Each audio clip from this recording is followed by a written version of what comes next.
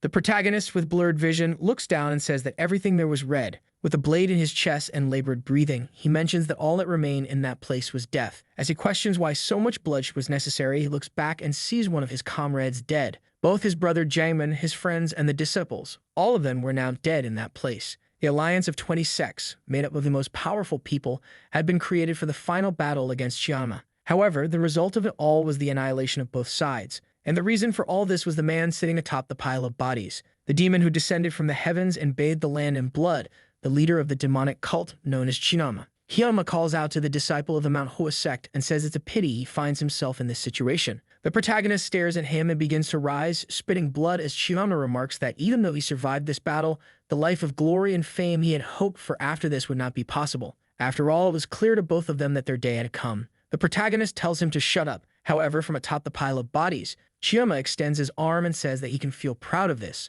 Though many had helped him in this final battle, it was his blade that delivered the final blow, and as the leader of the demonic cult, he recognizes the blade of Mount Hua as the most powerful on Earth. The protagonist yells and tells him to shut up once more. He charges toward the demon, who remarks that it's a shame because with one more day, he would have been worthy of the name Chinama. However, he says that this doesn't matter and tells the Mount Hua disciple to remember, this was not the end. The demonic forces would return, and when that day came, the world would fall under the control of the demonic cult. The protagonist extends his sword as Chinama declares that when that happens, he will be unstoppable. A slash cuts through, and a line appears on the demon's neck. He evaporates, and his head rolls down the pile of bodies. Atop it all, the protagonist declares that the war has finally ended. However, he already knew that his life had also come to an end. What he wanted to know was what would happen now to Mount Hua. All the most powerful members who had participated in this advance were dead. The only people left in that sect were children who barely knew how to hold a sword. He couldn't even tell if all this bloodshed had been worth anything in the end. He wonders if,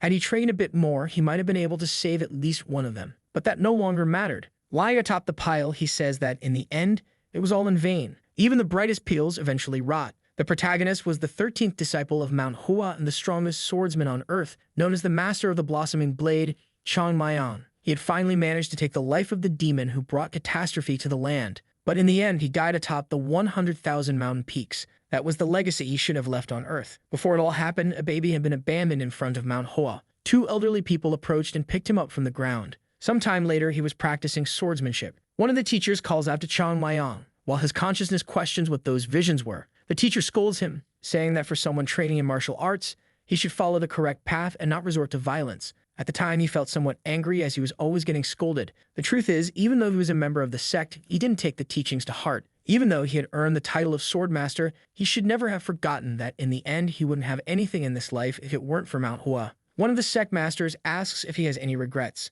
Unconscious within his own mind, Chung Myung says yes. He had countless regrets and wished he had followed the teachings of the sect more closely. Maybe that way he would have become an even stronger warrior and somehow changed the outcome of this terrible situation. However, Jaemin speaks up and says that he didn't need to have regrets because all of this was part of the destiny of the Mount Hua Sect, and he was sure they would continue to exist. The scene then shifts to a boy getting hit on the head. Inside a tent, an argument is taking place. A boy tries to defend himself from the attack, asking where Chinama is. The person in front of him asks what business he has with Chinama. The boy, with a wooden stick on his back, says he doesn't know who this Chinama is and claims to be a stinking street rat. Everyone was demanding money, but there he was sleeping as if he owned the place. The boy was utterly confused, wanting to know what was happening because it seemed like there was a beggar in front of him threatening him. The boy, who had woken up, tells the guy to put down that stick before he gets a beating. However, the guy starts laughing, leaving him desperate as the boy on the ground begins to lose patience. Saying that, as far as he knows, not even the leader of the beggar's sect should treat him like that, the boy raises his arm and says that now he's screwed. The protagonist then stretches out his hand, saying he'll have to teach this guy a lesson. But then he notices something strange.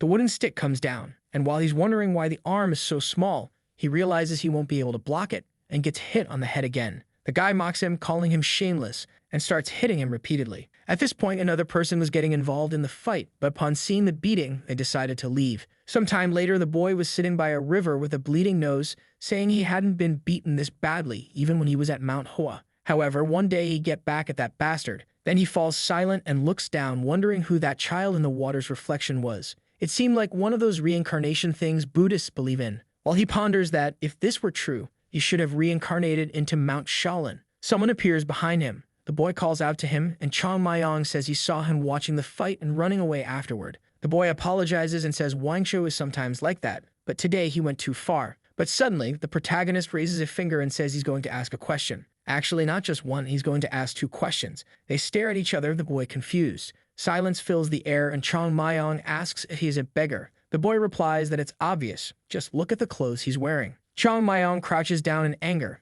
asking what kind of cursed reincarnation this is. He then stands up and says he's going to the second question. He mentions the name Cheonma and asks if the boy knows who that it is. The boy responds that it seems like the beating was strong enough to make him go crazy. Chung Myung demands he answer the question. The boy crosses his arms and says he's heard the name. As far as he knows, that was the great leader of the demonic clan who died 100 years ago. Chung Myung is shocked and wonders what kind of story this is about, something that happened 100 years ago. He grabs the boy by the collar and asks if that's true. Hesitant, the boy asks why he would lie about something so stupid. The protagonist lets go of him, unable to believe that 100 years have passed. Apparently, he was reborn, but long after his own death. In a way, it was as if he had returned to a world where he was alone. As he's feeling disheartened, the boy asks if he's okay. That's when Chung Myung remembers Mount Hua. He then says the sect's name and asks what happened to it. The boy is puzzled and asks what Mount Hua is. Chung Myung becomes even more alarmed. He asks if the boy is a beggar, who replies that he certainly is. Chung Myung says that beggars should belong to the Baek Sect, so how come he doesn't know about Mount Hua, one of the 10 greatest sects in the world? The boy is confused and asks what nonsense he's talking about. He lists the names of the 10 great sects and says none of them are called Mount Hua. Chung Myung wonders how this is possible. How did the sect he had raised to the top of the world vanish from the map? He grabs the boy by the collar again, and the boy wonders if it's going to happen again. The protagonist shakes him, demanding to know how these weak sects became among the 10 strongest in the world and how Mount Hua could have disappeared in the meantime. The boy, shaken, starts to recall the name. Then he says he's heard there's a sect like that in the Shaanxi region. Chung Myung gets excited, but the boy says that as far as he knows, it's not one of the 10 strongest. Chung Myung becomes pensive and says that as far as he remembers, that sect is in ruins. The poor protagonist is in disbelief. How could Mount Hua, one of the most renowned sects in the world, have disappeared like that? He then lets go of the boy and slowly says that to believe this, he'll have to go there and see for himself. He then clenches his fists and says he's heading to Mount Hua. The boy finds it amusing and tells him he better return to the streets to beg or he'll starve to death. Chung Myung, however, tells him to shut up and says he'll have to answer many questions, so it's best not to lie. He then beats his chest and asks the name of this boy. The boy stands up and asks what kind of beggar has a name. People call him Cho-sang, but whatever. He then asks his age and the boy again replies, who knows the age of a beggar? Chung Myung says that's fine. He just wants to know now the name of the boy who beat him. The boy introduces himself as Gucho and says the leader's name was Jongpal. Chung Myung then says that good deeds will be repaid doubly, but vengeance always comes back tenfold. He then tells him to remember the name Chung Myung from the Mount Hua Sect because one day he'll pay for this kindness. He starts to leave, saying that now he's going. But then he quickly returns and asks which direction Mount Hua is. A second later, birds fly off as he races through the forest. The problem is, he's getting exhausted while remembering that in his past life, he was faster than a horse. After pushing himself, he collapses on the ground like an idiot, his heart nearly exploding. This Dan child's body couldn't keep moving for even 15 minutes. At this rate, he'll die before he even gets close to Mount Hua. With his face buried in the ground, he wonders how he's going to reach the Shaanxi sect. He then starts to smile and says that it's time to use the great intellect of Master Chung Myung. Now he's excited, saying that this is an incredible opportunity. Even those who reach the peak of mastery have many regrets. One of his was because he was always lazy when he was younger. He never listened to the elders and was always dragged to the training grounds because all he wanted to do was escape. Besides that, he used to steal his teachers' drinks, which made them furious with him. However, that was something he didn't intend to change in this life. He then heads toward a tree, saying that in the end, it's just about starting over. First, he needed a place without distractions, and this seemed to be good enough. He sits in front of the tree while trying to remember what the right technique for this situation would be. He knew countless ways to increase his energy, and many others went beyond the knowledge of Mount Hua. However, he wasn't sure which one was best to learn first. Then he remembers a technique called the 6 Elements, a cheap text sold for 5 coins in street shops, known for being of poor quality. However, it was anything but a bad technique. The 6 Elements was the first thing the disciples of Mount Hua learned. It wasn't extraordinary in any way, but it allowed the practitioner's body to be purified. It was a fundamental technique for those who were in no rush, perfect for someone looking to build an extremely solid foundation. Slowly, he begins gathering energy in his body. The strange roots rise through him as he manages to purify the sky. Little by little, he gathers this purified energy in the center of his body. That small point of power was the beginning of his entire journey in this life. He then stands up, saying that this seed will be the beginning to create the unstoppable avalanche. But as he stands, he collapses to the ground like an idiot, realizing that he spent all the energy he had just to do that. He remembers Brother Jamin always saying that his problem was not using his head properly. Lying on the ground, he wonders how he'll make it to Mount Hua at this pace. The scene shifts to a bustling city. The boys run into an alley and call for their brother, warning him that there's another beggar asking for money, so they're running out of coins. It was a very young boy, and everyone was giving him money because of it. The Mohawk guy stands up, saying he'll have to show how things work in this area. The guy gets excited and tells everyone to follow. A little later, a small boy is shown in the corner of a wall eating. Obviously, it was Chung Myung. The guys shout at him and tell him to stop pretending he doesn't hear them. Our boy looks back and asks if they're talking to him.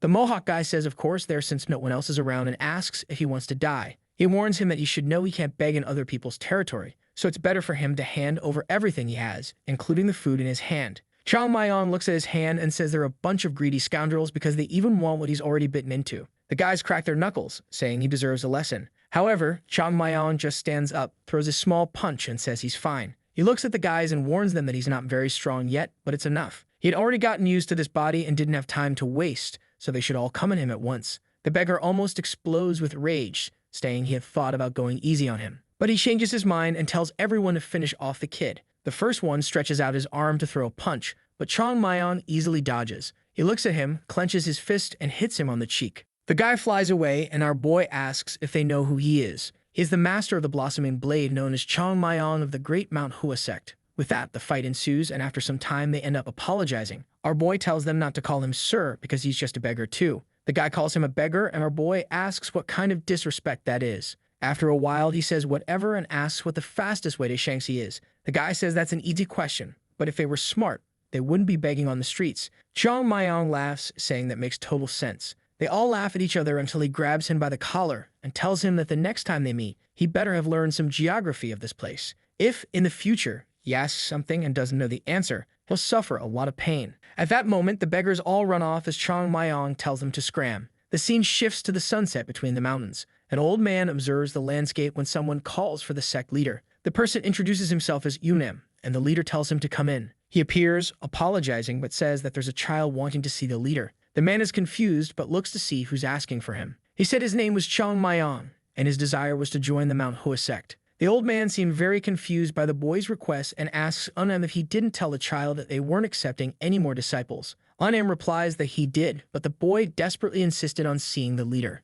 Our Chung Myung stood there with a smile on his face, but the truth is he was dying of anger over what had just happened. A little earlier, he had finally reached the entrance to Mount Hua. Those damn beggars had given him a useless shortcut, but in the end, he managed to find it. Now the hardest part was beginning, climbing to the sect. He climbed the stairs, scaled the mud, and then had to climb the mountain. It was a path he had taken countless times before, but now, with this body, it wasn't easy at all. Yet he was determined and he finally reached the top of Mount Hua. However, he was met with something that left him confused. In front of the sect, there wasn't even a sign with the name of the place. He remembered that Brother Chung Myung used to clean that cursed name every morning. He had barely arrived and already couldn't believe the state of the sect. Just then, the door begins to open and someone asks who he is. It was Humam, who found it strange that a child had shown up there. He immediately wanted to know how he managed to climb the mountain on his own. The protagonist ignores the question and says he wanted to know something. Was the man standing in front of him a disciple of the Mount Hua Sect? The man replies that he was, and our boy is excited that they weren't completely extinct. The man then says he can come in if he wants, and our boy is a bit confused. Unam explains that they don't accept visitors, but it's too late for him to climb back down the mountain. At least he would have a place to stay since the nights in the region were cold. But the moment he stepped inside, he was shocked by what he saw. The training ground, once an incredible marble arena, was now just a bare field. Unam asks what's wrong, and smiling, he says he's just admiring the incredible training area of this sect. But when he looks to the side, he sees something else that doesn't make sense. The Palace of the Heavens, a building that used to be right next door, had also disappeared. Playing dumb, he remarks how strange it was to have a staircase leading nowhere and asks what happened. Unam explains that the elders say there used to be a palace in that spot long ago. Chung Myung thinks to himself that he knows there was a palace. He wants to know how it disappeared. Unam says a child wouldn't understand, but the disappearance was like a glorious battle scar. Our boy remarks to himself that there's nothing glorious about it. The elder asks what he said, and he replies, nothing. With that, Unam leads the way, saying he'll show him where he'll be staying. As they walk, Chung Myung thinks that it must have been difficult to keep the sect going all these years. They arrive at the Jade Temple, and our boy is relieved that at least that was still intact. Unam begins to open the door and says that at Mount Hua, they follow the path of righteousness. That's why, first, he must show respect to those who came before him. However, as soon as he steps inside, he's shocked again. Two things that were supposed to be here had vanished. A candle and a golden pot gifted by Emperor Jin, as well as a handmade scroll from the ancestors and a golden dragon piece. but now all the treasures of that place had disappeared. He gets closer and wonders if there wasn't supposed to be a flower there. Funnam is confused and asks how he knows that. He becomes thoughtful and says there really used to be a cherry blossom made of metal in that spot. Excited, Chung Myung then wants to know what happened to it. Funnam says of course they sold it. It wasn't useful for anything and it didn't fit with the aesthetics of the place. So when a merchant made a good offer, they sold it. The protagonist remembers Jaemin and says, unfortunately, this was the end of the Mount Hua Sect. The petal of the night-blooming fragrance had disappeared along with all the treasures of the sect. And the worst part was that the idiots in this place had sold something like that for money. Funnam approaches and asks if he's alright, while Chung Myung tells himself he has to fix this mess as soon as possible. At that moment, he kneels down and says he has a request. He wanted to become a disciple of the Mount Hua Sect. Returning to the present, the sect leader asks why he wants to join and if he knows what kind of place this is. Our boy just says yes, he knows. He's certain it won't be easy to be accepted. But he already knows exactly what he's going to tell them. He remembers a member named Jam Jing who disappeared during the war. He's going to say that this man was found on the mountain by someone passing by. The man saved him, and as a token of gratitude, he taught him the martial techniques of Mount Hua. And he, Chung Myung, is a descendant of the man who saved him. With that story, he would be a direct disciple of one of the sect's great members, putting him on equal standing with the leader. This was because he didn't want to start from scratch in this place, so he was eager to be rejected and tell his little story. However, the leader says he accepts and he doesn't reject him. At that moment, the protagonist is a bit confused. He asks why, and the old man says he seems eager to join, so how could he refuse? Funnam says that's strange because they haven't been accepting new members, but the elder says he's changed his mind. Destiny, for him, worked in mysterious ways.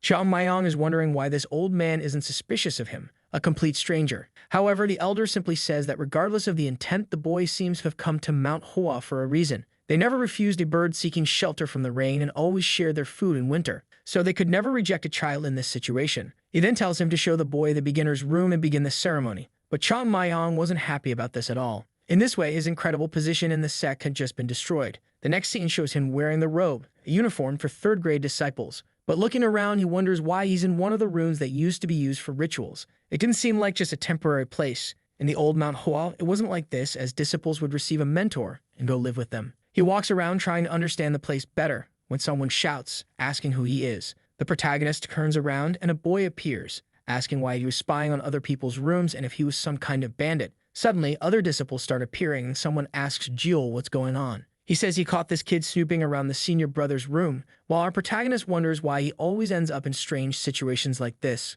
Out of nowhere, another person shows up and asks what all the noise is about and why they're causing a ruckus in the dormitory when they should be busy training. Everyone immediately bows and apologizes to the great brother. The guy asks our protagonist who he is, to which he responds that he's Chung Myung. The man says he'd heard that a new novice was coming and tells him to rest for now, but tomorrow he'll have to train hard. With that, he tells everyone to rest, and they all shout in agreement. Jo glances back and gives Chung Myung a cold stare, warning him that he'll see him later to teach him some manners. Chung Myung is flustered, thinking that these damn juniors needed someone to look after them. He intended to take care of all of them in a warm manner, but that was their problem. The scene then shifts to Jo telling him to take off his robe. Our boy asks what he's talking about, and Jo repeats that he wants him to take off all his clothes. He was about to suffer some humiliation and get involved in a fight, as that was the initiation ritual there. The protagonist remains silent for a moment and then says he wants to ask something first. He wanted to know if senior brother Unjo knew about all of this. Jo responds that the senior brother doesn't come at night and asks if he's looking for a beating to start obeying.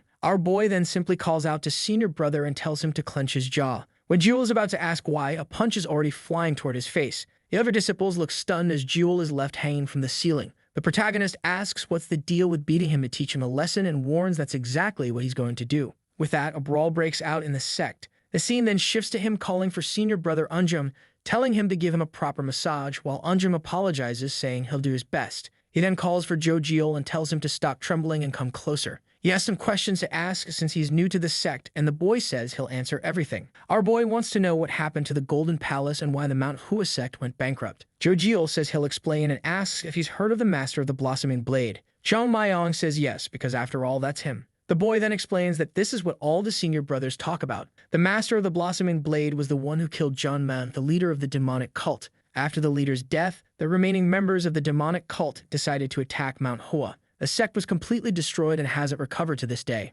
Chung Myung is shocked and wonders if his failure in that battle was what led to the entire Mount Hua sect being destroyed. We then see a flashback of a conversation between Chung Myung and the sect leader, First, they discussed some techniques, and Chung Myung suggested throwing them out because they were useless. Jaemin stared at him and said it was a good idea, and they continued talking. A little later during the discussion, Jaemin mentioned that it wasn't just for that reason that he had called Chung Myung. He then said he believed it was time for Chung Myung to accept an apprentice. He asked how he would manage to teach his techniques to a first disciple. Chung Myung clenched his fists and said that would be easy. He would beat the boy until he learned. Eventually, after being beaten enough, he would start to understand something. After that, Jaemin never mentioned the idea of him taking an apprentice again. At that moment, someone calls him Senior Brother Junior. From his bed, he tells them not to be so formal and just call him Junior Brother. Then they inform him that Senior Brother Unjam wants to see everyone at the training field soon. Everyone is outside with their swords in hand. Unjam tells them to raise their swords and deliver the first strike. They all perform the first strike, while on the side, Nam stands with Chung Myung,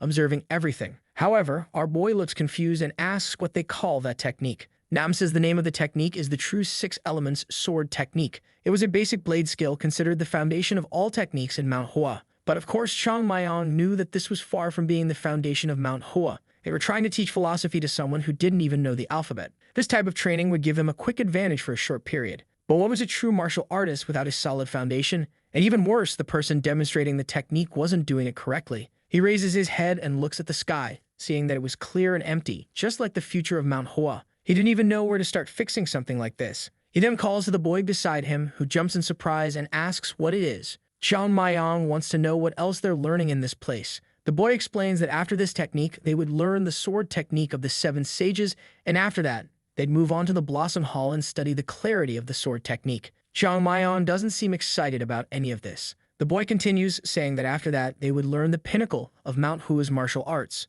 the Great Sword Pacification Technique. However, our boy remembers that Chung Myung had kept that technique a secret because it wasn't effective enough. It was exactly the technique that he had told them to discard and remove from the library. But now, the trash he had ordered to be thrown away was being considered the pinnacle of this place. He wanted to know what had happened to the Plum Blossom technique of 24 strikes. The instructor continues scolding them, telling them to take the training seriously. The scene then shifts to nighttime, and our boy calls for Brother Jo Gul asks what it is, and our boy says he already told him to relax. He then says he has a favor to ask and tells Jo to gather everyone at 5 a.m. in the training hall. Besides that, there were a few things he needed to prepare. He starts listing some items, saying he wants 5 of them for each person. A little while later, Jo asks if he's sure about this. Chung Myung just smiles and asks if Jo thinks he won't be able to do it. Of course, the boy says he can manage it without any problem. Our boy then tells him to go and says how much he loves how helpful he is. But our protagonist remains there thinking. At the moment, Mount Hua had no money, no techniques, and no talent.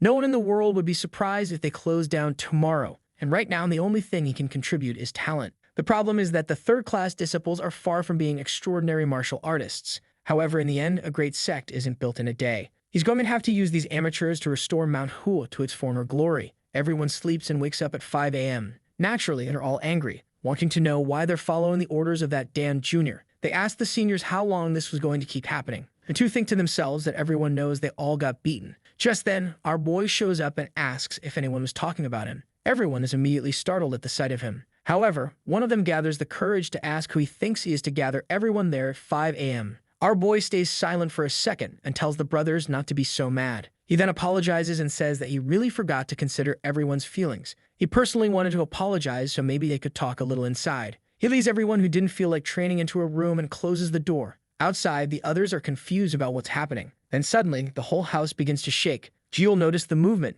It seemed sudden, but it was clear something was happening. A second later, everyone comes running out terrified. They form a line and Chung Myung says that now they seem motivated. He then announces that starting that day, physical training would begin at 5 a.m. for everyone. He calls them all useless senior brothers. The sun begins to rise. Lenin wakes up in his room and wonders why none of the disciples had come to greet him. This could only mean that everyone was still asleep. It was probably because of the new disciple. They must have been fooling around all night. He steps out of his room, saying he'll have to teach everyone a lesson. He thought Yoon Jong would keep the place in order, but apparently not. That's when he gets confused. Everyone is exhausted and collapsed on the ground. He wants to know why all those kids look like a bunch of old men. Immediately, he shouts, asking what happened there and what all this mess was about. The people stare at each other, and one of them realizes they're hesitating to answer his question. Who had left them so scared that they were even afraid to respond to him? The scariest part, however, was that Jo Gul was also lying there, completely worn out. But right in front of him was the new member. Chung Myung was there, squatting with 2 giant rocks. He exhales and lifts them again.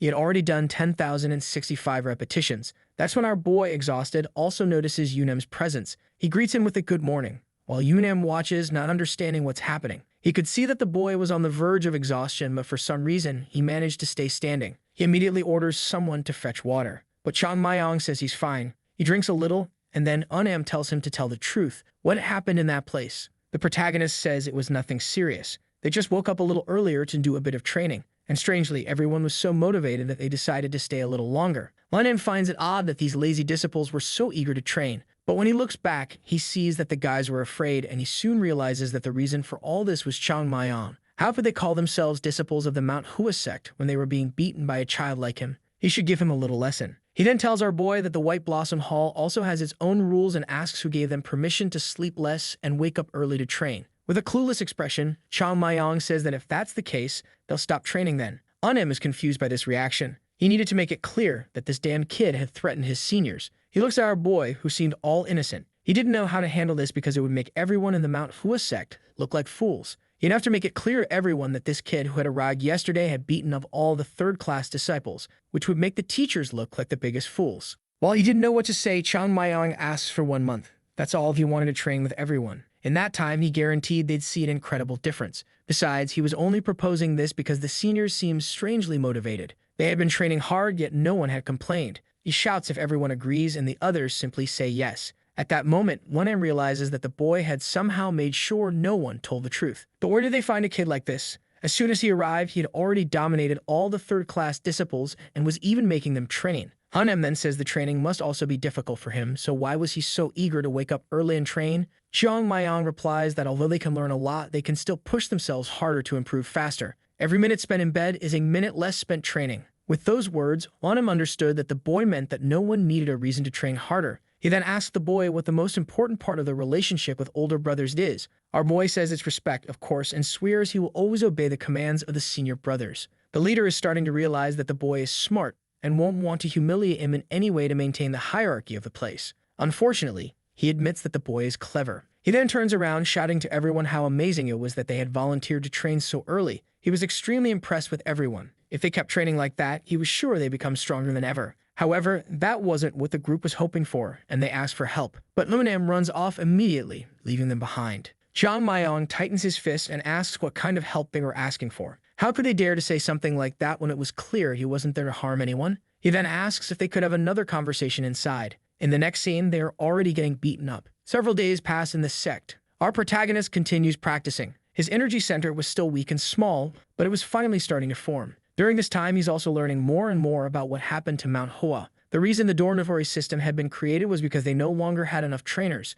Moreover, the sect leader and the two masters were very kind people. They had great intentions, but they were incredibly weak. Their strength was pathetic compared to even a disciple from the sect 100 years ago. And naturally, as a consequence, the third-class disciples were also terrible. But the question remains, why would that matter? After all, Chung Myung was here now. Mount Hua would rise again as the #1 sect in this land. That was his ultimate goal. The scene shifts to the dining hall. A boy tries to grab some food, but his hand hurts so much that he ends up dropping it. He says that training hard is good, but they at least need the energy to be able to eat. He then tells Jewel to talk to the boy and ask him to go easier on the training. No one has been able to use their chopsticks for days. But Jewel just replies that he doesn't have time to listen to those endless complaints and asks if he's their messenger boy. He says that whoever wants to go against Chung Myung should speak to him directly. He then stands up and says he wants to talk to Yoon Jong for a bit. Walking outside, Yoon Jong comments that he seems relieved by everything. Jewel just responds by asking what he thinks about Mount Hua. Yoon Jong is a bit confused and says that's a tough question. Jewel says that he could go back to his family anytime, but he knew that Yoon Jong's goal was to live in this sect. Yoon Jong agrees, and they both fall silent. Jewel then says that before, he thought the Mount Hua Sect had no future. His friend says that's a crazy thing to say and shouldn't be mentioned to anyone. However, Jewel says his mind has changed. The future he saw for the sect had shifted since Chung Myung's arrival. Even though it was forced, he finally understood the importance of those early morning training sessions. He realized that he had never trained so hard to the point of pushing himself to his limits. On the other hand, that kid kept training even harder for longer and didn't seem to get tired. Seeing him so dedicated made Jewel want to give his best in this place too. He then turns and says that from today he's going to give 100% of himself to become a true martial artist. Yoon Jong smiles and says he feels the same way. Meanwhile, our boy was up in a tree, listening to everything, thinking that he had already bagged 2 of them. Their trainer hadn't caused too much trouble either, But the journey was still long. That's when someone bangs on the sect's door, demanding that the leader come out. Chung Myung is confused while someone yells to open the door immediately. Someone kicks the door and tells one of the disciples to fetch the leader. Before anyone can respond, they start barging into the sect. Unim and Unjun look a bit embarrassed as the men begin invading. From above, Chung Myung is confused, wondering who these people are. The group says they've been waiting there for a long time and are losing patience. They want to know when they're finally going to be paid back. At that moment, our boy realizes he has yet another problem to solve. He hadn't known these bastards were so deep in debt. He stands in front of the leader's house and asks if he isn't ashamed, demanding that he come out immediately. The door opens and the leader steps outside. Chung Myung watches from the side, observing everything. The elder greets everyone and asks what brings them there so late at night. Our boy finds it interesting and quickly understands why this man is the new leader. Every movement and word he used had a certain air of wisdom. It was a subtle way of showing that he was clearly trying to stall the conversation with these men. Then the pavilion leader, Yoon Jong, clears his throat and says that it seems the sect leader is doing quite well. The elder responds that he never imagined the great owner of the pavilion would come all the way there. He says it's a shame they have to meet under such circumstances. He regrets having to climb Mount Hua, but hopes they understand why he had to come there. He says the sect leader must be aware of the situation they're in because the date they had promised has long passed. They had favored Mount Hua for a long time and never sought compensation all these years. As promised, they were the most lenient they could be, and for that reason, they were giving them 7 days. If they didn't repay their debts, they would take all of Mount Hua's land. Immediately, someone shouts and everyone looks back. The men apologize, saying that one of the young apprentices shouldn't have had to witness something like this. Later, the group explains to our boy that these people are from the Huan Prefecture. Chung Myung is lost in thought while the young boy is looking for a chance to escape before he gets beaten again. Jo Gul asks if this prefecture is located just below Mount Hua, and the boy confirms. He then asks if that means the merchants of Mount Hua borrowed money from the people in this prefecture. The boy says he has no idea but has heard of Yoon Jong. As far as he knows, he's the owner of the Huan Pavilion, the largest tavern in that city. Our boy recognizes the name of the pavilion and asks if he's the leader of that place. The two boys are shocked and tell him to calm down as they see him cracking his neck. That's because he knows very well that the Taiho Pavilion always belonged to the Mount Hua Sect. He grabs the boy by the collar and asks if the people from the pavilion lent money to Mount Hua, and now that they haven't paid it back, they're trying to take the place. The boy just confirms it, but to Chung Myung, none of this makes sense. First, it's absurd that Mount Hua would borrow money from the pavilion when the pavilion belongs to Mount Hua. Clearly, something went very wrong in the past. He then calls for Jo Gul, who's startled. He tells him that thing he mentioned earlier. He wants him to bring it now. Jo Gul is confused, but Chung Myung orders him to bring it immediately. Jo Gul runs off, saying he's on it. He brings the robe and asks why he wants it. Our boy then says that the Buddhists have a saying, sometimes to meet Buddha, you must kill him, which means that sometimes you need to go against the virtuous path to find true enlightenment. Now dressed in the robe, he says he's seeking to follow that teaching. The two boys are shocked and ask if he's thinking about leaving the sect. In a second, he's already jumping over the wall. He looks down at the city, and in the middle of the pavilion, some men are laughing, saying that it seems the leader was left speechless. They amuse themselves, saying they've finally given their final ultimatum. Nare Godo says they deserve it, especially since they've already taken more than 100,000 coins from him. They tell Gong that the leader couldn't even respond properly. Gong, smiling, says that even though he's a merchant who loves money, it still saddens him to destroy a place that meant so much to his ancestors. The man in the blue robe says he shouldn't worry about that since the final deadline had already been extended for a long time. He's sure the entire city will appreciate how lenient he's been. Gong just thinks to himself that it must be nice to live life with such a simple mind. No one there knew it, but Mount Hua was still a major influence. That's because the power of the sect didn't lie in its martial arts, but in the legacy it built over the years. It's hard to find anyone in the Shaanxi region who doesn't know the history of that sect. However, little by little, he's been gaining enough strength to finally put an end to them. Like a duck being slowly cooked, the time had come to finish them off. One of the men then asks what Gong is going to do with Mount Hua's location, as it would be easy to sell such a place. The man's name is Zhongzhen Yu, and he suggests it might be smarter to ask for something else as payment.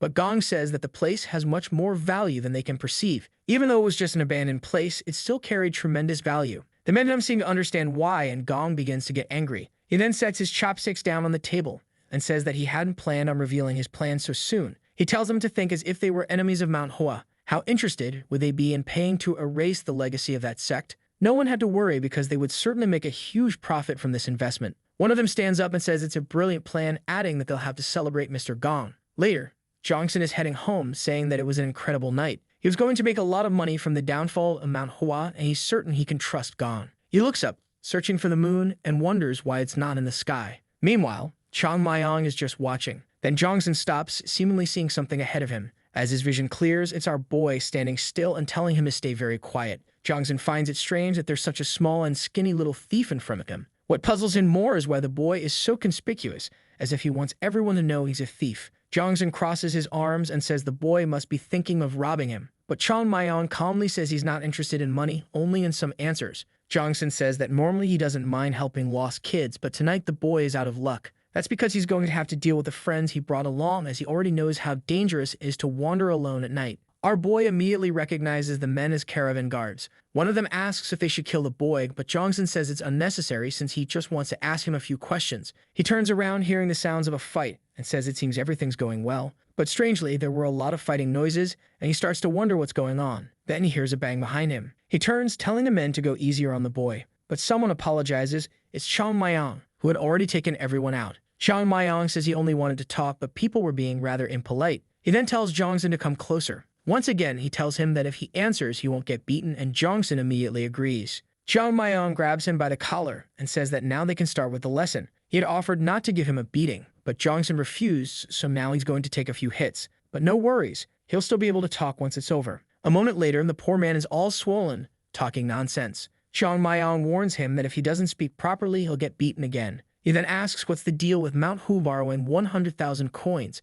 and the man just confirms it's true. Our boy thinks for a moment and draws Jongsun's attention. He knows that if Jongsun sold everything he had, he wouldn't be able to gather 10,000 coins, let alone 100,000. So how did he and this group of merchants from this failing city manage to lend 100,000 coins to Mount Hua? Jongsun says he'll explain how interest works. Basically, even with a small initial debt, they created an incredible snowball effect. Our boy punches him in the head, telling him not to be proud of something like that. He then asks if Jongsun owns the linen shop, and the man confirms it. Chung Myung wants to know when he bought the shop, and Jongsun looks confused. He explains that the linen shop has belonged to his family for generations. But once again, that makes no sense because the linen shop also belongs to the Mount Hua Sect. The truth is, every major business in the Huaying prefecture belongs to the sect. That's because the city only grew thanks to the presence of Mount Hua just above the mountain. The sect had entrusted the merchants with managing things, but apparently, these bastards had been stealing everything from them. At that moment, someone calls him a coward. A man appears, calling him a shameless little thief, and orders him to reveal himself.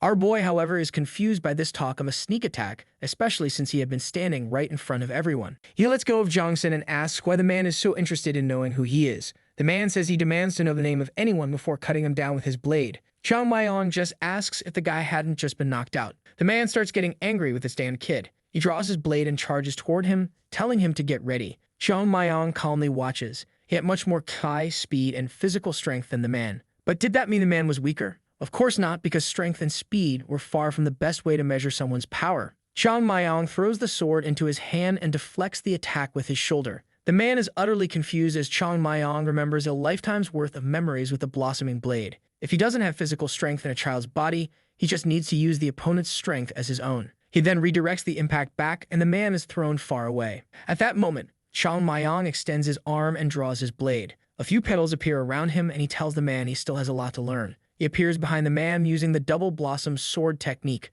The poor guy falls to the ground, unconscious. But then he hears someone in awe, and he realizes he made a mistake. He had forgotten about Jongsun, who clearly saw him using that technique. And worse, with that dumbstruck expression on his face, maybe he had recognized it. Jongsun then says that these refined attacks, this martial mastery, and that incredible kai, he was sure of something. Startled, our boy thinks it couldn't be that Jongsun had figured it out. And then Jongsun asks if he's a member of the Zhongnan sect. Chung Myung is momentarily silent, confused, but then agrees, saying that's exactly right. He's a member of the great Zhongnan sect. Jongsun then says he'll now tell him everything he wants to know, and our boy just thanks him. Back at the sect, Jong-mu and Yoon Jong are pacing back and forth, wondering why Chung Myung hadn't returned. Jong-mu says it was crazy to let him go out like that, but he's sure the boy will come back unless something bad happens to him. Just then, the door starts to open, and Chung Myung asks if anything happened while he was gone. Jong, however, says they're the ones who should be asking him what happened for him to disappear like that. He simply responds that it was nothing serious, and that he even made a little extra money.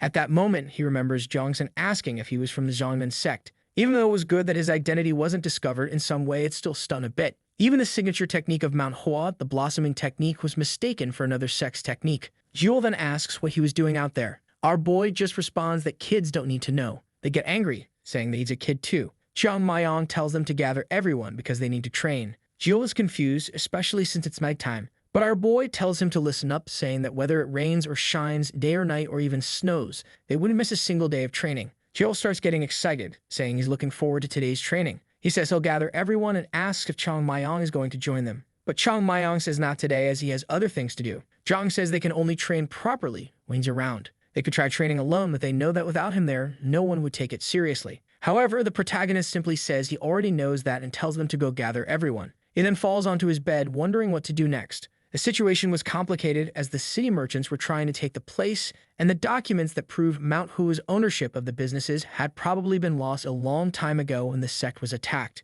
He could just invade the city and beat everyone up, but that would only worsen Mount Hua's reputation, so things couldn't be solved that way. He needed a justification to prove they were the rightful owners of this land. The problem was how to find something like that. He remembers seeing Jaemin filling out the records of who owned those properties, but when he opened the door, Jaemin seemed to be filling out only a few. He finds it strange that there were so few records and is certain that Jaemin must have been hiding them somewhere else. It was impossible that everything Mount Hua owned could fit on so few sheets of paper. That means there's likely some kind of vault that only the leader can access. He recalls hearing rumors that such a thing existed and the entrance was probably near the leader's house. That place hadn't changed at all since the past, but considering that everyone there was a martial artist, it had to be near the leader's house. However, it was something difficult to locate, and the only way to do so was through an underground base. Apparently, he was going to have to embark on a treasure hunt. He then opens the door and jumps out of his room, apologizing to Jangmin for what he's about to do. He says he won't even touch any of the treasure and will take it straight to the leader, or maybe that's a promise he won't be able to keep. The scene changes to a flash of light in the middle of the mountains.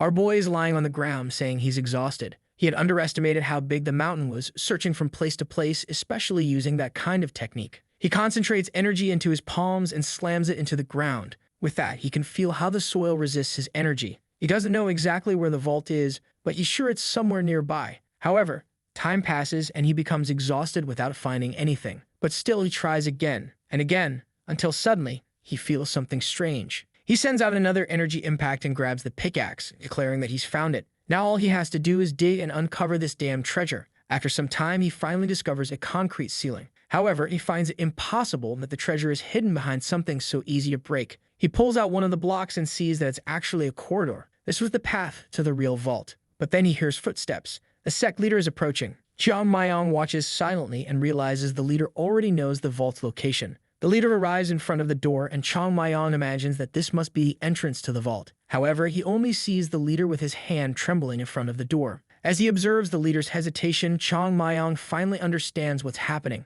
The leader wasn't showing the secret of how to open the door. In reality, this was the image of a man who could do nothing. Mount Hua was on the brink of extinction, and its martial power was steadily diminishing. Running a place that no longer had any resources must have been difficult even for a leader like him. He had to witness, day by day, the place he had dedicated his entire life to slowly fall apart. It was painful to imagine how difficult it had been for him to see this every day. But a leader could never dishearten others, so he had to appear strong for the sake of all the disciples. And that's why this was the only place where he could show a little sadness. A while later, the sun finally rises. Chung Myung jumps into the tunnel and says that part of this is still his fault. But it wasn't too late yet. First, he had to get through this damn door. He approaches, places his hand on it, and sends out an energy impact. However, it's immediately repelled. He recognizes the material as millennium metal and knows it's impossible to break through with brute force. Now he understands why this sect leader stood there with no hope of opening it. The problem is that he also can't cut through this metal. But then he remembers that Jaemin's K level wasn't enough to do something like this either. If a leader can get it in, then there must be another way to open it. Something catches his attention, and he begins to examine the pattern on the door. It's actually sword marks,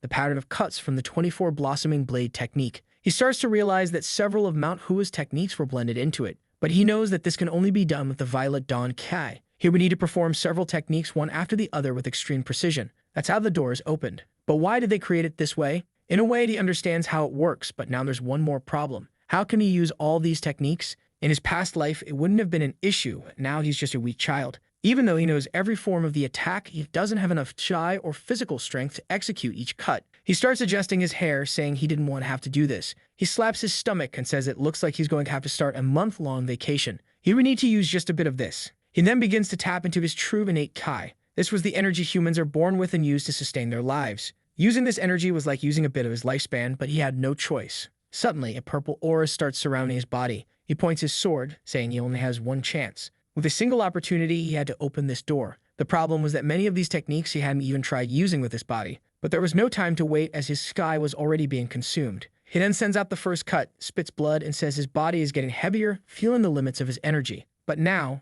he couldn't stop. He uses the first form of the 6 elements, executes the 24 blossoming blade techniques, and says he cannot break the chain. He continues linking one technique to the next, and gradually, stars form on the door. Finally, he collapses to the ground as the entire door shines. He gets up, asking if it worked. If this didn't succeed, there was nothing else he could try. But suddenly, he starts hearing a sound. A wind blows and the door begins to open. However, poor Chung Myung is just coughing up blood on the floor. Now because of this, he'll have to take it easy for a few months. But this is the kind of thing he has to do if he wants to save the Mount Hua Sect. The door begins to open and he smiles, saying he's going to take a look at what Jaemin had been hiding. Finally, he's inside and sees 3 shelves. He finds it strange that there were all these books and nothing else. But considering they used Millennium Acid, it's understandable why it's so small. He remembers Jaemin always complaining about finances, so now it's time to see where the money went. He then pulls out the first book and is immediately impressed because it contains everything the sect owns. These were perfect copies of all the official materials. Now those merchants were definitely screwed. However, looking around, he finds it strange that there are only financial books in this entire place. He was hoping to find some money to buy good food and drink some liquor. But since there was none of that, he pulls out another book, saying he'll take a quick look before leaving. He then sees that these are tomes of techniques, and he wonders if the people hadn't already learned them. But that's when he realizes that none of these techniques are currently taught in Mount Hua. That's because they were sealed in this place, with no one able to access them. He imagines that Jaemin hesitated to teach these techniques to future generations, which is why he stored them here. Normally, Jaemin was a man filled with inner conflict. The first shelf reflected his responsibilities within the sect, while the second showed the love and compassion he had for everyone. But now Jaemin didn't need to worry because Chung Myung would restore the sect to its former glory. And after that, they would move forward and surpass what they once were. However, that's when he notices something strange. On the shelf beside him, there was only a peculiar scroll sitting on top. He pulls it down and begins to read. It says that this was meant only for the sect leader. If someone was reading this scroll, it meant that the next leader had already been chosen. Sometimes a few lines said more than countless words could, and for that reason, he decided to leave his thoughts in this book. Although the sect leader holds the title, they don't dictate the future of Mount Hua. The new leader must have already realized that the future of the sect is decided by the younger generation within it. The leader's job is to encourage the new members so that they can find the new path for the sect. He pleads with the leader to abandon the burdensome idea that the future depends on them. Mount Hua will always remain Mount Hua. It's a force and spirit that cannot be led or wielded. And even if the future is full of fortune or disaster, it will simply continue being the same place. But one thing that wouldn't change over the millennia was that they would always need to guide the disciples and fulfill their duties. That was the heavy burden he was leaving for the next leader of Mount Hua. Jong Yun puts the scroll away and thinks that the old man was always like this. However, he's annoyed because there should be much more in this place. He starts to leave, thinking that at least the scriptures would help deal with the merchants, but he decides to wait for a moment. The layout of the place seems a little strange to him. Jong Yun had a sort of quirk, where even the lamps had to be asymmetrically distant from him. So why was that shelf strangely empty? He leans on it and pulls it upward, saying there's something more to this. He throws it to the side, and that's when the glow appears. There was a hole that he knew there was another secret, and as he descended, it was there that he finally found what he had been searching for, piles and piles of gold bars. Precious weapons hung on the walls, along with mysterious gems and tons of techniques. He's already drooling, saying that now he's finally rich. Meanwhile, back at his house, the new leader sighs, saying that another day has begun. Mornings should bring hope, but he only felt fear and bitterness. There were only 5 days left until the deadline the pavilion owner had given him. But then someone shouts for him at the door. Immediately, the leader rushes over and asks what's going on. Unjum says he can't explain it. It's something he has to see to believe. The leader is startled by this and says it must be an emergency for him to be so agitated. They both run through the forest. On the way, he sees a bunch of disciples collapse in a circle and asks what happened. Unjum simply explains that they were voluntarily doing some new training. The scene shifts to our boy sitting under a tree. They call for Chung Myung, asking where he's been. At that moment, he appears and says he's right there. The leader is shocked and asks what happened to him for him to look so worn out. Our boy just responds that it's not important and tells him to take a look at something. The elder wonders what could be so urgent, and then he's blinded by the gleam of light as our boy smiles. The property records, the gold bars, and the weapons. Chung Myung says he found them by coincidence. The leader wants to know how that's possible, but Chung Myung says he's too tired and needs to sleep. The elder decides to let him go, figuring he can ask later, but he still can't believe there are piles and piles of gold bars in front of him. And even more precious than that appeared to be the items in the box. The property records of Mount Hua and the Huan Prefecture. He hesitantly touches the documents, afraid of tearing something and ruining everything. But as he opens them, he's completely relieved, saying that these really are the city's records, and he collapses onto the floor. He then wakes up in bed, saying that he also saw the record of the 7 blossoming blades, and he realizes he had been dreaming like a madman. But then he shouts, asking where the chest came from, and someone confirms it. We then see someone else examining the same records. It's Hyun Yang, the head of Mount Hua's finances. He confirms that all those records were real. Additionally, there were certificates of authenticity beneath that treasure. Not to mention, all the certificates have been issued by the government, so it would be easy to verify. They could easily use those to reclaim the pavilion at any time they wanted. Plus, the treasure itself was worth over 100,000 coins. The leader feels relieved, saying that they've finally been given a bit of luck. Or perhaps he doesn't fully understand how that strange child has brought so much fortune to this place. It was as if the embodiment of good times was walking around Mount Hua. However, he stands up and says that if these records are indeed real, there's a conversation that needs to happen. He orders them to summon the owners of the properties listed in the book to Mount Hua immediately. A few days later, Gong was climbing the mountain, with everyone asking him to slow down a bit, but he tells them to keep going because this would be the last time they'd have to climb that wretched mountain. Jongsun grumbles, saying he never wants to set foot there again and doesn't want to even look at Mount Hua anymore. The other merchants wonder if the leader called them there because he managed to get the money. But Gong at the front says 100,000 coins aren't so easy to gather. He's sure the leader is going to ask for more leniency because he hasn't been able to raise the money. It was something impossible to do by the deadline they had given, and that's why they called them there. Some call the leader shameless for summoning everyone when he's the one in debt. However, others say that despite the sect's decline, the name of the great Mount Hua still commands respect. Jongsun wonders if they really can't pay, especially considering that a disciple from the Zhongnan sect seemed interested in Mount Hua. If he could get 5,000 gold coins, he'd never have to work again. But as all the merchants arrive in front of the sect, they all feel the same strange uneasiness. It was an unsettling thought to be the ones to sever Mount Hua's future, a sect that had protected the Huayan prefecture for centuries. But they knew this, and together, they walked into the place to collect the inflated debt. Lunan welcomes them all and says the leader is ready to see them, asking them to follow him. The leader then appears, standing face to face with all the merchants. Gong bows and says it's good to see the leader once again. On the other hand, the leader thanks them for making the difficult journey to that place. Gong, ever the false man, says that while they are busy merchants, it must be even harder for him as a leader. The leader chuckles and says they must be exhausted from the climb, asking if they'd like some tea. But Gong interrupts, calling for the leader, and apologizes, saying they're just simple merchants but would like to discuss business first. The leader apologizes for not considering their valuable time and explains that the reason for calling them all here is to update them on Mount Hua's situation. Even though they had sent countless requests for help to everyone they knew, no one was willing to extend a hand to the sect. It was a shame, but despite all their efforts, they wouldn't be able to pay the debt within the time given. Gong stands up and says they've already given Mount Hua enough time. They also have families to feed and can't keep extending the deadline forever. The sect leader says that's precisely why he wanted to speak to everyone. They wouldn't be able to pay the full amount now, but they could at least make a partial payment. He would like to know which of the merchants present would be willing to extend their repayment into the future. He then bows and humbly asks them to show some mercy to Mount Hua.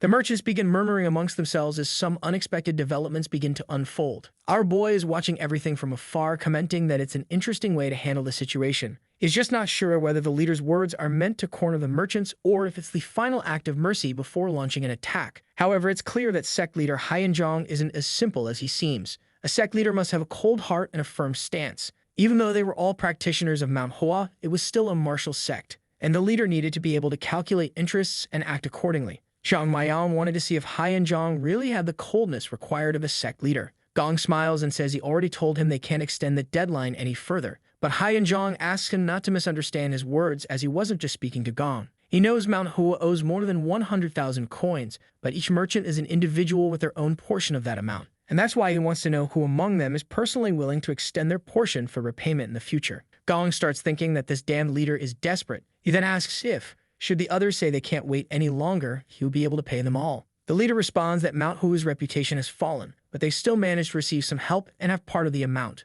Of course, they don't have the full 100,000 coins to pay everything. And that's why he asks them to show mercy to Mount Hua and allow them to gradually pay off the debt. Gong is about to say this is out of the question, but Jongsun interrupts and asks if they will be rewarded in any way if they extend the final deadline. The leader says that's correct. Everyone starts murmuring, thinking about whether or not they should extend the deadline. The problem was that they knew it meant taking the risk of never getting their money back. Jongsun then asks why they should do this. The leader takes a deep breath, looks at him, and asks if the name of Mount Hua and the history of that place weren't enough to serve as a guarantee. But Gong chuckles and then bursts out laughing, calling for the sect leader, saying he was asking too much from everyone. The leader remains silent and asks if Gong truly thinks that what he's asking for is too much. If that's the case, he would like to ask something of everyone. He wants to know what Mount Hua represents to each of them. If the name and history of that place don't at least deserve some consideration, who there didn't take the sect's name seriously, and who would dare to disregard all the history they possessed? The sect might have declined, but it had always stood by the prefecture of Huayan. They had always shared Mount Hua's spirit and power with everyone in the city. He wanted to know what Mount Hua represented to each of them and asked them to carefully consider their answer.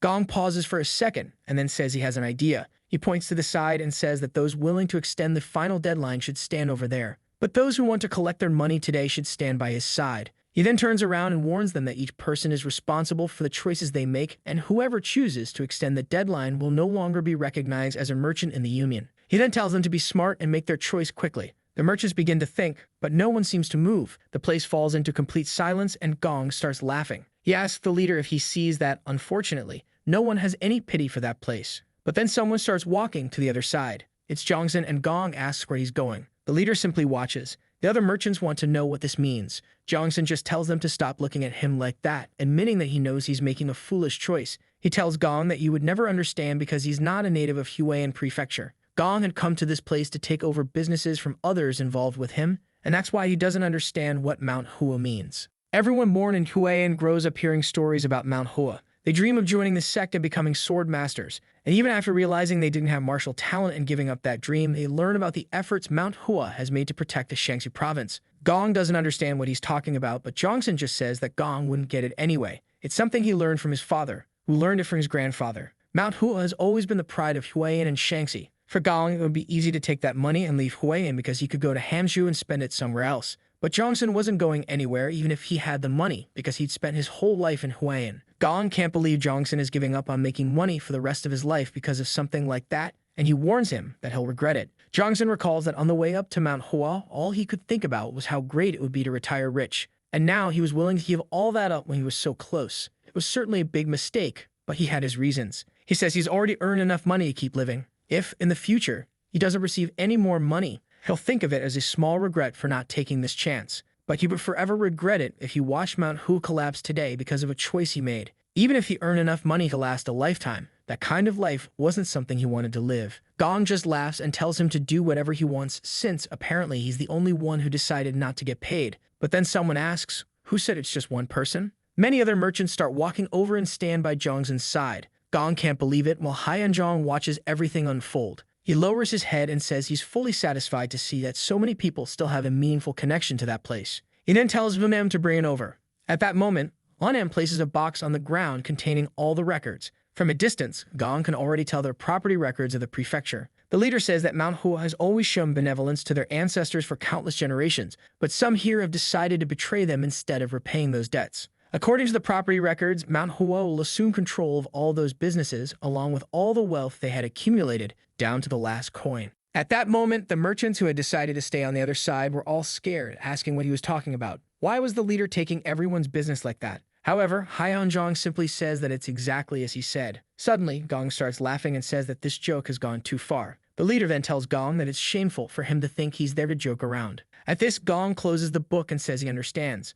like he wants to know how they will prove the validity of those accounting books. Once again, the leader questions if he's implying that they forged the authenticity of those books. Gong says he would never imagine that Mount Hua would do something like that. However, they need to be sure they haven't been deceived. The leader remains silent and then says he understands what Gong means by that. So he orders that the finance leader of the agency be brought there. Yoon Jong appears, saying that the authenticity of those books is indeed something that needs to be considered. The damn merchant celebrates, saying that if even the finance guy of this sect said so, then Gong must be right. However, Yoon Jong then turns around and says there's a reason for that. They already anticipated that something like this might happen. That's why half of those books were sent to the prefecture 2 days ago. At that moment, Gong realizes he's in trouble. While they were on their journey to Mount Hua, people were analyzing those books. That means that by now, most of their businesses must already be taken. Not to mention that 2 days is more than enough time for them to complete the whole process. The books at Mount Hua are just a few, while the other half must have already been validated. Gong is about to explode and then shouts at the leader. However, Yoon Jong just tells him to lower his voice, saying that he has no right to shout in that place.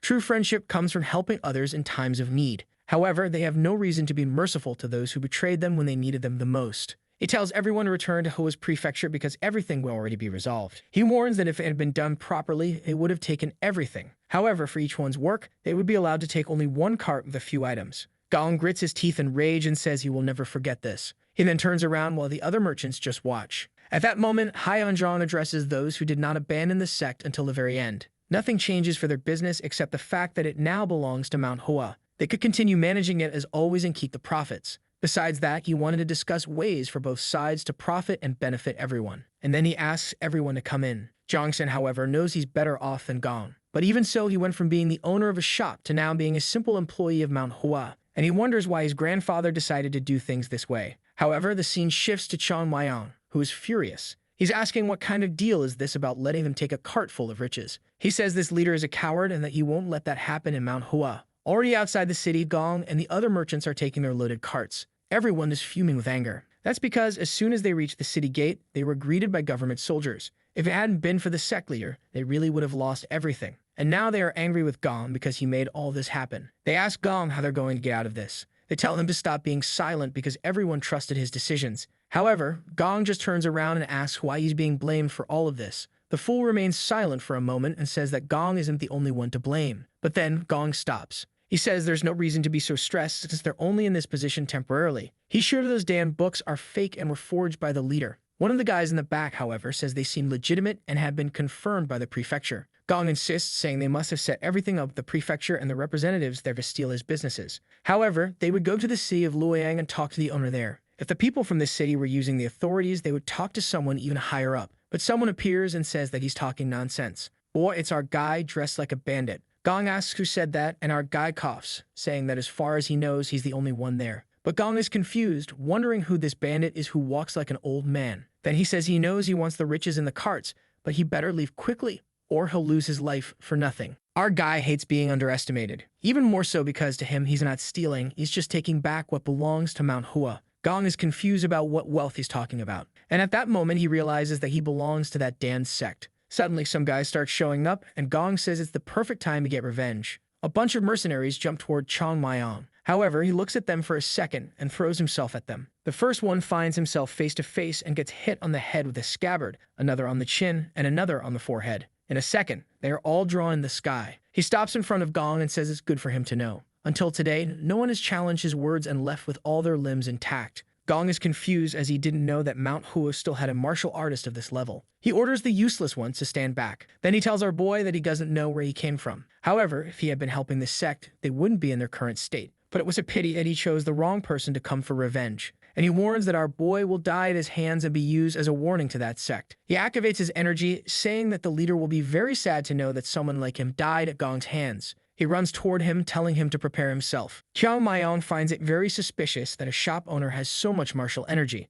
However, it's Mount time to get beaten up everywhere, except in the Mount since he needs to be able to talk afterward. The forest explodes and Gong has his hands on the ground. He's sure he didn't let his guard down and has already faced many practitioners stronger than this guy. It's a common saying that a tiger hunts its best when chasing a mere rabbit. Besides, the moment he saw this masked guy destroy the mercenaries, he didn't lower his guard. Yet even so, this bastard has a bored expression. He moves forward again, saying he's going to fix that face. He stretches out both palms and comes face to face with Chung Myung. However, our boy just stretches out the sword's scabbard and strikes his hand with it. The man stares at his hand as it begins to absorb all his energy. It starts running through his arm and he screams in pain. He had concentrated all of his power, but it was blocked right at the moment of release, and now it's all coming back. Our boy tells him that he's way too slow and recommends he stop trying. At this rate, he's going to break all his fingers before landing a single hit. Gong ignores him, activates power in his foot, and charges toward him. However, our boy seems to turn into a blur and the energy passes through. It explodes in the background and Gong doesn't even know where he ended up. In the same instant, our boy is already behind him. Gong turns around with another attack but is blocked by the scabbard again. Once again, his arm receives the energy backlash. The protagonist warns him again that he's going to break all his fingers before managing to do anything. Gong falls to the ground, saying this kid isn't faster than him, nor stronger than him. Looking at their energy and physicality, he's sure he could take on 10 of them at the same time. He stands up and tries another kick, but our boy dodges it. Gong doesn't understand why he can't land a single hit. No matter how slow he is, this guy dodges all his attacks with precision. He's sure this guy knows everything he's trying to do. He's a strange monster that he still can't even estimate how dangerous he is. Then our boy stands up again and says he's not going to keep things like this. He wanted to play a little, but now he's running out of energy. Sweating, Mount asks why someone like him didn't help Mount Hua. The two remain silent. Chung Myung throws the sword onto his back and asks why he would answer that. To him, deluded people like Gong lived in fantasy worlds, so he wasn't interested. However, on the other hand, he wants to know why Gong has such refined martial arts for a shop owner. Even stranger is someone as skilled as him living in Mount Hua's prefecture. Gong asks why a martial artist couldn't be a shop owner. Our boy says it's no problem. However, he's sure that with skills like that, Gong would be making more money elsewhere. Gong pretends not to know anything and says that doesn't make sense.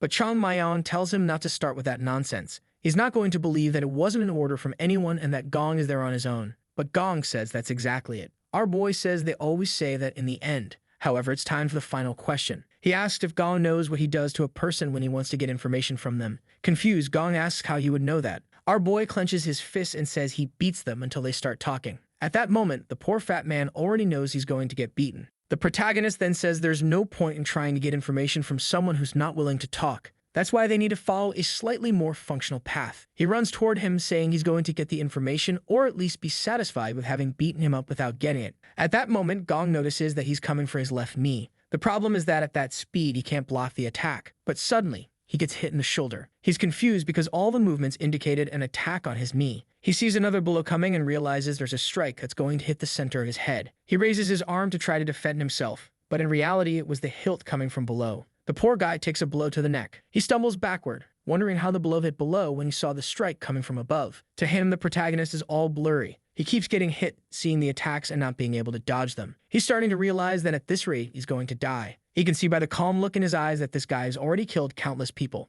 Our boy then starts drawing his sword. Gong, stumbling backward, says to himself that he doesn't want to die. Once again, Chung Myung comes to cut him down the middle. Gong, scared, raises his hand to defend himself. Suddenly, a blue energy spreads through the forest. When the smoke clears, he's standing there exhausted. Someone asks how he knows the Taiyi God's palm technique. It was the protagonist who had crouched down. He asks if, by chance, Gong was from the Southern Edge Sect. He then says that now he understands this whole coincidence. Gong had put Mount Hua in debt and even has techniques that belong to the Southern Edge. So he asks if Gong was sent by them to this place. At that moment, Gong realizes he made a mistake. It would have been better to die than reveal that he knows this technique, especially to someone from Mount Hua. He had made a critical error. The problem was that when the cut came down on him, he was certain he was going to die since the sword had been drawn from its sheath. While he's muttering, Chung Myung just asks if he's not going to answer. He comments that, in a way, it's honorable, as it shows a certain loyalty. Our boy knows he can't underestimate the Southern Edge, especially since Mount Hua, and they had always been rivals a long time ago. But today, while the Southern Edge still has a firm place among the top 10 strongest sects, Mount Hua is a mess. Yet it's strange for a sect like that to handle things in such a low manner. This means that either Gong doesn't know the full story or what he knows is all a lie. He laughs and says that in the past, the world was also desolate, but there was still a bit of honor. As if it wasn't enough that one sect wants to steal Mount Hua's techniques, now the other one wants to take the entire prefecture. Gong remains silent. Then he asks if this wouldn't be better for Mount Hua. He's sure the boy also knows there's no future for that place anymore. Now that they've lost the techniques and power they once had, it's impossible for them to become the powerhouse of the past. There was only a matter of time before they collapsed, and Gong was just doing a favor by making it happen sooner. That's because a martial sect without the techniques of previous generations is destined to die. Our boy asks, who said that? And Gong replies that everyone should already know that. However, he corrects him, asking who said they no longer have the techniques of past generations. He begins to threaten to cut him in half, saying that first he needs to confirm the information before spreading it around. Chung Myung remembers that Mount Hua and the Southern Edge Sect had many similarities, which is why they were connected. Both used swords as the main weapon for their martial techniques. They were located close to each other, and everyone talked about the rivalry between the two in this region. That's why they always fought, and he would end up beating up the Southern Edge people. Gong then says that he's not from the Southern Edge, and our boy replies that he's not from Mount Hua either. They exchange insults, and Chung Myung tells him to be quiet. He then places the sword under Gong's chin and says he's going to show him something interesting, since Gong showed him the Taiyi palm technique. He slowly lifts him up, saying that if he knows what's about to happen, it will be an interesting experience. But it will be very sad if he can't even understand it. Either way, he should explain it to the person who sent him here. Suddenly, his sword becomes a blur. Gong is shocked as a series of cuts come at him. The attacks seem to almost hit him, but barely miss. Gong has to protect himself, but the wind created by the cuts is enough to pull his body backward. However, nothing is touching him, so what is Chung Myung trying to do? Chung Myung then says that cherry blossoms have the strongest scent when they bloom in winter. That season hadn't arrived yet, but Mount Hua's spirit hadn't disappeared either. He then swings his sword, saying that spring was still on its way. Gong lowers his arms and looks up. He sees a flurry of petals falling between him and Chung Myung, who says that the cherry blossoms are about to fall over the entire mountain once again. Gong is confused, looking up, not understanding what he's seeing. It seemed like hundreds of petals were coming toward his forehead. He continues to watch as they slowly approach. of the 24 techniques of Mount Hua, the cherry blossom storm. At that moment, the poor man falls to his knees and our boy sheaths his sword. Gong's body hits the ground and our boy even spits a bit of blood, saying that at this rate he's wearing himself out more than his enemies. What used to be child's play is now leaving him exhausted. He suddenly looks to the side and calls out to one of the merchants. The man, trembling all over, comes to speak with him, and our boy tells him to come closer quickly. He then talks to the four of them and asks who likes to get beaten up before leaving. Everyone stays silent, as no one is in the mood for that. He then asks who would prefer to leave without getting punched in the face. Everyone raises their hands, saying that would be pretty nice. Chung Myung was about to talk about cooperation, but the guys just run off thanking him. At that moment, he yells for everyone to stay still. They look back, hesitating, and our boy asks if they really don't know how to use their heads. How was he supposed to take these carts if everyone left? He then shouts, demanding to know the value of what was in the carts, and the guys begin saying that there were between 1,800 and 2,300 coins.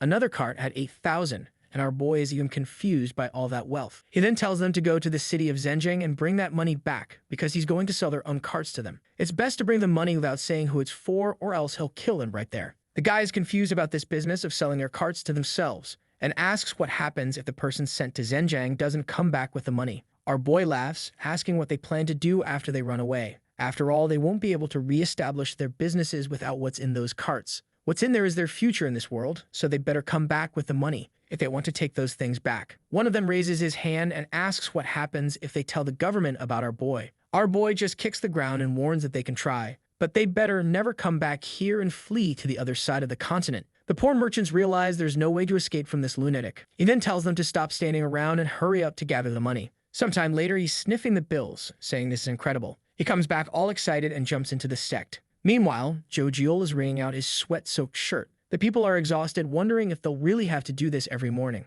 But he feels that a lot has changed. Now they actually seem like a group of martial arts practitioners. At that moment, Yoon Jong asks why he's smiling like that. He replies the same thing, saying that now they look like a group of martial artists. He thought it was a strange idea to have, considering they always had been. But his friend says he understands him. After all, he's been thinking the same thing. A few days ago, he couldn't imagine himself training so hard at Mount Hua. But now it's time to return to the second training session of the day. All they tried to do before was pass the time, climb the mountain, and do some half-hearted training. But ever since he arrived, many things had changed. He knew it was all thanks to Chung Myung. Surely he was bringing numerous changes to Mount Hua. For now, it was just a small breeze in this entire place. But no one knew the impact it would have in the future. When he arrives at the sect, he hears someone shouting not to put that there, and telling the workers to hurry up and keep bringing more. As they look, there are a bunch of workers entering the sect. Many are carrying stones, saying to bring everything without breaking anything and ordering them to work faster. The third-year students entered, trying to understand what was happening. An was ordering everyone around until Yoon Jong called out to him. He approached and asked what was going on. The master explained that those men were all workers.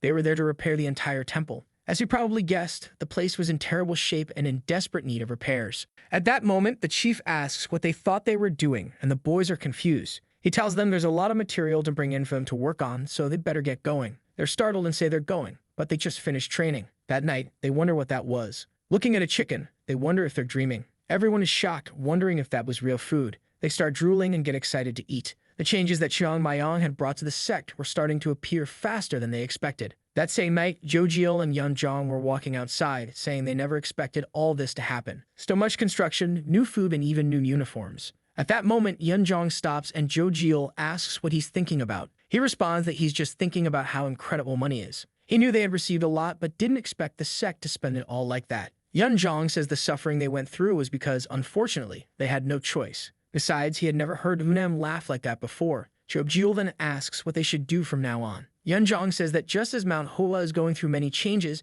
they will also need to change. It's not just about financial prosperity. He remembers seeing several martial arts books inside that chest. At the moment they were leaving for training, Chung Myung said that an incredible coincidence had happened. He had found a chest full of bars and techniques. Jo Gul says his pretending was terrible. What he doesn't understand is how he managed to get all that. Yoon Jong says he has no idea. But the only thing for sure is that many changes are going to happen in this place. Inevitably, they are also caught up in the storm that's about to start, and they'll need to be ready. Otherwise, they'll be swept away by this wind of change. Jo Gul tells him not to worry because he's confident. The only thing he wants to know is where Chung Myung is, since he's been missing since morning. His friend replies that he heard he went to talk to the sect leader. The scene shifts to a conversation with the leader, who says our boy deserves a reward for finding that treasure, and that's the only reason he was called there. Our boy is a bit confused, and the chief wants to know if there's anything he wants. He says that maybe Chung Myung still wants part of the treasure he delivers, so if he wants, he can keep some of it. But Chung Myung says he's not that interested in wealth, and the elder is left confused. But our boy just says that there isn't much to buy at Mount Hua anyway. The old man smiles, saying that he knows the path to enlightenment and has abandoned his attachment to wealth. However, the truth is that he doesn't want money because he already has plenty after robbing the merchant. The elder then asks if he wants any martial or advanced techniques, and he replies that he doesn't want that either.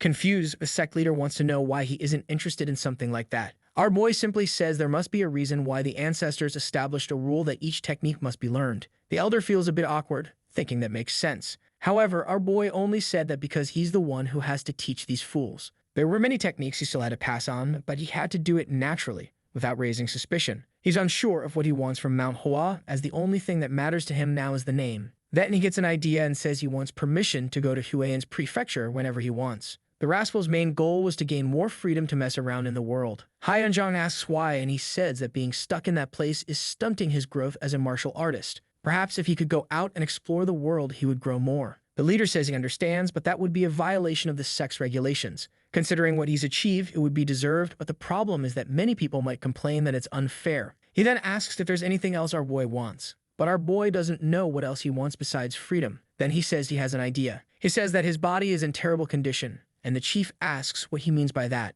Our boy says that his internal energy seems to have been damaged. The leader again says he understands, but asks why he's mentioning that. Our brave boy then says he wants some life-replenishing pills. The chief is a bit confused, so he clarifies that he wants the pills that restore a person's life energy. Everyone stares at the chief, and our boy is hopeful. Yoon Jong then drinks his water, bangs the table, and says that from now on, he is authorized to leave Mount Hua. The instructors all agree, and our boy is confused. They start pushing him out, and our boy asks why, considering that before, they said it wasn't possible. However, the old man throws him out, saying he's not responsible for whatever he does in the prefecture. But our boy is fuming because he wanted the life-replenishing pills. Unfortunately, the old man doesn't have any for him. Yoon Jong then closes the door and asks what they think of the boy. Manhwa simply says that he is clearly a true prodigy, and the elder agrees. Even though he's just a child, he can sense wisdom in him. Clearly, he's not completely right in the head, but that's understandable at his age. Manhwa reflects that when he talks to the boy, it doesn't feel like he's speaking to a child. Moreover, he doesn't seem to have the immaturity one would expect. He has the aura of a veteran martial artist, and someone like that can only be described as a prodigy.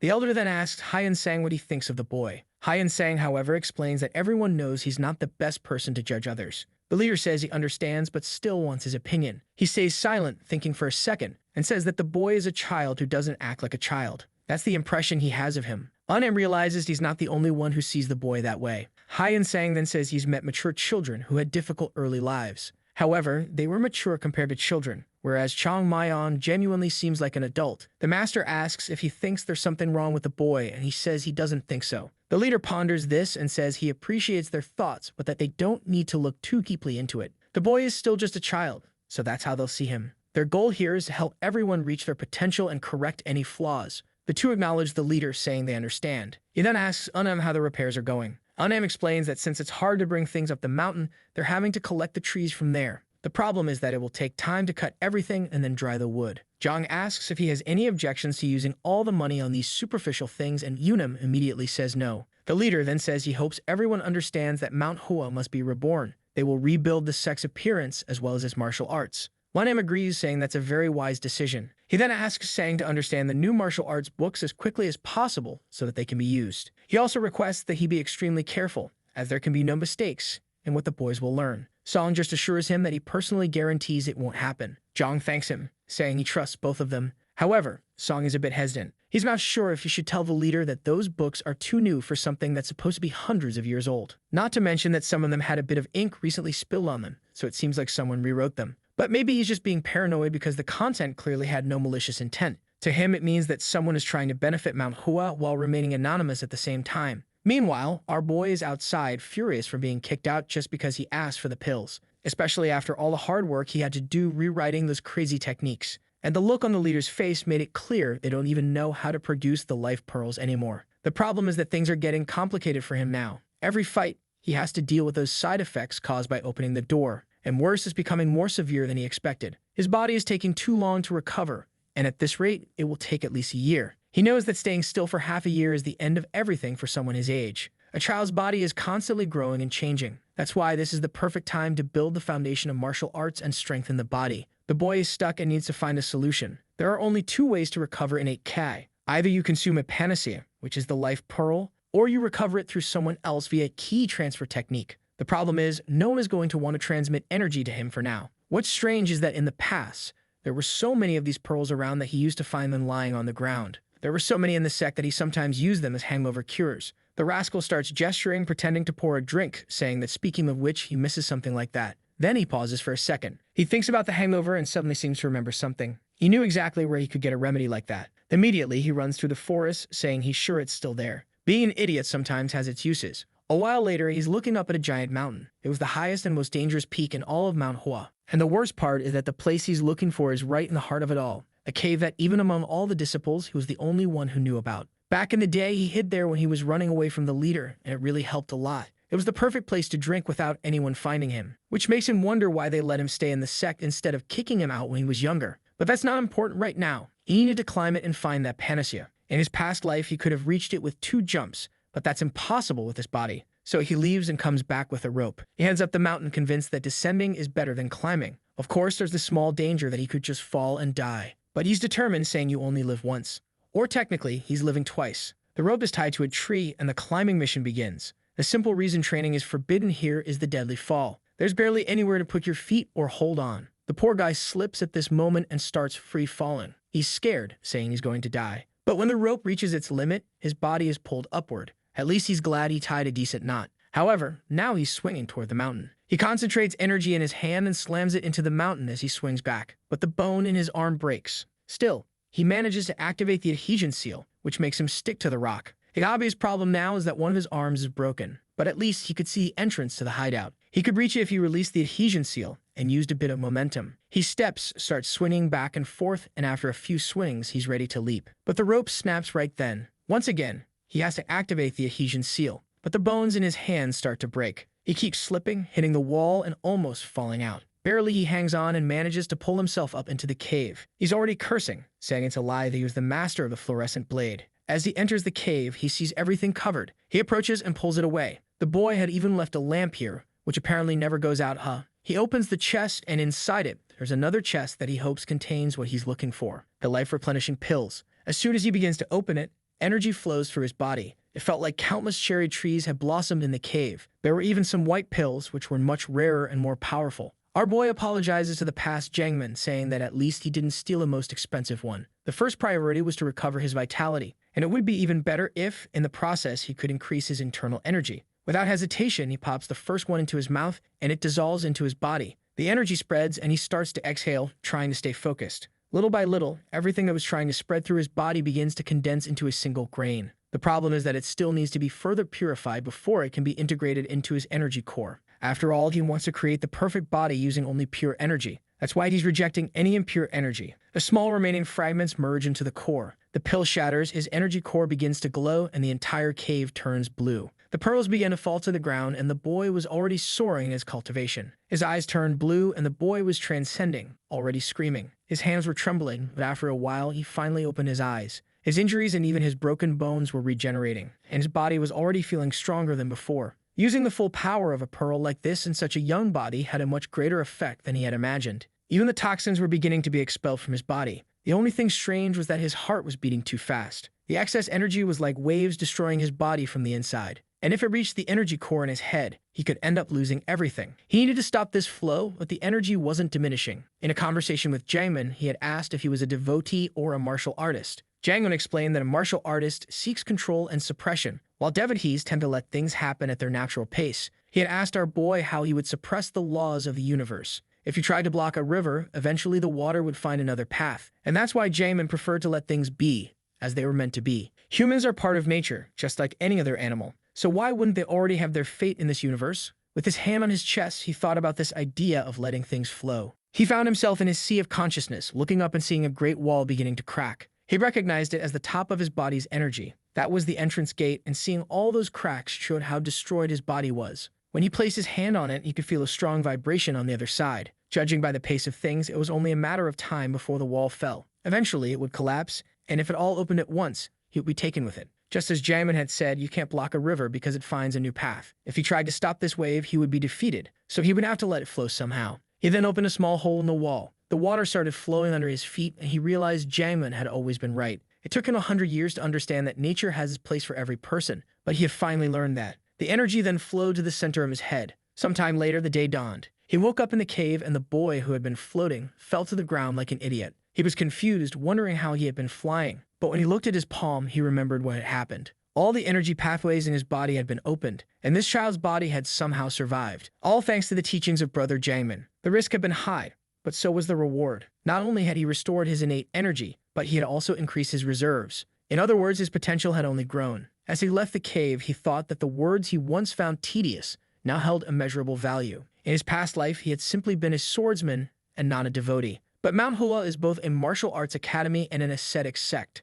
That's the true nature of this place, but he had only ever understood half of it. This made him scratch his head, wondering if he could really restore something like that. But regardless of what he could achieve, he just had to give it his best. He no longer had any use for the pills in the box, but the others in the sect would benefit greatly from them. It was time to finally return, but not before grabbing the liquor he had left behind, of course. Mount Hua had changed a lot, but that place was still intact, and spending time there made him feel like the old days. It was as if he finally belonged to it all again. Sooner or later, he would return to that cave, but for now, it was time to return to Mount Hua. He leaped across the mountains. He even paused stylishly to admire the sunset. Finally, his body felt extremely light. He decided to take in the scent of the mountains, but it reeked horribly. The purification had turned him into a walking chemical weapon. Meanwhile, back at the sect, everyone was frozen and shivering from the cold. It was early, and they were heading out for training, wondering how long they'd have to keep this up. One of them commented that Chung Myung had been acting strange lately. He looked worn out, like he was sick and exhausted. One of them then said that maybe the rumors were true,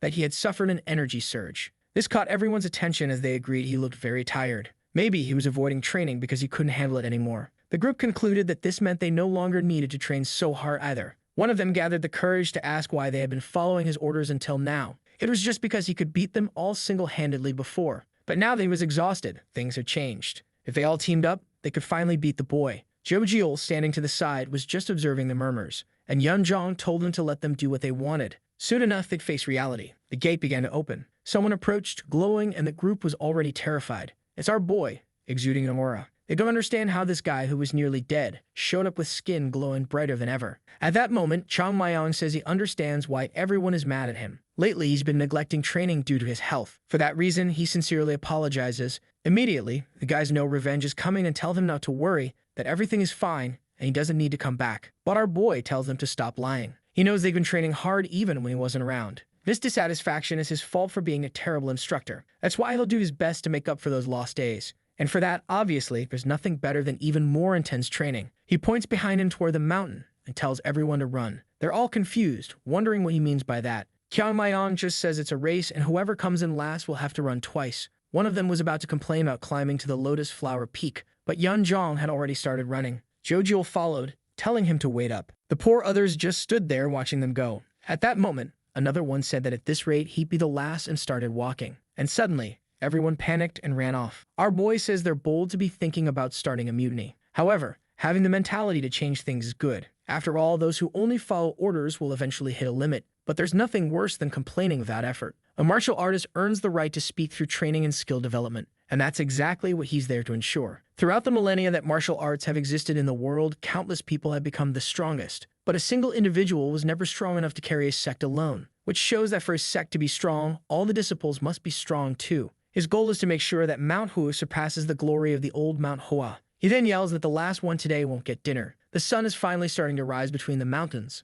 and the poor disciples are already lying on the ground, defeated as usual. Jo Gul, exhausted, looks back and sees Yoon Jong getting up. He's impressed that this guy is trying so hard. It was clear why he's truly the senior brother. This wasn't a matter of strength or skill anymore. It was simply the foundation of willpower. A stone falls to the ground and someone asks why the sun has already risen. It's Chung Myung with a bunch of weights saying that whoever has finished their training should give him the weights because he wants to use them. At that moment, he looks around and wonders why everyone is sleeping. While he complains that training had barely begun, Jo Gul is staring at him, thinking he's a monster. He says these kids nowadays really can't be taken seriously, but everyone knows he's the youngest one there. He then drops the weights and says that's it for today. But he warns that whoever skips training tomorrow will train 10 times harder afterward. Before leaving, he tells them to clean everything up and put the equipment away. The others are just thinking he's a bastard. Sometime later at breakfast, Yoon Jong asks the guy next to him if he's lost his appetite, to which he replies that he's afraid of vomiting if he eats anything. They'd all turn to Yoon Jong, calling him Big Brother, and ask if this training regime hasn't gone too far. Everyone agrees, saying they're starting to fear dying because of it,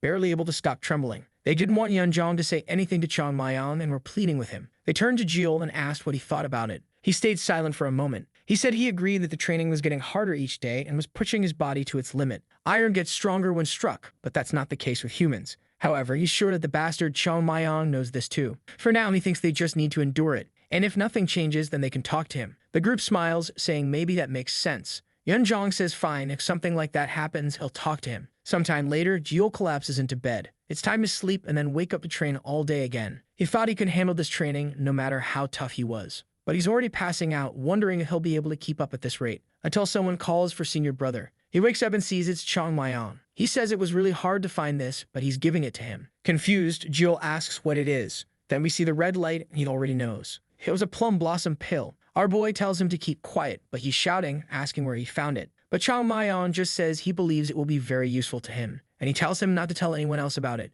Jo Gul is overwhelmed with emotion. Then Chung Myung tells him to consume it quickly, and he'll help guide his ki. Jo Gul is moved, saying he'll never think of the boy as a heartless monster again. When it came time to help, Chung Myung was always the one who showed up. However, our boy is grinning wickedly, thinking the real hell is about to begin. The next morning, everyone was training and shining brightly. Obviously, our boy must have done the same for everyone else. And Unjun quickly noticed that something was different. The attacks of each of the boys were much more precise. However, they were practicing the same techniques. The dexterity of movement and the speed also seemed to have improved. Each sequence of attacks was emanating strength. Their upper bodies were stable with more muscle behind the sword. He didn't understand how all these people had improved so much in such a short time. That's when he remembered our boy asking for a month of training. He guaranteed they would see a difference. Unjun began to wonder how it was possible that just one morning of training had caused all this. But the look in everyone's eyes was full of passion for training. He stayed silent and then said that everyone was full of energy today. He was extremely excited to see them all working so hard in training, and he said that if they kept it up, he would allow them to advance to the final stages. He would teach everyone the great sword pacification technique. The boys got excited, saying that learning something like that would be incredible. It really showed that they were improving. Unjum smiled, saying that when the boys worked hard, he needed to reward them, so they would learn to strive even harder. But that's when Jong appeared, calling for Unjum. A little later, beyond the wall, Jong asked what brought him there. Jong said it seemed like they had a problem. It was the book of the 6 elements sword technique that Chung Myung had found. He told Unjum to take a look at the last page, and Unjum was shocked. He was confused, wondering what it was. The message was directed to the successors, saying that there was no shame in developing and altering Mount Hua's arts. After all, martial artists continue to progress and increase their chances of survival. However, the 6 elements were the foundation of everything, and changing this technique was the same as changing the entire spirit of the sect. This was something the successors should always keep in mind. Anju knew that the 6 elements was the technique that had kept Mount Hua alive for all these generations. Just as a novice learns to hold a sword, all martial artists learn the 6 elements technique. He then asked Jong if they were really going to teach something like that again. It was a technique that took a long time for a disciple to learn, which is why a new one was developed. Jong said he agreed with that, and that's exactly why he was there, as he knew it was Mount Hua's wish to reorganize the 6 elements technique and make the true technique easier to learn. However, they also needed to pay attention to the words of those who came before them. The trainer thought that something like this was actually much more important to consider. That's because the words of those who came before indicate the path those in the future should take. This is the foundation of learning, so they couldn't ignore such a clear warning. That's why the leader came to get the trainer's opinion. He thought about the options of following tradition or pursuing change. After a while, he said that the reason they created this 6 elements technique was because they had little time on their hands. They didn't know when Mount Hua would come to an end, so they decided to speed up the process for beginners. After all, it was pointless to try to build a foundation when there was no future. The question he wanted to know then was whether the leader now saw a future for Mount Hua. Jong stayed silent for a second, pondering that future. The situation had improved a lot, but they still had a myriad of problems. He then said that it wasn't a very difficult question, and that's why he hoped Unjum understood that he didn't have a clear answer. Jong said that if that's the case, he was against restoring the 6 elements. The leader then asked why. Jong looked back and said the reason would be a tough one. The technique they created might have originated from the original, but it was completely different. The 6 elements is a slow but steady art that tries to gradually overwhelm the opponent, whereas the new technique is extremely fast, agile, and fluid. The kids learned quickly and had already accepted all the principles of the new technique. And trying to change the original path now could mean that in the future, they wouldn't master either of the two. Besides, the original technique required extremely stable legs and a lot of focus, and he thought it was too late for that. The leader asked him to repeat that, and he said the kids needed stable legs. That's when he noticed something and looked back. Seeing the boys' stances, he realized they had the legs necessary to master that technique. Jong said it seemed like Eunjum had been training them very well. However, he was confused because he had never trained them in anything like that. Then he looked to the side and saw Chung Myung scratching his nose, and he began to wonder if this was that kid's doing. He then asked the leader for permission, saying he wanted to get one of the boys' opinions. He called for our boy, who was startled. Eunjum told him to come over as he had something to ask, and Chung Myung agreed.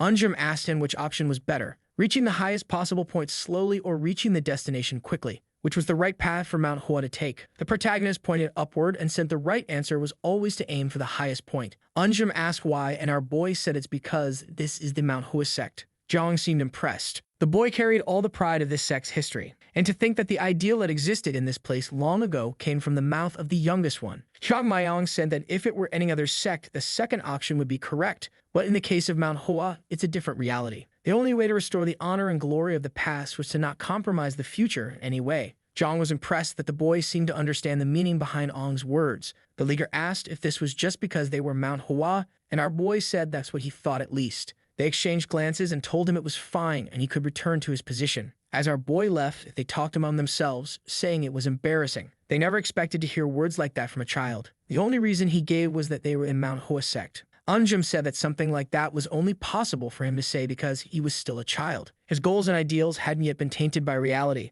and although it was difficult, he didn't want to embarrass himself in front of that child. That simple conversation, however, would lead them to make a difficult decision. Choosing the fundamental technique of a sect was extremely important because it defined the future of the entire sect. He then told Eunjum to pay attention as he was about to make a decree as the leader of Mount Hua. From now on, this would change. They would abandon the alterations they had made and return to using the 6 elements technique. Not only that, but they would also incorporate all the techniques left by their ancestors. And as the teacher of the third-year students, he had a crucial role in all of this. They couldn't continue to accept being a powerless sect forever. As long as this place was Mount Hua, they should be striving to become the strongest. That was the duty and goal of everyone who belonged to this sect. Furthermore, those children were the future. Perhaps because of this choice, he wouldn't see any significant changes in this generation. However, when these boys became the leaders of this place, the sect would return to its former prominence. While they pondered all of this, Chung Myung was muttering that they were pathetic. Why did these idiots dare to ask him something like that? He had put the food in their mouths, and they were still asking how to chew it.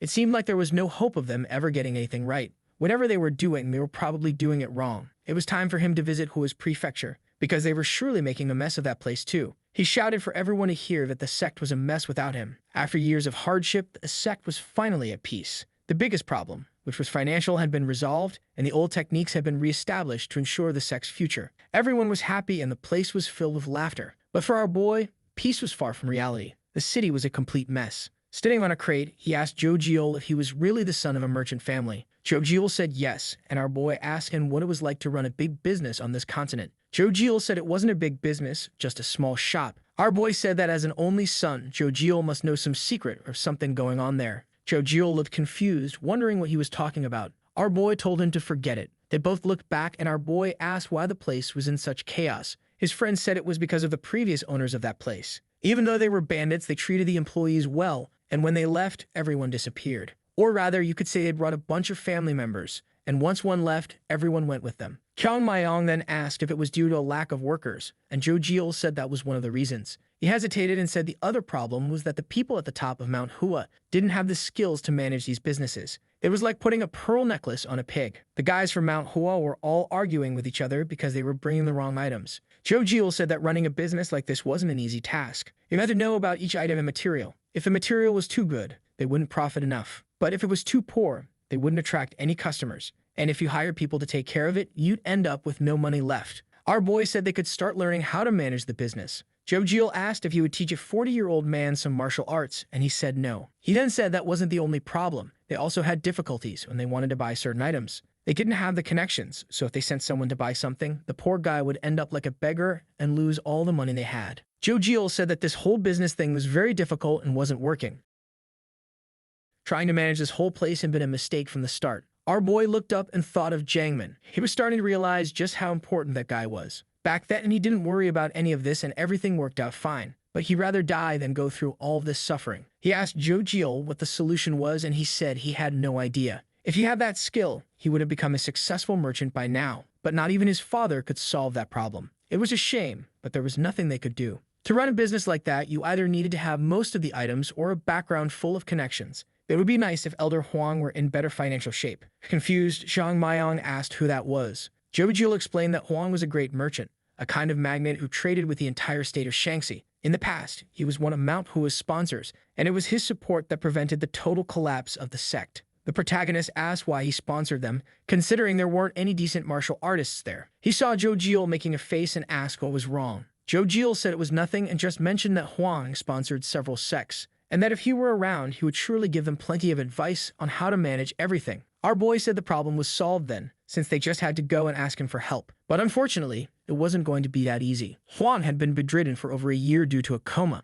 At that moment, Chung Myung sat down, realizing it really wasn't going to be easy. Suddenly, someone was calling for our boy. It was Yoon, and he asked what was going on. He approached the two and said there was a task. He would have to return to the mountain, and our boy asked why. Climbing that mountain was incredibly difficult, and he was sure there were stronger and better prepared brothers. He was the youngest here with weak thigh and shorter legs. Anam, however, told him to stop stalling because he was also the one with the least to do. Our boy said he had just been sweeping the whole courtyard, for goodness sake. But seeing the broken broom, he quickly asked what the task was. Anam explained that he had to deliver a letter to the finance office, and it was extremely important. It was from the Yunha Exchange Company, so he had better not lose it. Jo Gul warned our boy that the Yunha Exchange Company belonged to Master Huang. He then grabbed the letter and said it would be delivered as quickly as possible. A little while later, in the mountains, he looked to the side and pulled out the letter. A letter from the famous Master Huang of negotiations, or probably from one of his employees, since Huang wasn't conscious to speak, for that matter. He saw the seal and gave a small smile. He knew what he was about to do was wrong,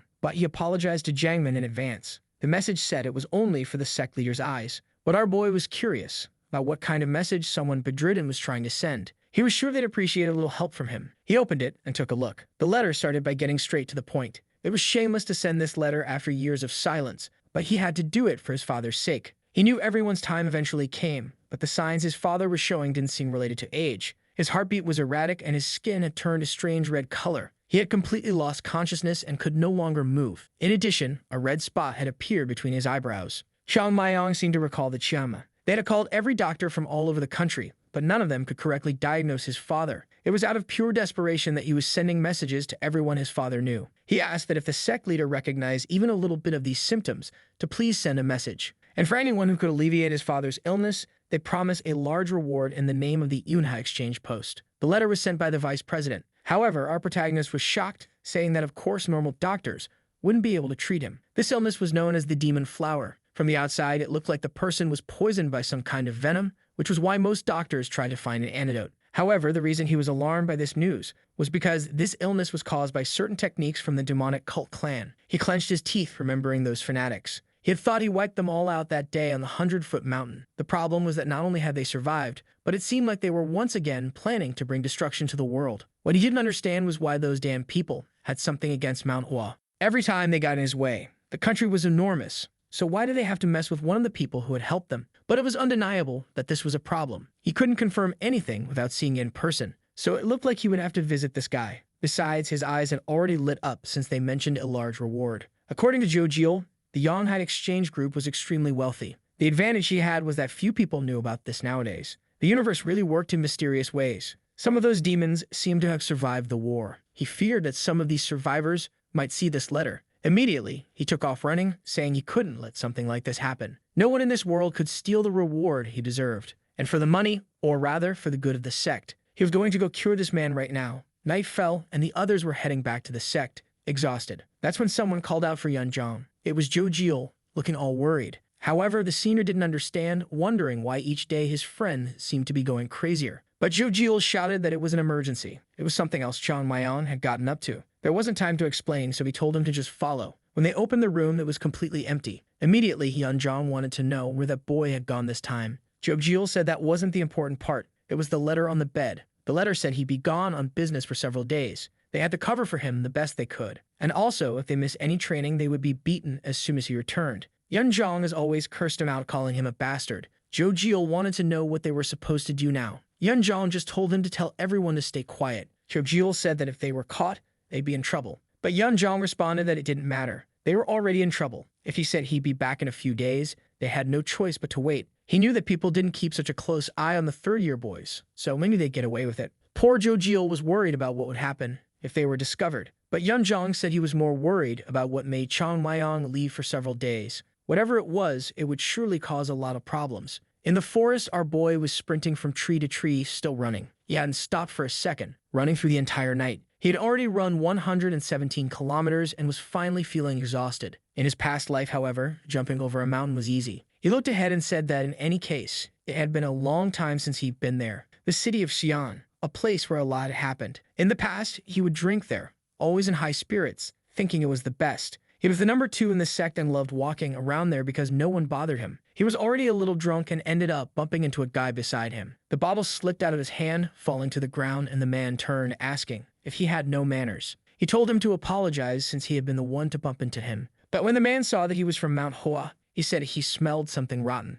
Obviously, Chung Myung wasn't at all pleased by that. The drink continued to spill from the bottle, and in silence, he told his men to get ready. The man was confused and started laughing. He said he already knew they were a bunch of thugs, but he hadn't expected that they would also have no manners. He had seen many masters like him roaming the city, but in the end, they always ended up getting beaten. Besides, it was ridiculous for him to come all the way from Mount Hua just to cause trouble in the city of Xi'an. So the man warned that if Chung Myung wanted, he could teach him a lesson about what happens when you step into someone else's territory. At that moment, Chung Myung sobered up immediately. He approached the bottle and gave it an upward heel kick. The man glanced, and it was over before he even knew it. A tap on the neck for each of the 3. They took the hit. Chung Myung grabbed the drink, and the poor guys were wrecked. Mount Hua Sect and the Southern Edge Sect had always been arch rivals. You could ask why they were rivals, but you could also reverse the question and ask why they wouldn't be. It starts with the fact that it's difficult for 2 strong sects to exist so close to each other, especially considering that both use sword techniques, which made them even more competitive. Constantly, the question of who was the stronger sect would arise. Because of this, many Mount Hua disciples avoided going to the city of Xi'an. Of course, going there with that smug smile was always the exception. It was the perfect place to escape the elder's eyes, have fun, and drink plenty. He was never the one to start the fights with the Southern Edge guys, and every time they got beaten up, it was because they provoked him first. Naturally, the pile of bodies started stacking up. Eventually, he had to admit that those guys had a certain tenacity. No matter how many times they got beaten, they always came back. Perhaps it was that tenacity that led the Southern Edge to their current position. The conclusion of all this is that he's guaranteed to have problems if he runs into them again around here. However, since he's him, he's sure he'll be fine. Besides, the people around here probably don't even know him, so there shouldn't be any trouble. The scene shifts to a doctor checking Won's pulse. The doctor let go of his hand and said, unfortunately, there was nothing they could do. Jong Wei thanked him and asked if it was really his father's fate to die this way. The doctor beside him said that the Tang family prided themselves on their knowledge of poisons, but unfortunately, he had no idea what was affecting his father. The son asked what it could be, and the doctor said that despite the symptoms,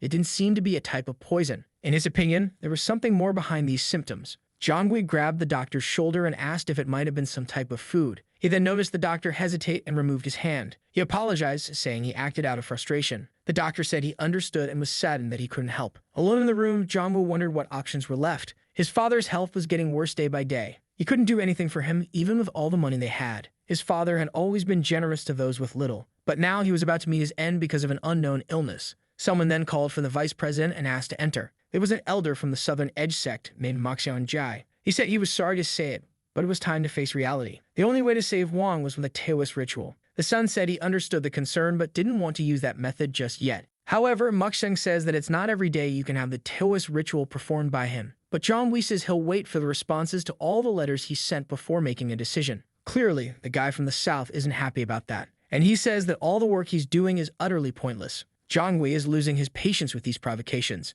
but he has to endure all these impertinences. That's because Baek is one of the elders of the Southern Edge Sect. They've long been part of the 10 major sects, and lately, their name has been spreading across the country. Some even say that within a few generations, they could be the greatest sword sect. And that's why, as the vice president of a trading company, it's difficult for him to oppose someone like that. He's sure that this guy will demand a fortune for this so-called ritual. It's not even about the money he cares about. If it were to save his father's life, he'd give up everything he owns. However, he's certain that if the Southern Sect really had the solution to the problem, they would first cure him and then ask for the money directly from his father, which shows that they have some other motive behind all this. But Baek says there is no other way. If even the best doctors haven't found the solution, it's impossible for him to be cured. Just then, someone calls for the vice president. He appears and asks what's going on. The man informs him that a messenger has arrived from Mount Hua. Jong Wei is confused because the letter to Mount Hua was the last one sent. So why were they the first to arrive? Baek, however, asks what someone from that failing sect is doing there. He warns Jongwei that there must be a trick up their sleeve,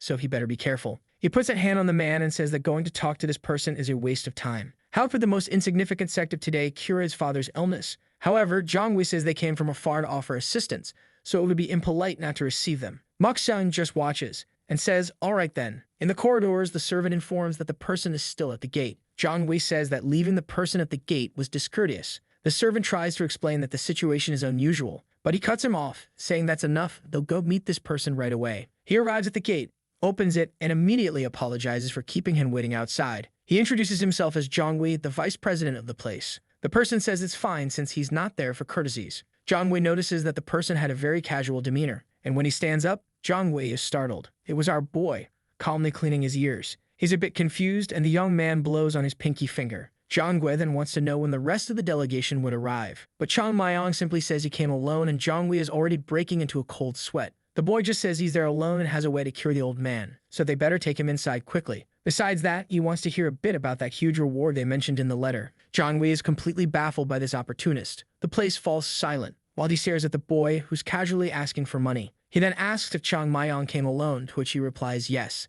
The man questions if that means there's no one else besides him. The boy says yes again. He looks at the servant beside him, who shrugs, unsure of what to do. Looking at the boy, he wonders if Mount Hua is playing a joke on the Unna Trading Company. However, maybe the boy really had a solution. That's when Mok-sung starts laughing and says that there's no way this sect could be more ridiculous than this. He approaches the vice president and says he warned him that it was a waste of time to talk with Mount Hua. They don't have the necessary knowledge to take care of his father and sent this joke of a person here. He at least thought that the leader of Mount Hua was a wise old man. So why did he pull such a cheap trick like this? Chung Myung thinks that he should have imagined something like this would happen, considering his age. So he decides that he'll have to convince them somehow. He leans in and says he'll introduce himself. His name is Chung Myung, and he's a third-class disciple of Mount Hua. They had recently received the letter sent by the vice president, and he's there because he believes he knows the reason for the symptoms his father is experiencing. The vice president seems startled by the boy's statement. He asks if he really has knowledge of what's happening, to which the boy confirms. It was the first time Jongwei had heard someone speak with such confidence. He had already invited countless physicians and martial artists, and no one had the courage to say something like that. Maybe the boy really knew something. However, the leader of the Southern Sect steps forward and says the boy is far too young to be pulling off such a fraud. He tells the vice president to go inside because they had enough of this nonsense. However, someone then asks for permission to speak. With his hand on his back, the boy asks the old man who he thinks he is to be talking to him like that. Man, a breeze blows through everyone's clothes. Confused, Mok-sung asks if he's talking to him. The boy questions if there was someone else swearing at him at that moment. The old man immediately yells, asking what insolence this is and if he doesn't recognize the Southern Sect's uniform. The boy says that now it makes even less sense since he thought the man with all his arrogance must be some kind of doctor, which based on all that confidence, he presumes the man has a solution to the boy's father's illness. Mok-sung stares at the boy and remains silent for a moment. Then he says that Master Huan became ill because he strayed from the virtuous path, and the only way to cure this is with a Taoist ritual that will calm the wrath of the heavens. Chung Myung says that sounds very convincing, but if it were a Taoist ritual, they should have called the Wading Sect or the Kunlun Sect.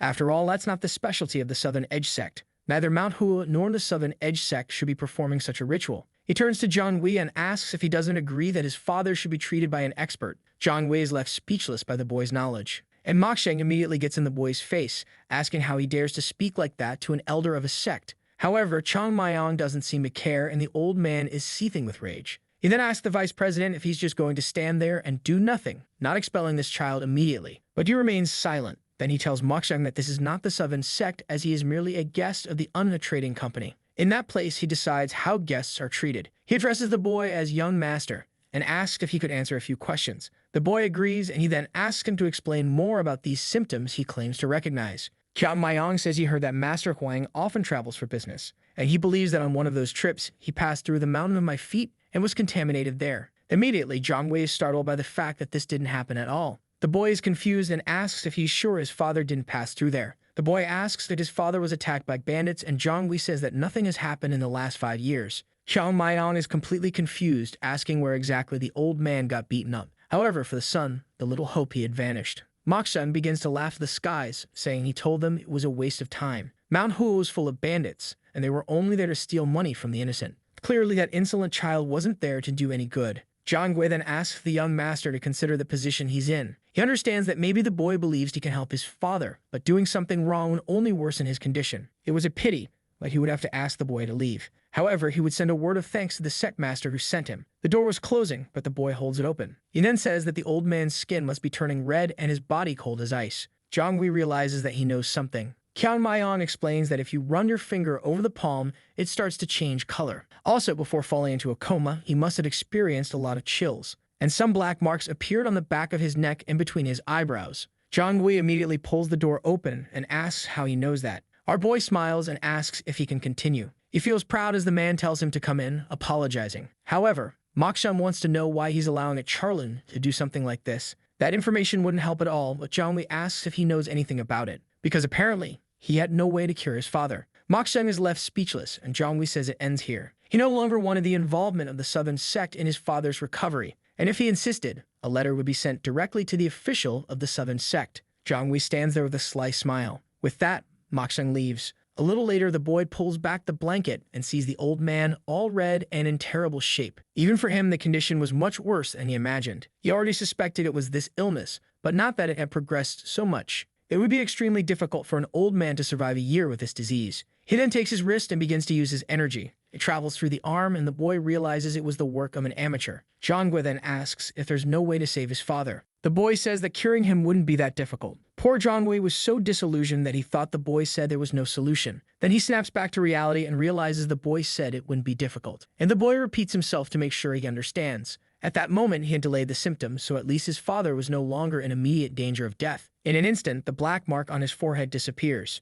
Jongwa is in disbelief, but the boy says he will need some preparations to cure everything. The son immediately asks what those preparations are. The boy says that first, he wants a nice breakfast. A while later, he's already eaten a lot. And Jongwa is still asking what the real preparations are. The boy keeps eating, saying it's nothing special. It was a treatment that required a lot of energy, so he needed to eat plenty before performing it. And indeed, the cook at that place was very talented. Jongwa was starting to question whether he could really trust this kid. But after seeing what he did, he could only put his faith in him. Then our boy says that actually his father's condition isn't even the biggest problem. The real question is why he got sick in the first place. And to find that out, he needs a few things to be answered. He then asks who the person closest to his father is. Of all those who serve or accompany him on his travels, who is the person that never leaves his side? Jongwa asks why he wants to know. The boy simply says it's related to the treatment. Jongwa says that aside from himself, it's hard to be certain, since his father has several assistants and servants. There are at least 5 people who fit that description. Jongwa then says that it won't be so easy to find out. Jongwa is confused and wants to know why this matters. Our boy then says that he thinks Jongwa must have already imagined it. The condition his father is in indicates that he wasn't attacked by a stranger. In other words, someone close to him poisoned him. Immediately, Jongwa stands up and says he won't allow such slander. At the Anna Trading Company, they were like family, and everyone respected his father. The boy simply says that maybe he's right, which means if his judgment is wrong, he'll just feel relieved. He picks his teeth, telling him not to worry that the investigation will reveal everything. His theory is that someone with very limited abilities was placing demonic Kai into the old man day by day, little by little. At first, it had no effect until the necessary amount accumulated, and then he started to worsen. Jongwa asks how he plans to conduct such an investigation. Our boy says he's just going to ask a few people and the vice president can stand by and watch. But he guarantees things will get very interesting very soon. He then changes his mind and says there's actually one little thing he can do. With his hand on his chest, Jongwa says to just ask. The boy grabs the bottle and says he wants another bottle of Yantai liquor. The scene shifts to Baek. The old man is even breaking his chopsticks out of anger. He says he's encountered a Dan Brad who carries the same name as that other Dan one. The former, known as the master of the fluorescent blade.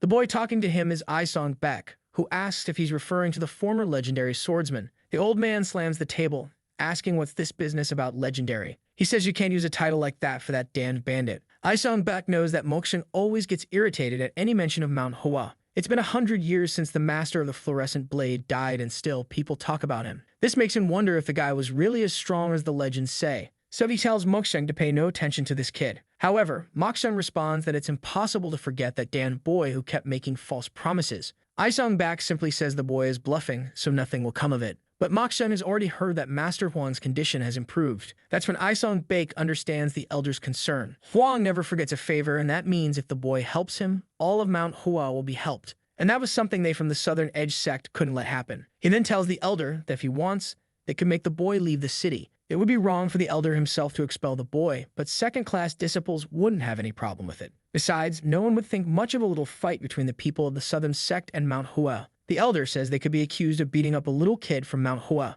But Baek says that everyone already knows about the rivalry between the two sects, so it wouldn't be that strange. They could ask for a small friendly duel, and maybe things would go wrong. This was the perfect chance, especially since the tournament between the Southern Sect and Mount Hua was approaching. Baek Cheon slams the table and says he understands the logic, but cannot allow something like that to happen. The boy was just a third-class disciple, and it would be a disgrace for the Southern Sect to challenge someone like him. What would the rest of the world think if they saw them harming a child from a fallen sect? Baek says, "All right then, if the master says so, I'll understand that I don't have permission." He stands up and says that if any of the disciples foolishly lay a hand on the boy, they'll receive the proper punishment. Baek Cheon agrees, saying that he will certainly punish anyone who lays a finger on the boy. However, Baek isn't stupid, and he already knows this is all just a pretense. The reward for whoever does it will be far greater than any punishment. The two then leave. Baek Cheon keeps thinking that it's no surprise to him that young people these days don't respect Mount Hua. After all, by the time they were born, the place was already in ruins. But when he was an apprentice, the Southern Sect had no chance of fighting Mount Hua head-on. If the strength of that place hadn't been destroyed by the demonic cult, even now, 100 years later, the Southern Sect would still be beneath them. And obviously, they cannot go back to those days in any way. One thing is certain. If they sent that boy from so far away, they are trying to influence the world again. To him, that sect was impossible to recover. However, it seems he will have to speak with the Southern Edge leader once this is resolved. The scene shifts to two guys outside. Goe asks Izong what he plans to do with the kid. He replies that he'll politely ask him to leave the city. It's not in his nature to pick fights with a child, but he also can't allow him to cause trouble for the elder. What he finds strange is why Mount Hua sent a child like this, as at that age, they shouldn't even be allowed to leave the sect. Apparently, the sect had fallen so much that they no longer had rules. Suddenly, Izong stops and says, "Speak of the devil," as someone matching the description was right in front of them. Our boy was there, whistling casually until someone called out to him. They approach and say it's an honor to meet a disciple of Mount Hua. Then he introduces himself as Baek, a disciple of the Southern Edge. Clearly, our boy doesn't care at all about that. Izong then asks where he's going. Our boy says he's going to see Master Kwang. He's curious to know if his condition has improved. Izong thinks the kid is shameless. What was that child thinking of doing when none of the best doctors had found a solution? He then asked our boy if he has a minute. Izong wants to know what it is, and the boy says he won't beat around the bush. As everyone knows, the Southern Sect and Mount Hua have always competed with each other, and the big challenge is coming. Chung Myung, however, says he's never heard of that since he's just recently joined the sect. Izong thinks, now it's explained. It's because he doesn't know about this enmity that he has the courage to be so brazen. He then says that experiencing the martial arts of Mount Hua firsthand would be extremely valuable for his training, and he asks what the boy thinks about that. Could the boy demonstrate Mount Hua's famous swordsmanship? Izong is sure the boy will refuse. As brazen as the boy is, he would realize he doesn't stand a chance and would end up getting beaten. However, our boy, straight-faced like Lloyd Frontier, asks if he wants a fight. Izong is thrown off by the audacity of the damn cheeky kid. He tries to explain that it's not a fight, but rather a friendly contest. However, our boy says that from what he understood, the guy wants a fight. Unfortunately for him, the boy never turns down a fight, but he has to remember that he was the one who asked for it. Sometime later, they are facing each other in the arena. Izong asks for his Taoist name. Our boy says he doesn't have one, but that his real name is Chung Myung. Izong says he understands. He addresses the young master and says he's going to give him some advice. Even though he may not know his actions were wrong, he's still guilty for what he's done. That's why he advises him to return to Mount Hua before he gets hurt. But our boy interrupts and asks if they're not going to fight already. Apparently, the Southern Sect folks like to argue with words since they're in the arena and still talking. Goe on the side is eager to jump in and beat up the boy too. But Izong just raises his arm. He starts talking to himself, saying he needs to learn more about self-discipline. Because at that moment, all he could think about was how to beat up that boy. But he wasn't wrong. There was no reason to hold back. He stretches out his hand, telling himself it's time to end this. He introduces himself once again and says he requests a duel with the disciple of Mount Hua. But the boy tells him to wait a moment. Izong asks why. At that moment, our boy calls the guy behind him, who looks a bit confused. He stretches out his hand and then asks to borrow his sword. The two are left thinking that poverty had really hit Mount Hua. How could someone from a sword sect not have a sword? The guy asks where his sword is, and our boy says he didn't come here to fight, so he didn't bring it. He then starts looking around and says, "All right, I'll grab a stick from around here." But Izong tells Goe to hand over the sword. That's because it would be shameful if word got out that the Southern Sect people beat up a boy who wasn't even armed. At that moment, our boy looks back and the sword falls into his hand. He slings it over his shoulder and says it's time to start. Izong asks if he's not going to draw the sword from its sheath, and our boy says he doesn't want to kill him. Poor Izong is losing his patience. He says that every time this damn boy speaks, he forgets the inner peace he's been cultivating. He's certain the boy won't change unless he inflicts some serious damage. He then tells Chung Myung that he's going to take this seriously because when he regrets it, it will be too late. Our boy tells him to come on because he doesn't have all day. Isung then assumes his stance and jumps toward the boy, tearing up the entire floor. Our boy was just watching as Isung came in for a strike, but he simply places the blade alongside his arm and defends himself. However, the boy lost his balance. At that moment, Isung steps on the ground again and jumps toward him. Our boy ends up having to defend himself. He's confused because it's more difficult than he expected. Smoke is rising in the arena, and Go notices that Isung is really angry. He doesn't know how this fight will end in a friendly way, but that kid kind of deserved it for provoking them so much. To him, the boy should just give up already since he's at least holding out a little bit. After all, by now, he must be reaching his limit. He's sure Isung could finish it whenever he wants. But then there would be the rumor they beat up a child. That's why he's holding back his attacks so the boy can survive. It was truly generous of the young master. Once again, Isung comes in for an attack and is startled. The area explodes and the boy is thrown backward. Isung is already exhausted, confused as to how this kid blocked again. He can't understand how this boy, who moves like a snail, has been blocking all his attacks. That's when he starts to realize something. The boy was positioning his sword to defend long before his attack arrived. It was as if he already knew every move, which would be impossible unless he could read minds. By his appearance, he must be around 15 years old, younger than his own younger brother. He thinks again and says now he wants to see him block this. He goes for an overhead slash, but the boy calmly slides his foot to the side, places his sword, and deflects the attack. Isung realizes once again that the boy doesn't seem to be exerting much effort, which is strange because Isung is considered one of the prodigies of the Southern Edge Sect. Now he was starting to lose his temper. His hand begins to turn blue and a gust of wind forms around him. He starts repeating to himself that this shouldn't be possible. Then he tells the boy that this sword is going to cut the heavens in two. He leaps toward him, activating the sky-splitting technique, but Go yells at him to be careful or he'll kill the boy. At the last second, it seems like Isung starts to hold back the move. However, the moment his sword touches Chung Myung's, nothing happens. Isung feels relieved because if he had used his full strength, he would have been in trouble. But then the boy is thrown far away.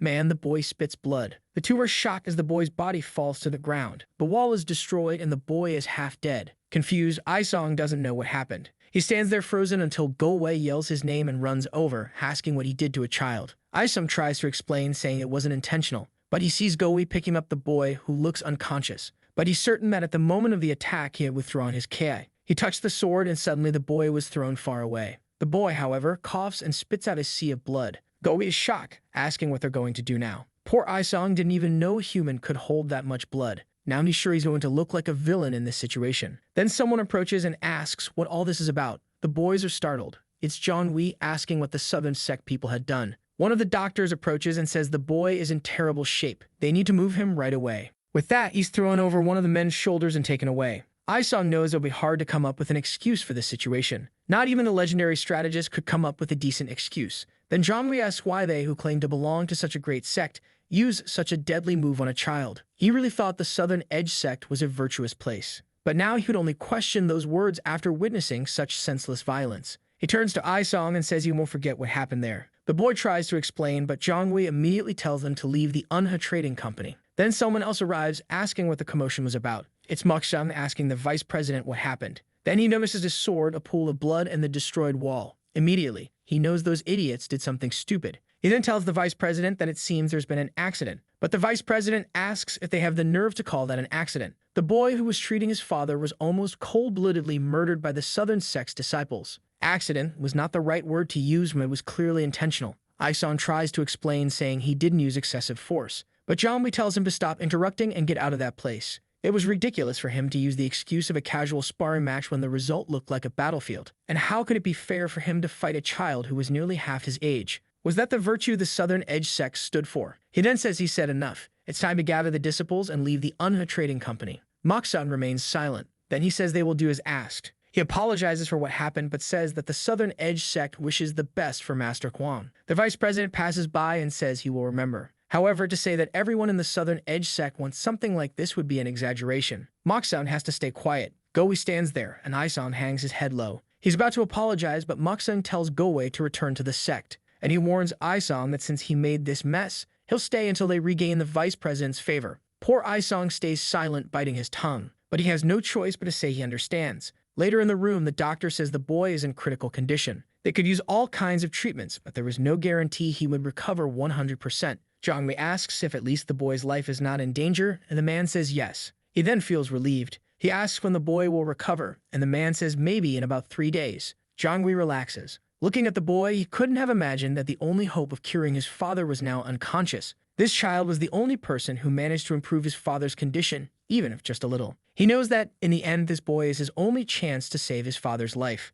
and to think that he would be beaten to the point of losing consciousness. Anyone who respected the honor of the trading company would never do such a thing. The Southern Edge Sect had become far too arrogant. The doctor then asks if he is sure the boy can really cure his father. To him, it was hard to believe. However, Jong explains that many renowned doctors came there and did nothing, but the boy was able to describe the entire illness without even seeing it. Not to mention, he saw the boy improve his father's health right in front of his eyes. He wasn't trusting the boy blindly, but because he's sure the boy was sent by the heavens. That's why they must ensure by any means that he recovers as best as possible. Night falls. Someone opens the door and enters the room. A man in a cloak stares at Chung Myung's sleeping body. He prepares an attack and says he personally has nothing against the boy, but this is the price he has to pay for getting in their way. He raises his hand and strikes at the boy's neck, or rather right beside his head, because Chung Myung wakes up and dodges. With a smile, he grabs the man's arm. He stands up and says, "Found you." Our boy is already laughing, asking if the cat got his tongue. The man activates the power in his other hand and attacks, but Chung Myung easily dodges again, steps on his back, and lands on the other side. But the attacker notices and throws an explosion. However, the boy dodges again. The persistent assassin activates another attack in his hand, saying that now he'll finish him since there's no escape in midair. He sends a palm strike, but our boy kicks his attack away. The man is left speechless as Chung Myung lands on the ground, saying he must be pretty confused, and then tells him he wasn't the one trapped. At that moment, someone enters and the man turns to the side. Jong and several guards are watching this. Chung Myung says he's fallen right into the trap. Jong demands an explanation for what the man was doing there. It's Baek Cheon, one of his father's servants. The protagonist picks something up from the ground and says, "I told you so." He goes to the president's residence and says the person has revealed himself. Jong says he didn't want to believe it, but seeing this, it was impossible to deny. To think that his father's most trusted advisor was behind all of this. Baek asks how they knew it was him. But our boy simply says he had no idea. He just made sure everyone believed he could cure Master Huang, and then got himself hurt to make himself vulnerable. Confused, Baek asks what he would have done if he hadn't shown up. But Chung Myung replies that he had no choice. If he died that night, all the blame would fall on the Southern Edge Sect.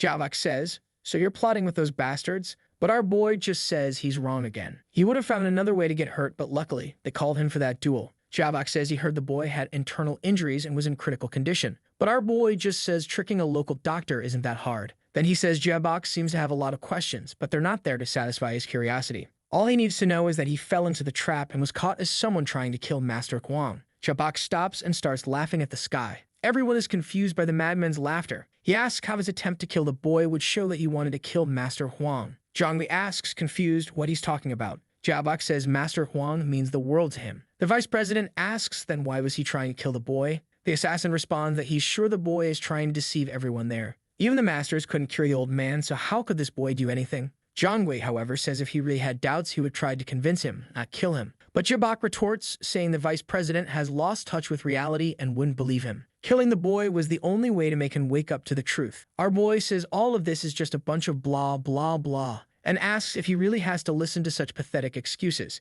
He then starts to approach. He activates his aura in his fist and heads toward Baek, saying it's time to end this. Baek counters with an aura slash, but our boy throws his arm into the slash, which hits his hand. He then falls to the ground and raises his arm, telling everyone to pay attention. His hand had the same color as the old man's with the curse. He then says that the technique is called the Crimson Demon Hand. Being poisoned by someone with full control over this technique would end anyone's life. Baek's attack wasn't enough to kill him, but an ordinary person would certainly die. For anyone trained, slowly poisoning the old man without him noticing would be child's play. And Baek was the only person who stayed by the old man's side all the time and had mastery of this technique. At that moment, John yells to have him arrested. The men move in, and he says to use maximum force if necessary. Angry, Baek says that his work was almost complete, but now everything had gone wrong because of a damn child. Meanwhile, nearby, Isong is on some stairs. He remembers Muksung saying that since he made the mess, he would have to fix it. He knows very well that this is his punishment for everything he did. But at that moment, an explosion happens nearby. He's confused. It was Baek using a demon palm strike. Chung Myung says that Baek is forcing him to get involved. He tells him to stop making excuses, because there will be time for that when he's in prison. All Baek has to do now is take a little beating and pass out.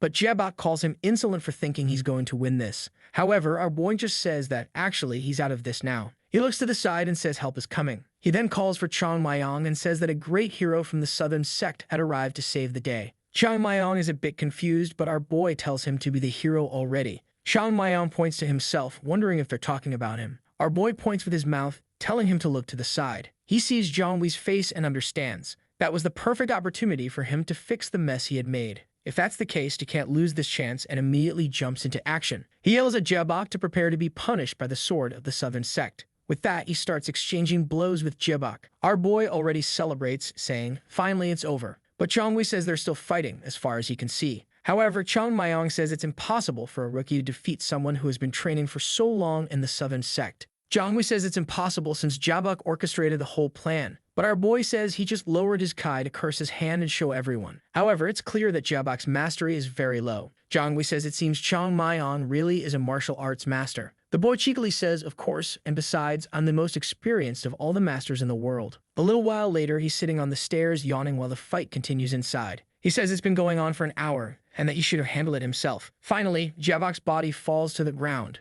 Isung is exhausted, but Seaver says that Baster has been defeated. Jongwi thanks him and says he'll never forget the Southern Sect's help in this matter. With that, the boy collapses to the ground, expressing his gratitude. Our boy comes in, saying, "Finally." Meanwhile, Jongwi can't understand what just happened. The problems that had plagued the place for the past year were resolved in 2 days by this boy. He can't understand if it was really that simple. Or rather, it was impossible to say it was simple since no one realized there was an infiltrator. To Jongwi, it felt like some kind of veteran resided in the body of that young boy. He then asked Chung Myung how he knew Beon was trying to harm his father, or at least why he thought Beon wanted his father dead. Our boy just says he has no idea. But the vice president says he orchestrated the whole plan, so he must have something in mind. But with a sly smile, Chung Myung says he has no clue, he's just here for the reward. And obviously he knows that this merchant group is quite honest, so they won't try to bargain. But then Jongwi says he forgot one small detail. The reward wasn't for catching the villain, but for helping his father recover, who was still sick. He wants to know if Chung Myung can actually do that. Our boy smiles and says, "Of course."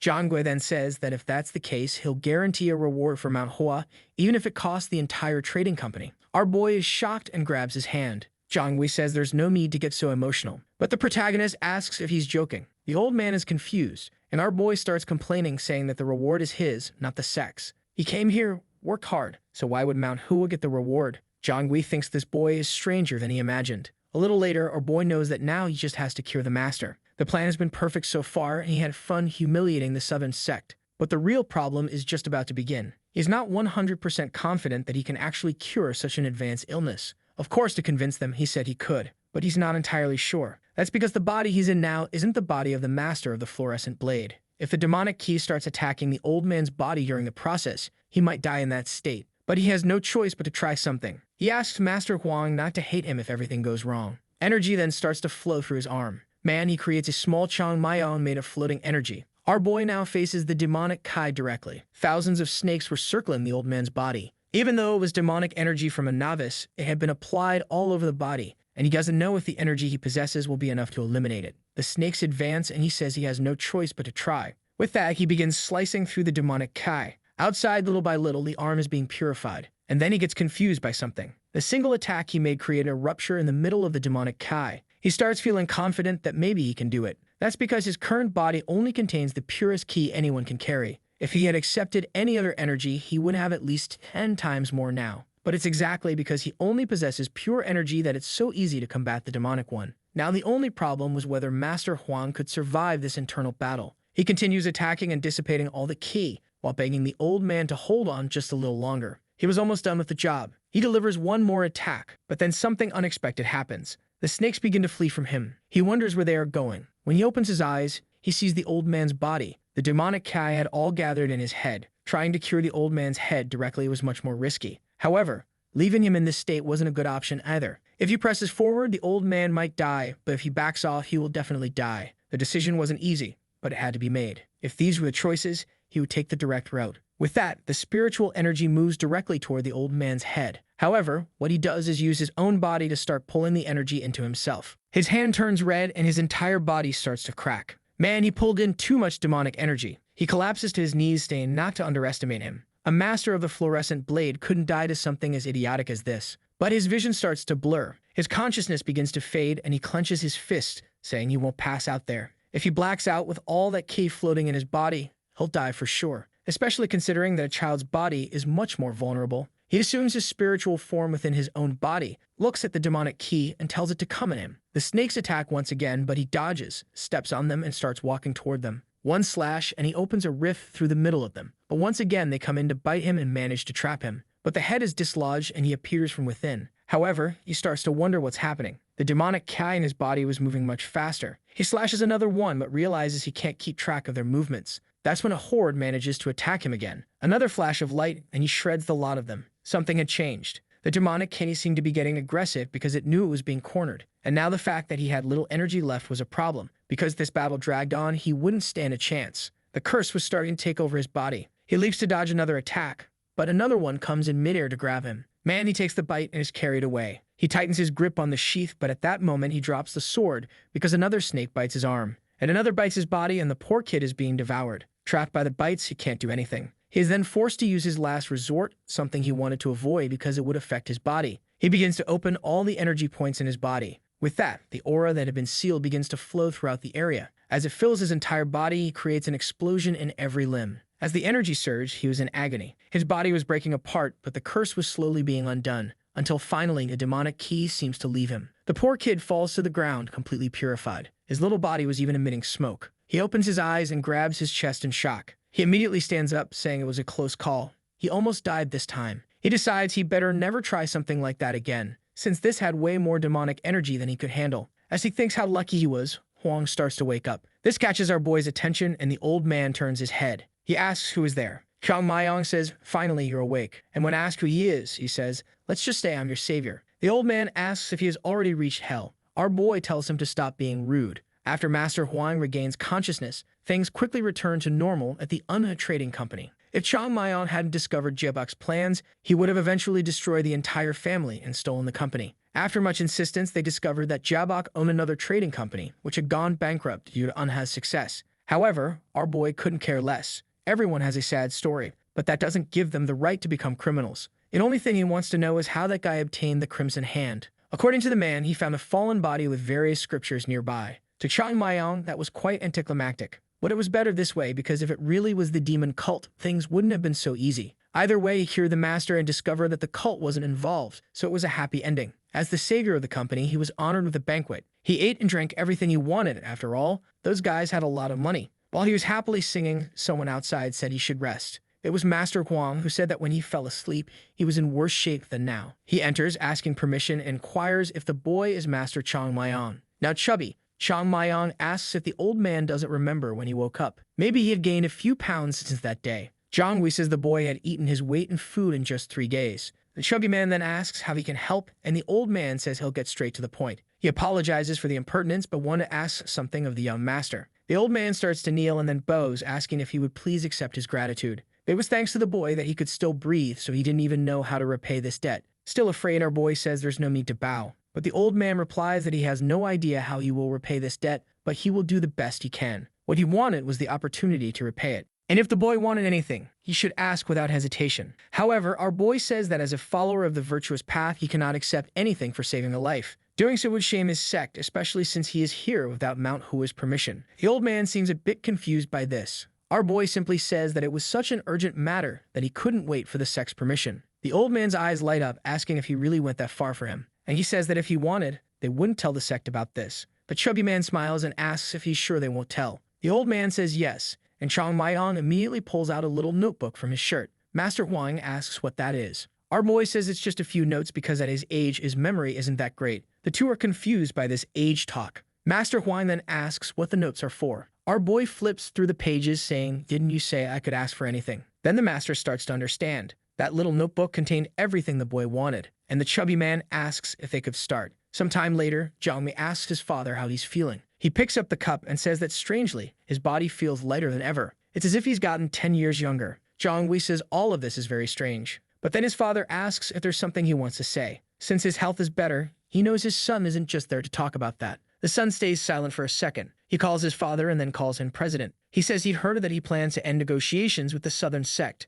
and also promise a great reward to Mount Hua. His father confirms this. Once again, Jongwi hesitates. He then reminds him that the Southern Sect is the greatest power among all the sects in Shaanxi. They would be turning their backs on such a powerful group and aligning themselves with Mount Hua, which is basically bankrupt. This would be extremely dangerous, even if it was to show gratitude to that young boy. Analyzing the entire situation, he thinks the reward is a bit excessive. However, if his father insists on doing this, he should at least maintain negotiations with the Southern Sect. The old man slams the cup on the table and asks what the main role of a merchant is. Jong Wei is a bit uneasy, searching for the words. Then he says the role of a merchant is to make deals that follow the virtuous path and enrich the local economy, at the same time making a positive contribution to the country and the world. His father spits out his tea and starts laughing. He says that's a very idealistic view for the vice president. But those are just a bunch of pretty words because he already knows the truth. The obligation of a merchant is to make money. They need to seek profit above all else, even if sometimes they have to go against the virtuous path. If a merchant wants to do good, they do it with the money they earn. Because for someone who deals in business, there is no good or evil in money itself. So the concern is only efficiency. Jong Wei asks if he understands correctly. His father's plan is to make money through the bankrupt Mount Hua. But Master Huang asks if he's forgotten how he made the trading company so big. A natural instinct to find opportunities, to see something undervalued with great potential and invest in it before anyone else. Whether it's a martial sect or even another trading company. Jong Wei knows that's how his father made Unha the largest company in Shaanxi. However, he insists, saying he doesn't see why they should invest in Mount Hua since it has no potential. But then he thinks of the boy and says it does. He agrees that right now, Mount Hua can't compete with the Southern Sect. But if it continues to grow at the rate he believes it will, they'll only need to maintain a good relationship, and thus they would have an unimaginable return on this investment. However, the son couldn't believe it, saying that this just made him even more confused. If Mount Hua didn't thrive, they would lose everything since there was no guarantee it would succeed. But the father said that Jong Wei was speaking from a place of ignorance. A merchant isn't just someone who bets on the likelihood of things going well. They would make Mount Hua succeed. The plan wasn't to wait for the sect to grow on its own. He himself would ensure that Mount Hua flourished again. In his life as a merchant, he had met countless people, but none had impressed him as much as that boy. It was as if his whole life he had been looking for something old, and suddenly he was awakened by a dragon. Ordinary people like the two of them had trouble understanding martial artists, but he didn't need to understand and just trust that eventually the truth would reveal itself. If the rewards he gave the boy created a bond, the company would have no choice but to prosper. To him, this was a small price to pay for success in life. Jong Wei, however, hesitated, asking if it was really such a small price. The old man fell silent and admitted that the boy had taken 5 times more than he had intended to pay. He cursed that the rascal really knew how to negotiate. The son smiled, saying that he didn't know why, but his father's mind was already made up. If that's what he was thinking, he was happy to follow his orders. But he still wasn't completely convinced. That's why he would give his best every day to ensure his doubts vanished from his heart. And personally, he would make sure that Mount Hua also followed a path to success. The father observed and said he was pleased to hear that from his son. Back with our boy, Chung Myung knew that this master had another motive for investing so much. A merchant like that wouldn't give away a fortune just out of gratitude. But he didn't care much about what the merchant expected in return. After all, he could just ignore any request a merchant made. A child might feel indebted, but he was an old man and couldn't care less about that. That's when someone approached the chubby boy. It was Isong who stopped in front of him. Our boy asked what he was doing there again. However, Isong pulled out a sword and handed it to him. He told him not to worry, that he had no bad intentions. But if he allowed it, he wanted a rematch. Another duel, but this time a real one. He had realized that he had been used as a tool to reveal that man's true intentions. Our boy said that calling it a trap was a strange way of putting it, since he knew that Isong was trying to set a trap to get him out of the city. But he was willing to let the past stay in the past. He just wanted to know what that had to do with him fighting again. Isong explained that he had been humiliated in public, put in mortal danger, and used as a pawn in the boy's plans. But it was his own fault for being deceived. Yet the only thing he kept thinking about was their practice fight before everything happened. What had occurred there still escaped his understanding. Our boy asked if that's why he wanted another fight, and Isong confirmed it. He admitted he had no idea, but he already knew the boy was much stronger than him. What he wanted was to understand what happened that day. Chung Myung seemed to like this guy who was asking for another fight, even though he had been humiliated. He thought Isong wanted to beat him up for everything that had happened, but this was a surprise. He told Isong to think carefully or he would regret it. But Isong smiled and said he was sure. The two then faced each other in the arena.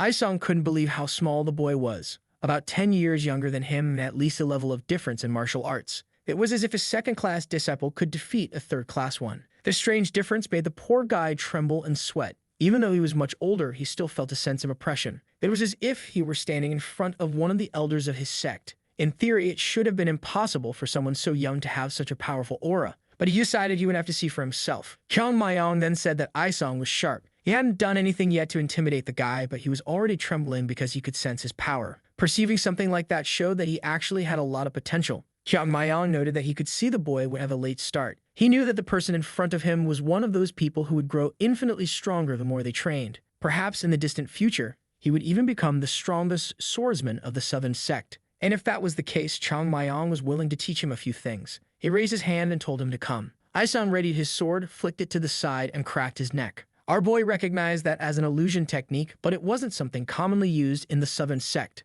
Aesong then warned him. He had realized there was no chance. That's why he had to start with the strongest technique he had. Several shadows of his hand began to appear, and he warned Chung Myung. He was going to use the 12 snow petal strikes technique, but our chubby boy didn't seem happy about it and called him a bastard. Aesong, however, threw himself forward, activating the technique. Our boy watched in anger. Man, he passed through, breaking the sword and sending the guy flying. The boy was left floating in the air. Before he could hit the ground, our boy was already beside him. He grabbed him by the shirt and lifted him up. Cursing him once again, he asked where he had learned that technique. This 12 snow petals thing was pure nonsense. The rest of the world might be fooled, but it wouldn't work on him. That's because this was a technique he knew deeply. It was one of the ancient core techniques of Mount Hua, known as the dispersal of petals, a technique that had been lost even within Mount Hua itself. So why was this guy from the Southern Sect using something like that? Aesong, barely conscious, muttered that he finally understood. The disparity between him and Chung Myung was like looking at a ghost. The poor guy started to lose his mind, wondering if this was what death felt like. Sometime later, he opened his eyes. He was in a hospital, battered. He tried to sit up. Chung Myung told him that his internal injuries were being treated and would heal soon. Aesong still didn't understand anything, but Chung Myung was already asking about the technique. The 12 snow petal technique. Aesong confirmed that was indeed the name. The protagonist couldn't believe that they had stolen such a technique so blatantly. And worse, nobody in the world, not even within Mount Hua, had noticed. That's because no one remembered what the techniques were like back then. He then asked who had taught this technique, and Aesong said any disciple above the second year could learn it. Our boy wanted to know if even the elders were using it. Aesong replied that as far as he knew, the elders hadn't learned it. At the moment, it was only being taught to first and second degree disciples. This caught Chung Myung's attention. If not all the elders knew this technique, then one of them must be teaching it to the disciples, which confirmed that the bastard who had stolen Mount Hua's techniques was still alive as an elder of the Southern Sect. It was all too obvious what happened. When Mount Hua was invaded by the demon cult, hundreds of members died on the 100-foot mountain, leaving few survivors, most of them children. They had likely received some help. Someone probably appeared, shouting to save the Mount Hua disciples, and the Southern Sect warriors rushed into battle. Chung Myung had long suspected something like this. After all, it would have been shameful for any martial sect not to help another being attacked by the demon cult. The problem was that under the guise of being allies, some of the tomes had been stolen, and perhaps the rest of the books had not been burned by the demon cult. A century ago, they had sacrificed all their lives to save the land from this great evil, and yet they had been betrayed by those they saved. The most shameful thing was that they had stolen the technique and then given it the name Snow Petal. He stood up and told Aesong that it would be better if he didn't learn that technique. Aesong, confused, asked why. Chung Myung smacked him on the head and told him not to ask, just to obey. They fell silent, and Chung Myung explained that it was a technique he would never master. The poor guy was still confused. Our boy was fuming and would have beaten him up more if it weren't for the fact that it was thanks to him that he had discovered all of this. He then explained that the Southern Sect's techniques follow a style that requires staying true to the fundamentals. Because of this, people practicing it must feel like everything is slow and heavy, but it was a type of study that became infinitely stronger the more time you dedicated to it.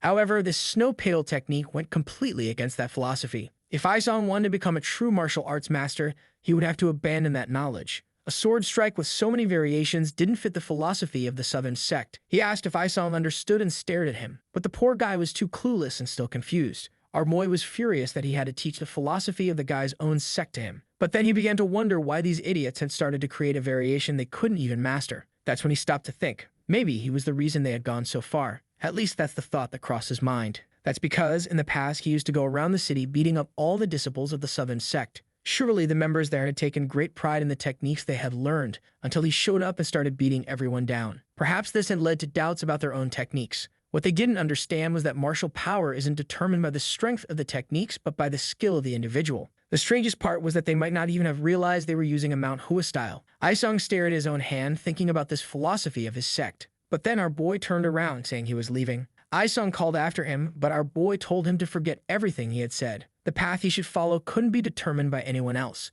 The advice he gave might have been useful, but he was still the one who would make his own decisions. That's why he had to stop and think for himself about the path he wanted to follow. At that moment, Aesong stood up and thanked him for the wisdom he had shared. Our boy turned around, smiling, and with that, the chubby guy left. He stood there, saying that this was very strange. It was almost as if he had met an old sage. But outside, our boy was already thinking about going to the Southern Sect and beating everyone up. He looked up at the sky, talking to his brother Jamu, saying those bastards had stolen everything, so how could he have self-control? If he were as strong as he used to be, he would already be in the middle of the sect. But that wouldn't work now. First, he needed to get stronger as quickly as possible, because the martial world is ruled by strength, and those bastards had messed with the wrong person. Meanwhile, back at Mount Hua, someone was tapping their feet, saying that maybe he had been robbed or killed. It was Yoon Jong who said that since Chung Myung had been gone for 7 days, something urgent must have happened. Jul said he hoped it was urgent enough that everyone would forgive him. Apparently, Jul had been called again by the leader, and he hoped they weren't in trouble. Unjin was listening to someone shouting that the boy was very insolent. It was Hyang who said the brat had disappeared for 7 days and he was just a third-class disciple. He told the leader that this wasn't something that could be overlooked, or how would people respect the sect. Sang told him to calm down, saying that maybe it was an accident. But Hyang said that even if it was an accident, it happened outside the sect and he didn't have permission to leave. His friend insisted, saying maybe he fell in the mountains. He turned to the leader and asked if they could send a search team. But the finance guy wanted to know why this third-class disciple had been allowed to roam freely in the first place. Another one banged the table, telling him to stop questioning the leader's decisions. The complaints continued, saying they were pushing the limits and breaking all the rules. The elder stayed silent for a second, then opened his eyes and said, "That's enough." The finance guy was startled and immediately sat down, apologizing. The elder sighed, wondering if he had been wrong to trust that boy. But he found it strange because the boy didn't seem like the type to cause trouble. Unjum stood up and said he would form a group to start searching for him. But then someone shouted that he had returned. Immediately, the elder opened his eyes and asked who. Someone shouted, "The brat." Chung Myung was approaching the gate. Everyone ran, asking if it was true, and someone confirmed it. The elder rushed out, saying he had to see for himself, but the finance guy told him to wait. The elder asked what was wrong. Hyang said he knew the leader was worried about the boy. That was because, despite being so young, he had helped the sect a lot. The elder told him to get to the point. Hyang then said not to coddle the boy too much, or it could demotivate the other disciples. At Mount Hua, people were raised to follow the virtuous and righteous path. That's why even the most precious disciple needed discipline. The leader sighed in relief, saying he would never forget that. More than anyone, he wanted the boy to have a bright future and be disciplined. But then Unim said that wasn't enough. Disobeying orders was extremely serious, and he should be confined to the cliff cave for at least 6 months. The leader was shocked, saying that he was just a third-class disciple and still didn't know things well. But Umev insisted that at least a proportionate punishment was necessary. The leader asked if everyone agreed, and all the elders said yes. He calmed down and said, "All right." Unim wondered what the boy had been doing. Finally, our boy entered the gate. As soon as he looked ahead, there were the 5 elders walking toward him. He looked at the leader and greeted him respectfully. The leader observed him and called him over. He immediately asked why he had been gone for so long. Our boy simply replied that it was unavoidable. But Hyang told him to stop being so insolent, as he was just a third-class disciple. No explanation he could give would be satisfactory. The sect master then told him to explain himself but warned him of the punishment. Our boy looked a bit awkward. Then someone asked for permission to enter. The finance guy was startled. It was the people from the Unha Trading Company asking for likes on this video.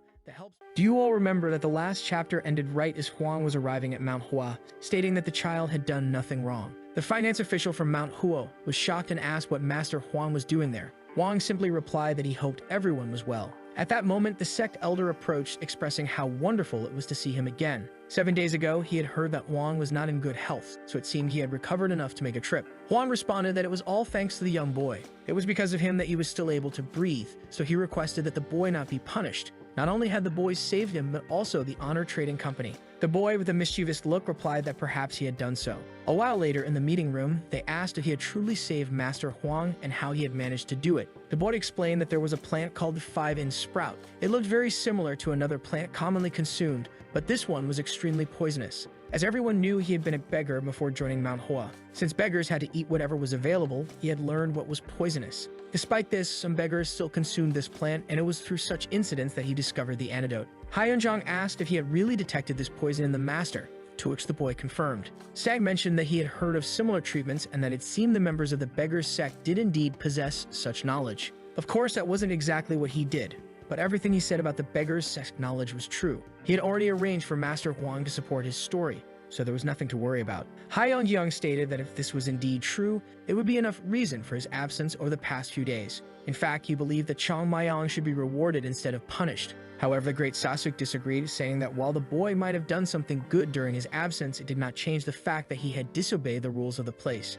He needed to learn a lesson and could not go unpunished. Hyun pondered this so-called lesson. He He then asked since when an order of his could take precedence over a human life. To him, it would be wrong to punish a disciple who broke the rules to save a life. Mount Hua should always follow the path of virtue, and what was more virtuous than saving a life? That is why he believed that the orders of Mount Hua did not surpass what was truly right. The great Sasuke apologized, saying he spoke without thinking. He then closed his eyes, deciding that was sufficient. In truth, he expressed that anger because he knew the sect leader would oppose him. However, this way the other elders would not be able to use the same argument. Judging by how the leader responded, he was sure the leader understood his intentions. Then the leader stood up and approached Chung Myung, calling out to him. When asked what it was, the leader patted his head, saying he had acted well. However, it seemed our boy was not too pleased with this. Angry at being treated like a child, he nonetheless thanked the leader. Shortly afterward, Yoon Jong entered the meeting room and announced that the Yona company was there to propose a deal with Mount Hua. Despite wanting to reward Chung Myung, the boy insisted on helping the sect instead. The elders were all thrilled. Wang then stated that he was there to seek permission to begin investing in Mount Hua. Yoon Jong was a bit confused and asked if he truly wanted to invest here. The representative from Yona company then clarified that investment might not be the right word. What he intended was more of a sponsorship. This was because an investment required a return in the future, while a sponsorship did not. Even the leader asked if he was certain about this, as he had already been more than generous to the Mount Hua Sect. However, Wang responds that if all he wanted was to praise this place, he wouldn't have brought the entire company. That's why he plans to bet everything he has on Mount Hua's future. He brought all the administrators, which is why he requested this meeting. He wants to discuss proposals on how Mount Hua should move forward from now on. The leader, at a loss for words, expresses his deep gratitude. He praises Chung Myung, stating that through his good deeds, he has brought even more fortune to Mount Hua. Truly, he was an example for everyone present. He then asked to speak privately with the two other elders, asking everyone else to leave. Outside, Sang pats Chung Myung on the back, saying he did a great job. The boy, feeling a bit embarrassed, insists he didn't do anything special, but Sang counters, saying he is too modest. Sang then walks away, remarking that Chung Myung not only saved a person, but someone who would bring blessings to Mount Hua. However, someone else calls out to him. Turning around is the great master Sasuke, who acknowledges that while Chung Myung's actions were for a good cause, he couldn't deny that he failed to follow the rules. The boy apologizes, admitting that he acted without thinking. Nonetheless, the master continues to scold him, saying he is disobeying the leader's orders and should not think for a moment that he can always find an excuse for everything. The boy becomes frustrated, thinking that this old man always scolds him. But then he notices something odd. The master is smiling happily. Sasuke walks away, saying that if Chung Myung understands, he can go. Chung Myung looks back, realizing that the old man was scolding him but couldn't stop smiling. He watches as Sasuke and Sang walk away, chatting about how the sect has been very fortunate lately. Fortunate? Nonsense, thinks Chung Myung. It's all thanks to my hard work. He knows it will take a long time to restore the place's former glory. Remembering Chianma, he mutters that he's finally feeling the weight of age, 2 lifetimes worth to be exact. Meanwhile, in the meeting room, Wang informs everyone that from now on, he will manage all business in the city of Huayan. This way, Mount Hua will never have to worry about money again. However, he has 2 conditions. The first is that any profit must be reinvested into the sect's growth. The leader agrees, as Mount Hua sees no benefit in accumulating wealth. Huang then states that Chung Myung should receive privileges beyond those of third-year disciples. The leader is a bit puzzled, as the term privileges is vague, especially since the boy already enjoys privileges far beyond any other third-year student. So, what more did Huang want to ensure for him? At that moment, Sang suggests allowing the boy to learn the techniques from the newly discovered tomes, such as the cherry blossom techniques. The leader is about to agree, but the finance officer objects. Everyone falls silent, and the leader asks why Huang opposes it. Wang replies that merely giving him a few techniques feels more like a punishment than a reward. The group reluctantly agrees, knowing Chung Myung would not be pleased with such a reward. Yoon Jong then slams the table, stating that they must give the boy a truly satisfying reward that reflects their happiness with his accomplishments. The leader remains silent, curious about why Yoon Jong suddenly seems so determined to reward the boy.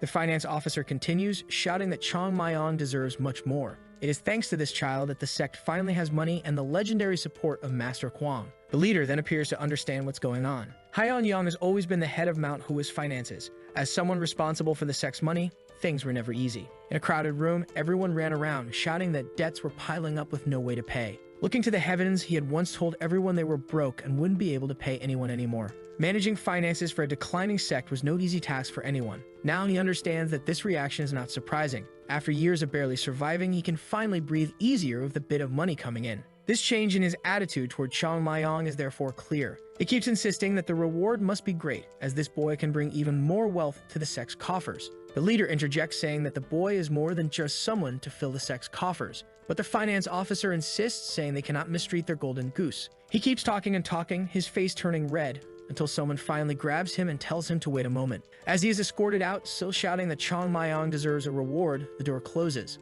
The remaining members in the room agree that his reaction is understandable, given how tough his job has been. Yet one of them remarks that regardless, what he said was true. Chung Myung should be rewarded to show the rest of the sect that good deeds do not go unnoticed. The leader asks what he suggests, to which Hwang responds that since Chung Myung enjoys going out so much, he could be the one to communicate with the Yeon, a group. The leader remarks that simply making him an errand boy between them and the Hwang group doesn't seem like much of a reward. However, Hwang insists, saying he is certain Chung Myung would be extremely pampered whenever he visits the company, and he does like going out. They then discuss another potential reward, such as a technique. Just as they are deliberating, the finance officer interjects again, insisting they give him money so he can bring in even more money, but he is quickly escorted out as well. The leader is left wondering when his friend became so obsessed. Later, on top of a mountain, Chung Myung observes the sect and remarks to Master Hwang that his performance was impressive. Hwang replies that while it was true, they are now in the same boat. However, Chung Myung humbly states that he was simply in the right place at the right time and does not consider himself worthy of being in the same boat as someone with such accomplishments.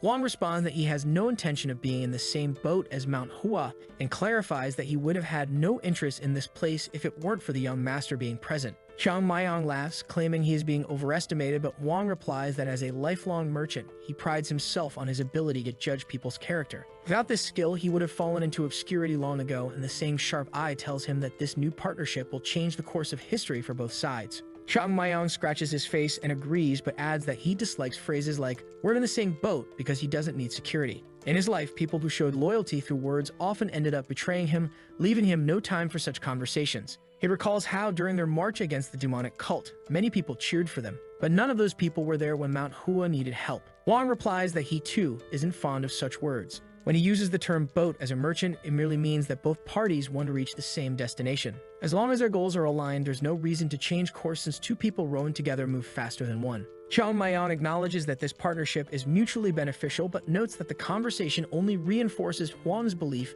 that the boy thinks similarly to him. In Chung Myung's mind, there is no doubt that Mount Hua will one day regain its former glory, and such confidence alone is commendable. Hwang pledges that the trading company will support Mount Hua to the fullest and asks if Chung Myung understands what that means. The boy replies that it means they will turn their backs on the Southern Edge Sect. However, they didn't ask for it, so Hwang should not be presumptuous in thinking they are considering it. Hwang laughs, saying he expects nothing in return and is merely showing the magnitude of his intent. Chung Myung laughs as well, stating that if that's the case, there's nothing to worry about. However, beneath the surface, both are wary of each other. Hwang thinking that the boy is too clever for his age, while Chung Myung knows that a merchant like Hwang never acts without a reason. A moment later, Hwang calls him over again, saying that he possesses exceptional talent and has never met anyone his age with such potential. Chung Myung thinks to himself that of course, since he is living his second life. Hwang then advises him to hide some of his talent from now on. The world is a frightening place, filled with demons and monsters roaming freely. Greed drives men to kill over a few coins,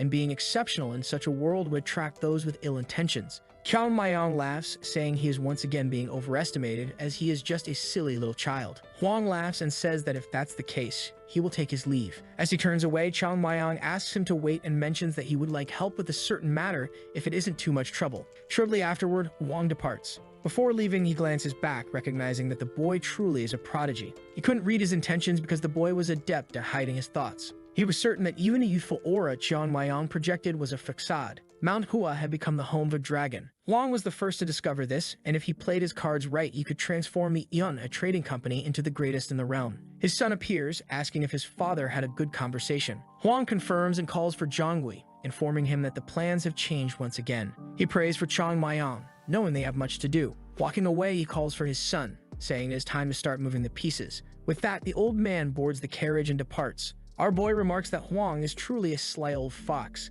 Clearly, he operates on a completely different level compared to the current elders of Mount Hua. But it makes sense. He survived in the cutthroat world of merchants, which in many ways is more ruthless than the world of martial arts practitioners. Still, for now, he had managed to overcome Mount Hua's greatest obstacle, poverty. Unfortunately, there was no time to rest and celebrate. While the Southern Edge Sect might be neglecting its core principles, Mount Hua had to rediscover and relearn all of its foundations. Finally, it was time to focus on the martial arts of the sect. The impact of the Manhwa group on Mount Hua's enterprises was tremendous. Very quickly, all of Mount Hua's businesses in Humian were stabilized. In a matter of days, the once empty streets became lively and bustling again. This newfound stability was evident even in the expression of the finance officer. Mount Hua hadn't experienced such peace and stability in decades. It was as if the past was finally behind them and they were now building a new chapter of history. However, things weren't going well for everyone. Chung Myung announced that it was time for one last repetition. The poor disciples were sweating as they pushed through their push-ups. Our boy urged them for just one more while they protested, saying they had already been doing the last one for ages.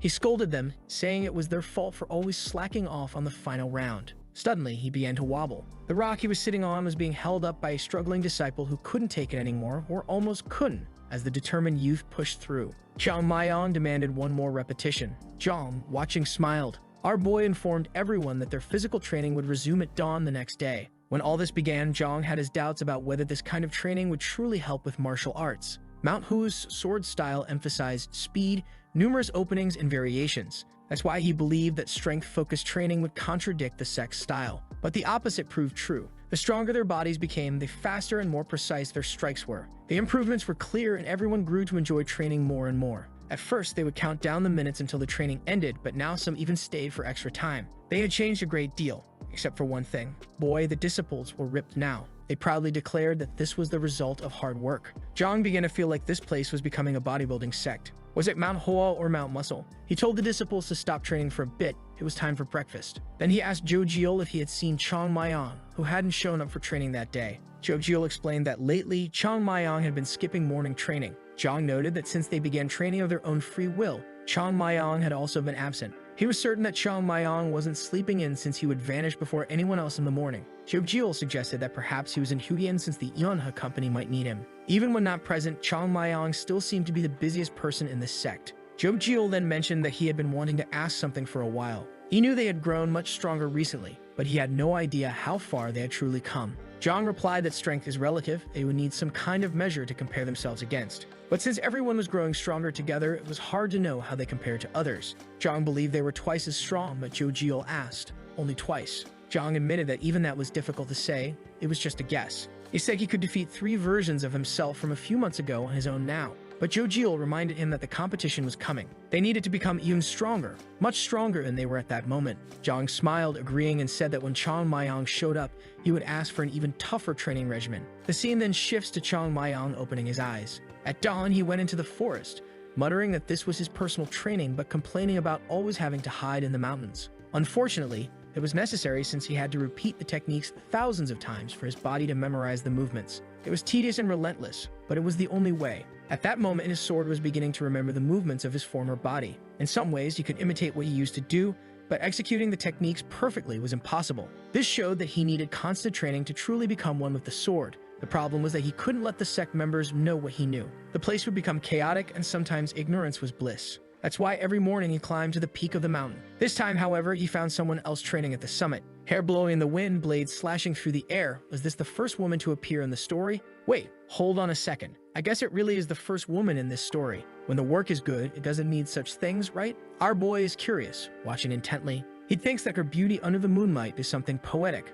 Her movements are graceful, powerful, and elegant. Her sword strikes are delicate yet unyielding. To him, it resembles the old Mount Hua style, but he has no idea how she knows it. The techniques he thought were lost forever are being executed right in front of him. What impresses him the most isn't the technique itself, but the intention behind the sword. Suddenly, she stops and leaps in his direction. The blade is already at his neck as she asks who is there. For a moment, she pauses. Our boy is frustrated with himself for getting so lost in thought that he let her notice his presence. The girl, having never seen him before, demands to know who he is. He simply stares, thinking he should be asking her the same question. Who is this girl? But he notices the emblem on her robe, indicating she belongs to Mount Hua. Besides that, she is incredibly beautiful, and it becomes clear this is Chung Myung's weakness. In his past life, he traveled to many places but rarely encountered a woman as lovely as her. If he were truly a young man, her appearance would have left him dumbstruck. The sword inches closer, and she demands an answer. What now? Is she actually cutting his neck? He points out that they are wearing the same uniform. She lowers her arms slightly and he gestures at the symbol on his chest. She then remarks that she doesn't recognize his face and asks if he is a third-class disciple.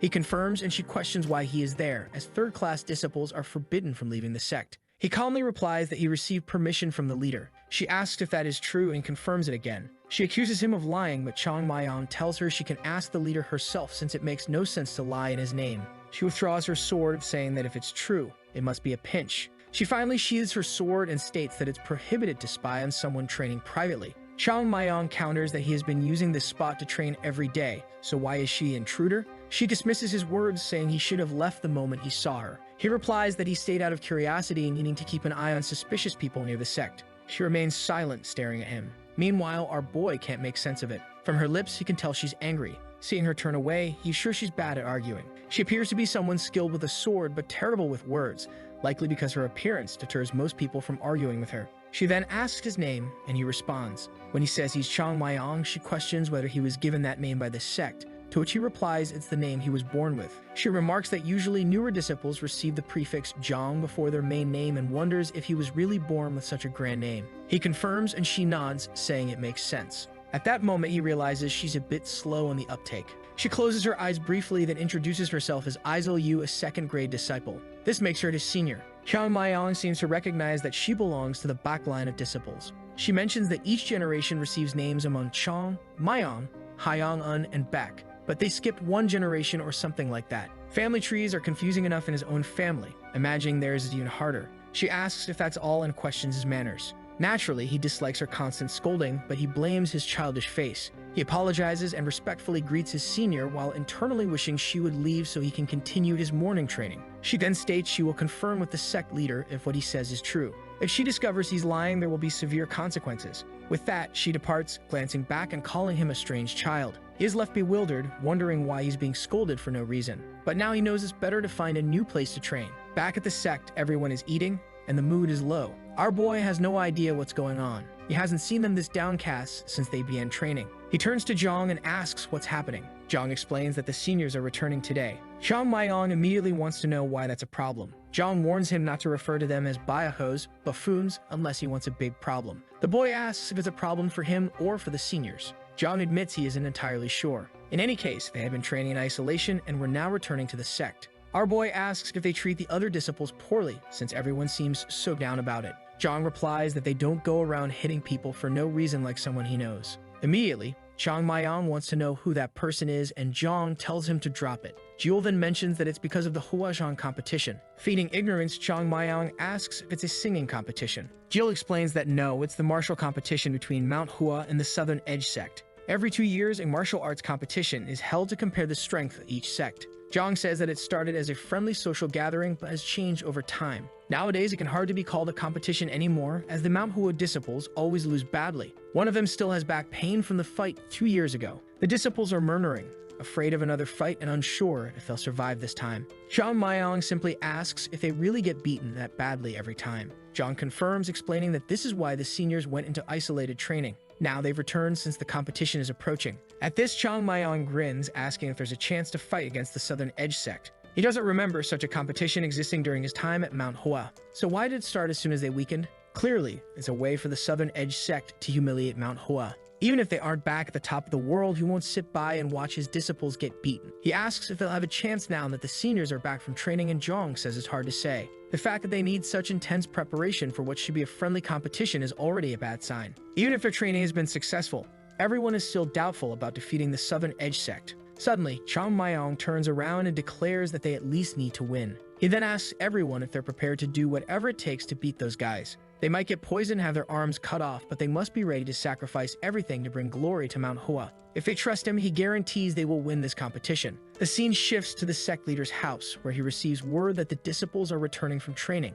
Unem asks why the competition, which was supposed to be in 6 months, was suddenly moved up. The leader explains that the Southern Edge Sect sent a message saying they needed it to be earlier this time. Confused, Unem says they still need more time and suggests finding a way to delay the competition. However, the leader replies that it's unfortunately not possible. Unem tells the leader that Mount Hua is currently on the rise. Things are going well. They no longer need to worry about finances and have found a new path forward. But they can't forget that at the end of the day, they are a martial sect. Although they've discovered new techniques, there hasn't been enough time for everyone to learn them. Even if they've mastered the basics, it's still not enough to go head-to-head with the Southern Edge Sect. The The problem is that losing again in a humiliating fashion to the Southern Sect will crush what little hope the new disciples have. It might even cause some to give up on the sect or the martial path altogether. The leader responds that he is also worried about this outcome, but he doesn't believe that avoiding the competition will inspire more hope. It might even be worse, as it would make the disciples think the leader has lost faith in their abilities. He believes that this year they have a small chance of winning, even if the gap between them and the Southern Edge Sect is still significant. A fair defeat in battle is nothing to be ashamed of. It should serve as motivation to train harder. But running away entirely to avoid defeat is something no martial artist should ever do. They cannot betray the sect out of fear of the competition's consequences. Yoon Jong apologizes, saying he spoke without thinking. The leader says it's fine and instructs him to make sure the disciples are well fed, as they must be exhausted from training. He then thanks him and says he will warmly welcome their return. With that, the door closes, leaving the leader standing quietly. He goes to the window and gazes up at the sky. To him, it feels like a thorn is lodged in his heart. Every breath he takes hurts. The poison will continue to spread until his heart stops beating. The competition with the Southern Edge Sect is truly approaching. Later, someone asks if he's sure they'll win against Jong. Jong and Jo comment that they're getting much stronger, but they're still unsure. Chung Myung confidently states that yes, they're getting stronger. He opens his hand and says about this much. Everyone falls silent. He laughs and says he's joking. They've improved more than that. He shows a slightly larger gap with his hands to indicate their progress. Jo shouts, asking how different that is. Chung Myung thumps his chest, saying train like a beast and can feel even his bones growing stronger. Chung Myung reminds them it's only been a few months. Corn can triple in size, but it wouldn't make sense to compare its size to a tree. Looking at them, our boy knows they have been evolving in a way he has never seen before. However, they still had a long way to go to compare to the former third-class disciples. If the Southern Edge Sect is still as strong as they were in the past, right now there is no one in Mount Hua who can win that fight. Perhaps Gil was one of the few exceptions. He had a small chance of victory if he faced the right opponent. It was the same for Yoon Jong, but he would need even more luck than his friend. These two were the strongest in this group, and the rest of their friends didn't stand a chance. Gil then asks how they will defeat those guys. Our boy says it's simple, just get stronger. Jong, however, wants to know how they will become strong enough to defeat the Southern Sect if they barely have any time. Our boy explains that's why he asked earlier. Is he prepared to die to win? Everyone realizes that he's about to change their training regime. They are gathered in the middle of the night in the arena, wondering why they're there. Someone asks if everyone has shown up. Of course it's him, the troublemaker. Jong confirms that everyone is there as requested. As people begin to ask about the training, he strikes the ground with his sword. Extending the blade forward, everyone is shocked to see he's using a real sword. Our boy then asks if they want to know what the training will be this time. It wasn't anything special, nor would much change. Basically, each of them just needed to die once. The group is confused, wondering if he means literally die. Our boy casually moves the blade aside and says he'd rather die than lose to the Southern Edge Sect. But he believes in the potential of the seniors, so they will surely win. Jong says that if the training method guarantees victory, he will do whatever it takes. But he wants to understand this dying business. Our boy says it's a good question and asks him to step forward. Gul is unsure if he means him. He looks around and everyone has already turned away. Left alone by his friends, he steps forward, saying he'll go first. As soon as he stands before him, our boy asks if he wants to become stronger, to which he replies affirmatively. Our boy then explains that it might sound strange, but they are already strong enough. What he means is that the training they've been doing wasn't useless. Jo Gul acknowledges that, but doesn't understand why they supposedly have no chance against the Southern Sect. Our boy confirms they don't have a chance, and Gul wants to know if they're strong or weak. Our boy remembers Yoon Baek and knows that if that man is a disciple of the Southern Sect, clearly their strength hasn't changed much compared to the past. The two before him are the ones with the best chance of winning, but the rest of the disciples would need a lot of luck to win a fight, or perhaps even with luck, they would still lose. He then explains that they don't lose to the Southern Sect because they're weak. It's because despite having strong bodies, they're still using the same old movements.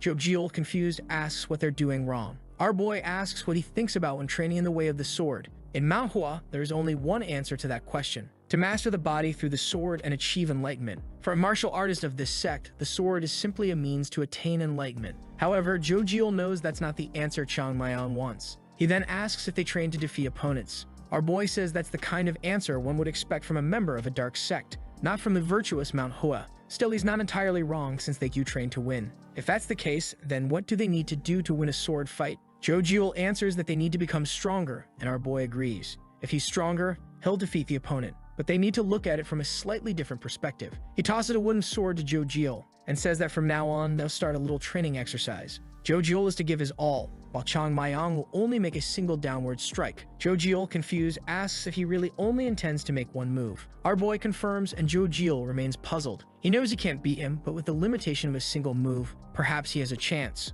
He prepares, though he's not very confident. Before beginning, he asks if Chung Myung will be using a real sword, and our boy confirms. He asks if he won't get cut, and our boy assures him he won't. Jo Gul, still apprehensive, says he doesn't want to get sliced in half, and our boy asks why he's even questioning it. Now more confused, Jo Gul wants to understand the purpose of this training. He's certain Chung Myung knows what he's doing. He asks if he can attack, and our boy, impressed, comments that for someone who's scared, Jo Gul sounds confident. Jo Gul replies that it's thanks to him that he's been training as if his life depended on it. Our boy notices his trembling arm. With a laugh, he tells him to come at him. At that moment, Jo Gul leaps forward and tells him to prepare himself. He recalls everything he's been through and warns that it's nothing personal. He uses the falling fatal slash, but Chung Myung dodges. Confused, wondering why this guy seems to hate him so much, Jo Gul prepares himself, pivots, and executes a 7-step strike. Once again, he uses a pedal technique, and once again, Chung Myung evades. He was impressed by how quickly Jo Gul was closing the distance. In terms of raw talent, he was comparable to Lysong Baek,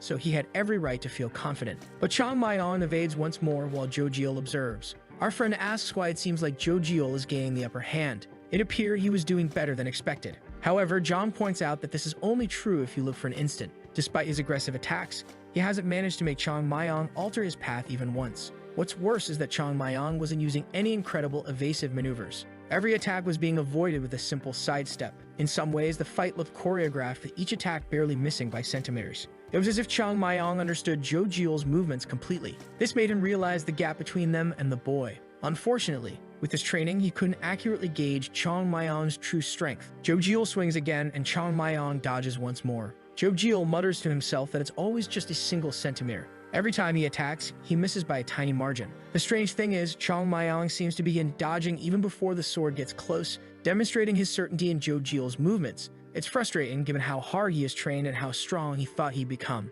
But now he wonders if this is the limit of his progress. Looking at Chung Myung, he declares it won't end like this. Yoon Jong looks shocked, while Jo Gul shouts that it's not over yet. His sword becomes enveloped in an aura. The other disciples are astonished since no one knew he could use aura techniques. At that moment, he charges at Chung Myung again. He swings, but once again, Chung Myung dodges. Dust rises from the ground, and the wall is damaged while the floor is cracked. Meanwhile, Chung Myung remains perfectly still, standing off to the side. Jo Gul is exhausted, and Chung Myung starts moving his blade. As Jo Gul looks up, he sees Chung Myung preparing to strike, announcing that this is the end before swinging his blade down. The blade stops just 1 centimeter from Jo Gul's forehead, with smoke swirling around. The room falls silent, and Jo Gul collapses to the ground, trembling. He can't even speak. Chung Myung asks how it felt to experience death. Jo Gul, still dazed, mutters that he's a cursed trickster. Chung Myung simply smiles and tells him to rest a bit. He turns to the crowd and calls for the next person. Yoon Jong asks if he means him, and Jo Gul confirms that he's definitely the next target.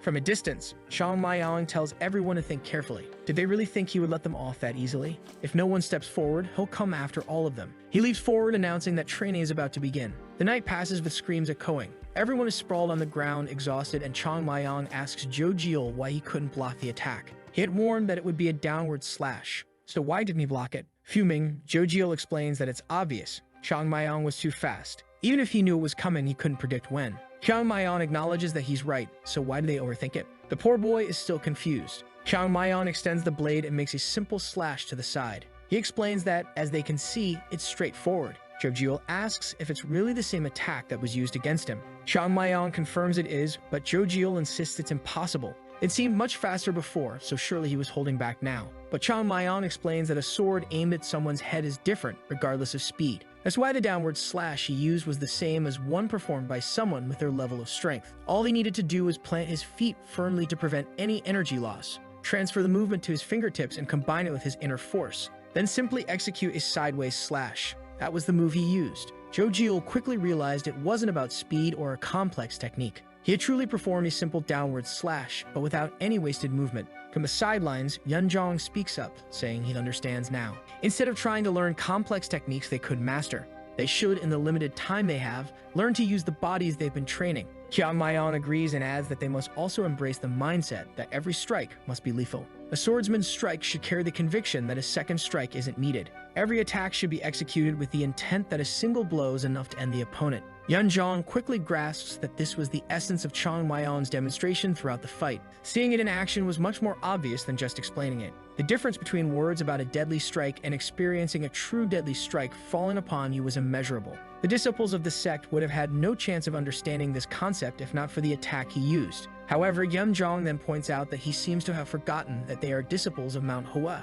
As people from this place, they should strive to defeat their opponents using Mount Hua's techniques. Our boy then asks what the first strike in the 6 elements technique is. Yoon Jong replies that it's a downward slash. Our boy then asks if what he did wasn't based on the 6 elements technique of Mount Hua, a technique that forms the foundation for all other fundamentals here. Every move of Mount Hua must start with the 6 elements technique. And yet, he sees a bunch of novices who don't even know the first strike of the most basic technique, trying to use the falling petal technique. He warns them that they need to understand once and for all. If they don't master the 6 elements, there's no point in learning anything else from this sect. A castle without a solid foundation will be destroyed by the slightest breeze. That's why they must perfect the basics before moving on to other techniques. Someone stands up and says they understand the importance of the 6 elements, but they aren't like him, capable of generating such power with just a basic technique. Even if it's shameful to admit, all that matters to him right now is having the strength to humiliate the Southern Sect. So all he wants to know is, if they follow this teaching, will they avoid being humiliated by the Southern Sect?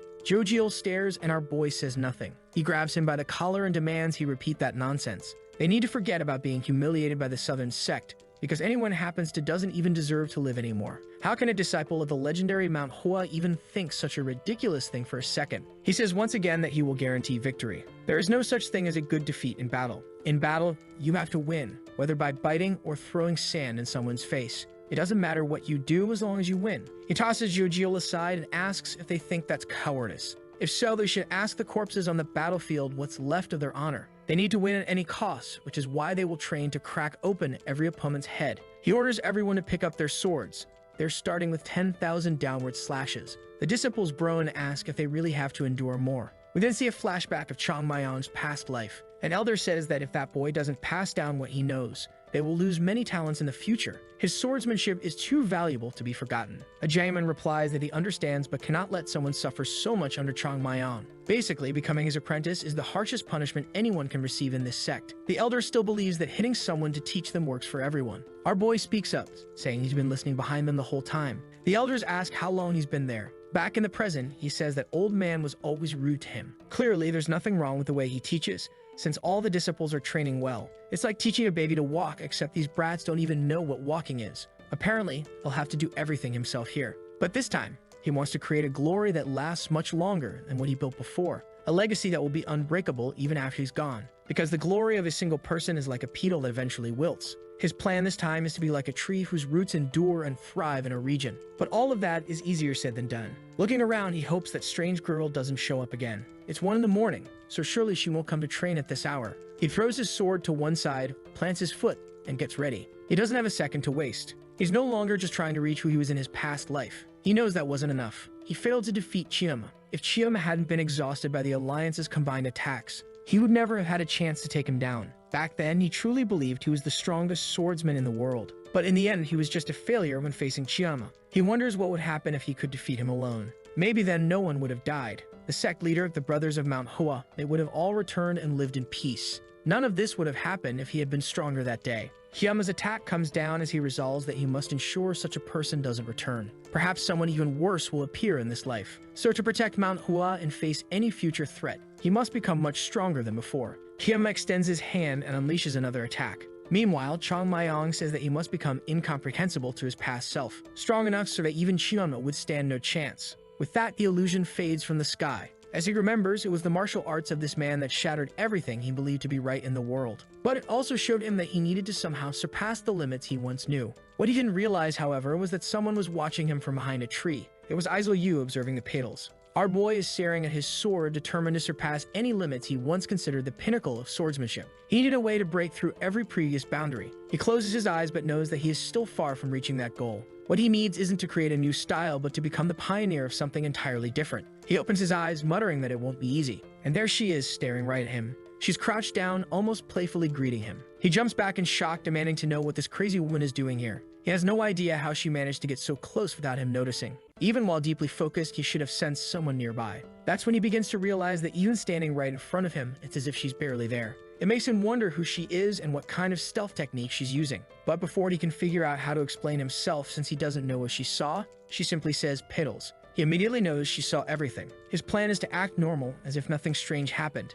He picks up his sword and she instinctively raises hers. She asks if he plans to kill her to keep her quiet. He tells her to stop being so dramatic. He's not going to do that. Realizing he implied he could easily kill her, they both fall silent. He quickly realizes he's being far too casual, and now he's in a bind. He sheaths his sword, wishes her good night, and starts laughing awkwardly. But she calls out for him to wait. Instead, he bolts, running desperately. She remains there, remarking quietly that the piddles were beautiful. Meanwhile, our boy runs frantically, muttering that she's terrifying him. She was the only one who saw it, so everyone else would doubt her if she spoke up. It seems that now that the Baek lineage disciples have returned, he'll have to be much more careful. He stops and suddenly remembers there's something he needs to do before they come back. He changes direction, determined to take care of it before returning to Mount Hua. The city of ruin is bustling. At one table, a cheeky man is eating and drinking. Ever since the cave liquor ran out, he's been coming here every day. Since the sect leader gave him this privilege, he intends to enjoy it to the fullest. What's the point of following all the sect's virtuous rules if he can't even enjoy life a little? To him, that's the problem with the devout ones. He remembers Jaemin, who would definitely scold him for this. But he asks him to relax. He's already past 100 years old. The only issue is that the liquor here isn't the same as it once was. It was much better when he used to sneak out of the sect back then. It's strange because he's always wanted to drink without anyone sitting across from him. His brothers would be rolling on the floor laughing if they saw him being so sentimental. Even though everyone revered them as masters, at the end of the day, they were just a bunch of old fools. But he's sure they don't have anything as tasty as this wherever they are. With that, he takes another sip and slams the table, saying he feels better. To him, enlightenment makes no sense. He already lives in paradise and prefers being here over anywhere else in the world. So he apologizes to his brothers, saying he won't be joining them just yet. He hopes at least they are happy wherever they are. Just then, others approach the bar. They open the door, enter, and sit near Chung Myung. They're talking about finally being able to eat good food. Our boy notices that they seem to be in their 20s or 30s and have a cherry blossom emblem on their chests. They are probably Baek lineage disciples. He'd be in trouble if he was seen here, so he decides to finish up and leave quickly. One of them asks where Sister Isol Yu is, and another replies that she's already gone to Mount Hua. Another mentions that it's fine for her to arrive first since everyone knows she's always in a rush. They call over the restaurant owner and order a dish for each of them. Our boy observes that these second lineage disciples are bold enough to drink in the middle of Huang. It's no wonder the sect was failing. In his past life, if he saw something like this, these guys would be locked up on the mountain for a week. The one in the middle seems to be oldest. He pours a drink and praises everyone for their hard work. One of them compliments him, saying no one worked as hard as he did. He smiles and thanks them for their kind words. Strangely, Chung Myung can't help but think the guy is very handsome. Basically, he had the perfect description of a legendary protagonist. The man tells everyone that they all worked as hard as they could and that they should enjoy their food today. It's on him. Our boy is just eating, grumbling that these idiots are bringing shame to the sect. Then they hear one of them ask how much their skills have improved. Since they trained so hard, maybe this time they could defeat the Southern Edge Sect. But the man taps his glass on the table and admits he isn't sure. The Southern Edge Sect is strong enough to be one of the top 10 sects in the world. Even though Mount Hua was also one of the top 10 in the past, the distance between them now is vast. But that's just reputation. Reputation and skill don't always align. Even though they lost to the Southern Edge Sect last time, he believes they aren't as far behind in skill this time. He shows his hands, explaining that this time they gave it their all, even at the cost of sleep. They endured the hardship of isolated training and gave it everything they had. Such hard work won't disappoint them. One of them then asks if they at least have a fair chance against the Southern Sect. The man raises his cup and says that's not the goal. Nothing is eternal, so as long as they continue to dedicate themselves, Mount Hua will eventually become the greatest sect once more. But suddenly, our boy starts laughing. Everyone goes silent and he awkwardly turns away. The man stares at him and he tries to play it off, joking that a pesky fly keeps buzzing around his ear. But seeing the way the other man is looking at him, he knows the act isn't working. The man sets down his glass and calls for his junior brother. He stands up and says he doesn't believe they've met as he's never seen him around Hying. Even at the risk of being rude, he wants to know the boy's clan and name. Our boy is trembling because he really doesn't want to answer. No one speaks as the man in the bandana insists on knowing who this child is. He sensed something strange the moment they entered the tavern, and now he understands why. All because of him, a boy who doesn't look older than 15 is sitting here, drinking liquor and eating all this expensive food. He doesn't know of any merchant's son in Huaying who could flaunt wealth like that, especially not someone this young. Our boy replies that he's just a traveler passing through, so everyone should simply enjoy the meal today. The man with the bandana concedes it's possible. But then he grabs a stool, moves toward him, and says that since fate brought them together, they should introduce themselves. He places the stool beside him and sits down right in front. He introduces himself as Baek Cheon, a second-year disciple of Mount Hua. Our boy wonders why this guy is suddenly trying to get close to him, knowing he can't even hit him. He responds by saying that his name is so insignificant that it isn't worth knowing. Baek Cheon, however, points out that it's rude not to turn one's face during a conversation. Chung Myung is tempted to tell him to become a civil official since he seems to enjoy politeness so much. He then stands up and apologizes, saying he has something urgent to take care of. With that, he begins to leave, but not before Baek Cheon the Jr. comments that he hoped they could have a proper conversation. Our boy says his parents taught him never to talk to strange men in taverns. Baek Cheon turns to grab him, saying he won't let him escape. But our boy sidesteps and is already gone. Baek Cheon stands there, bewildered, not understanding what just happened. The boy had dodged his move without even looking. The others ask why he let the kid escape so easily. Embarrassed, he claims that it wouldn't have been virtuous to press a child like that. Yes, that's why he let him go. It must have been a stroke of luck. In the mountains, our boy mutters that these disciples are going to be a problem. For now, since his skills aren't too far apart from the rest of the sect, things are manageable. He's finished all the liquor, but he wants just a bit more. The problem now is having an entire lineage of superiors he's supposed to obey in theory. He probably should have kept quiet instead of laughing at what they said. But it was ridiculous for them to think they could defeat the Southern Edge Sect. They talk a lot, they don't even seem as strong as Jo Gul. He mimics the guy's little hand technique, calling it absurd that he thought he could capture him with such a laughable move. The third-year disciples were already known to be weak amateurs, so expectations weren't high. But the second-year disciples are different. He wonders how things turned out this way, then looks at the empty jar and admits he shouldn't be wasting time here.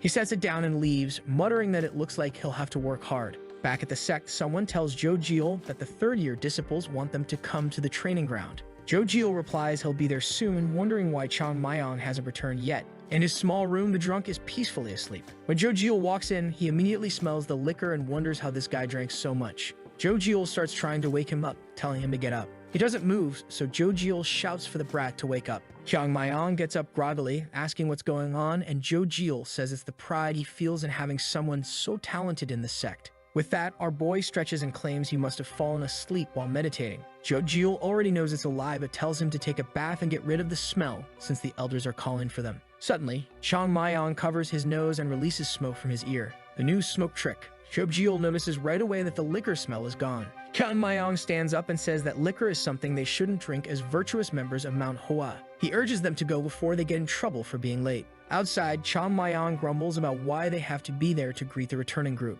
Jo Gul explains that it's customary to do so when they come back from isolated training. But Chung Myung scoffs, thinking that their so-called isolated training must have been a breeze. To him, real isolation training was being trapped in a cave for 6 months, eating mold in complete darkness. All they did was play with wooden swords while nibbling on some grains. Did they really believe something so trivial was enough to make them stand out? Jo Gul insists that the seniors seem serious and are even talking about defeating the Southern Edge Sect this year. He adds that Chung Myung should watch his tongue, especially around brother Baek Cheon, who is known to be strict. Chung Myung waves him off, telling him to take it seriously. They approach the gathered group at the sect's gate. They apologize for being late, and someone announces that the gates are opening. The second-year group starts to arrive. Everyone watches, commenting on how noticeable the difference is. The crowd applauds as Chung Myung watches, unimpressed. The group enters the sect, and our boy spots the troublemaker again, the handsome one who almost caused him problems. It irritates him, as he used to be the center of attention back in his day. He's confident he'd look even better than this guy if he dressed up, since plenty of girls used to chase him. Jo Gul teases him, asking if he's sure about that, and Chung Myung tells him to shut up since he's telling the story.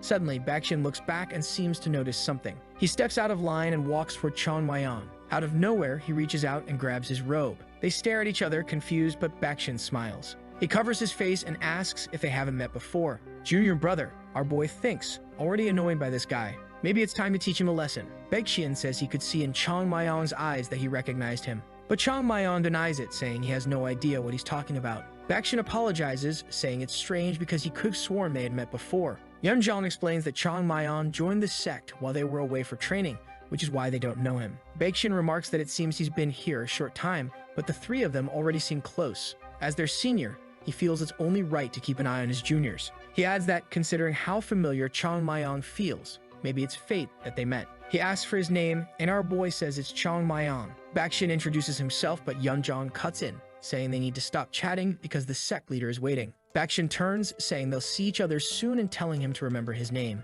Junior brother Chung Myung. Oh boy, he's provoking him. Yoon Jong asks if they've met before, and Chung Myung denies it. Yoon Jong explains that senior Baek Cheon is known as Mount Hua's top prodigy. Many believe he has the potential to restore the sect's glory. For a time, Chung Myung himself was called Mount Hua's prodigy before gaining his reputation as a troublemaker. Chung Myung sarcastically says he thought Jo Gul was the sect's greatest prodigy. Jo Gul blushes and tells him to keep quiet before someone hears. Chung Myung asks why, and Jo Gul says he could never match someone like Baek Cheon. Chung Myung jokes that he's very humble and will surely go far in life with that humility. But deep down, Chung Myung knows that Baek Cheon is a big fish in a small pond. It might seem impressive at first, but big fish belongs with other big fish. If that doesn't happen, it only shows that there's some fatal flaw. Everyone lines up in front of the sect as Baek Cheon leads the way. Yu approaches and joins the group. Chung Myung watches her, praying she doesn't recognize him. Thankfully, no one seems to have mentioned anything. Jo Gul notices he can't take his eyes off Sister Yu.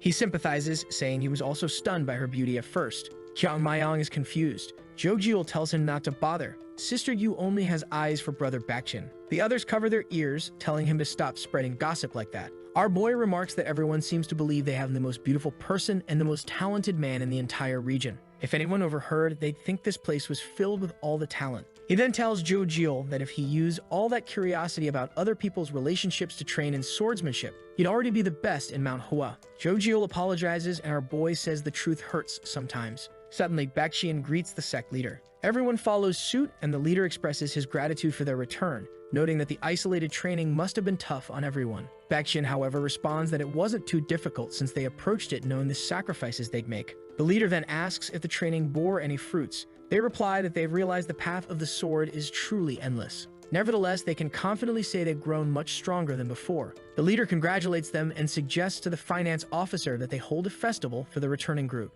But the finance officer dismisses it as being too extravagant. Pretending not to be upset, he tells everyone to move along, stating everything is ready. As he walks off, he mutters about how these rascals have returned to steal his money. The leader is puzzled, noting that lately he only has good things to say about Chung Myung. He then instructs Yoon to give the disciples some free time to relax and enjoy themselves. He calls for Chung Myung to visit his office. Our boy grumbles, asking if he really has to go again. Baek Cheon turns, questioning why this disciple from the third series is speaking so familiarly with the sect leader. Yoon Jong asks if he'd go if there were snacks, to which Chung Myung eagerly agrees. The two walk off, leaving Baek silent. Before leaving, Baek Cheon calls Eun over and asks about the boy. Eun approaches, advising him not to worry too much about it. Baek Cheon is confused, but Eun cryptically mentions that it's especially true for someone with his temper. Before Baek Cheon can get a real answer, Eun leaves, leaving Baek to wonder if this is the same Mount Hua he knew before his training. Later, a feast of meat is laid out on the table. Baek Cheon is bewildered, wondering how the sect has money for such luxuries.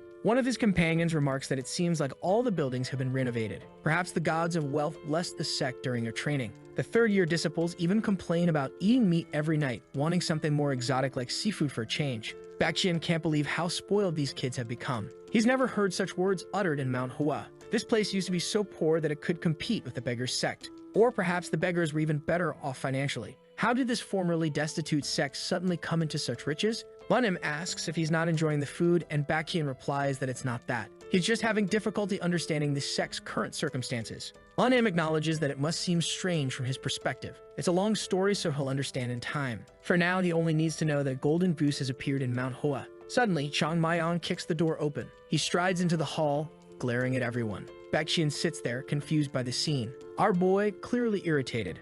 He walks through the crowd, and no one says a word. He reaches the table, sits down, and the second-year students are just watching him. While everyone else looks bewildered, the father is the one wondering what is happening. He was the youngest of the third-year disciples, so why wasn't anyone disciplining him? Not even the senior brother, Eun, who usually cares the most about manners, was saying anything. They were acting as if this was completely normal. The only way this could happen was if this child had influenced all the third-year students. Perhaps this explained why he was sitting with Jo Gul and Yoon Jong, who were the oldest and most skilled of their group. If he controlled these two, he essentially controlled all the disciples. But the question was, how did a child gain so much influence? At that moment, Yoon Jong awkwardly asked what had gotten our boy down. He responded that he had been ordered again to visit the Honor Exchange Company. He wasn't a carrier pigeon to be sent around all the time. Yoon Jong commented that he thought he enjoyed the trips. The boy replied that at least this time he only had to go to Huayan. If he had to go all the way to Xi'an, he would definitely make a scene. As everyone watched, it became clear that he was in some way in charge of the third-year disciples. Yoon Jong, being someone who respects his seniors, would never normally act this way. While he pondered what to do, one of his friends asked if he wasn't hungry. The food was delicious, yet his plate was empty. He admitted he had been forgetting to eat a bit and asked if anyone knew where Sister Yu was. One of the guys replied that he had no idea. She had been with them on the way to lunch. He then asked why they were looking for her. How could one of the 4 members of his group miss this feast? Another guy mentioned that it wasn't like they could find her if she didn't want to be found. Another agreed, saying it was impossible to locate her when she chose to hide. While Baek stayed silent, he thought to himself how Izul always made him lose his head. He then stood up, determined to search for her. But just then, someone was walking through the hall. Baek turned around and smiled.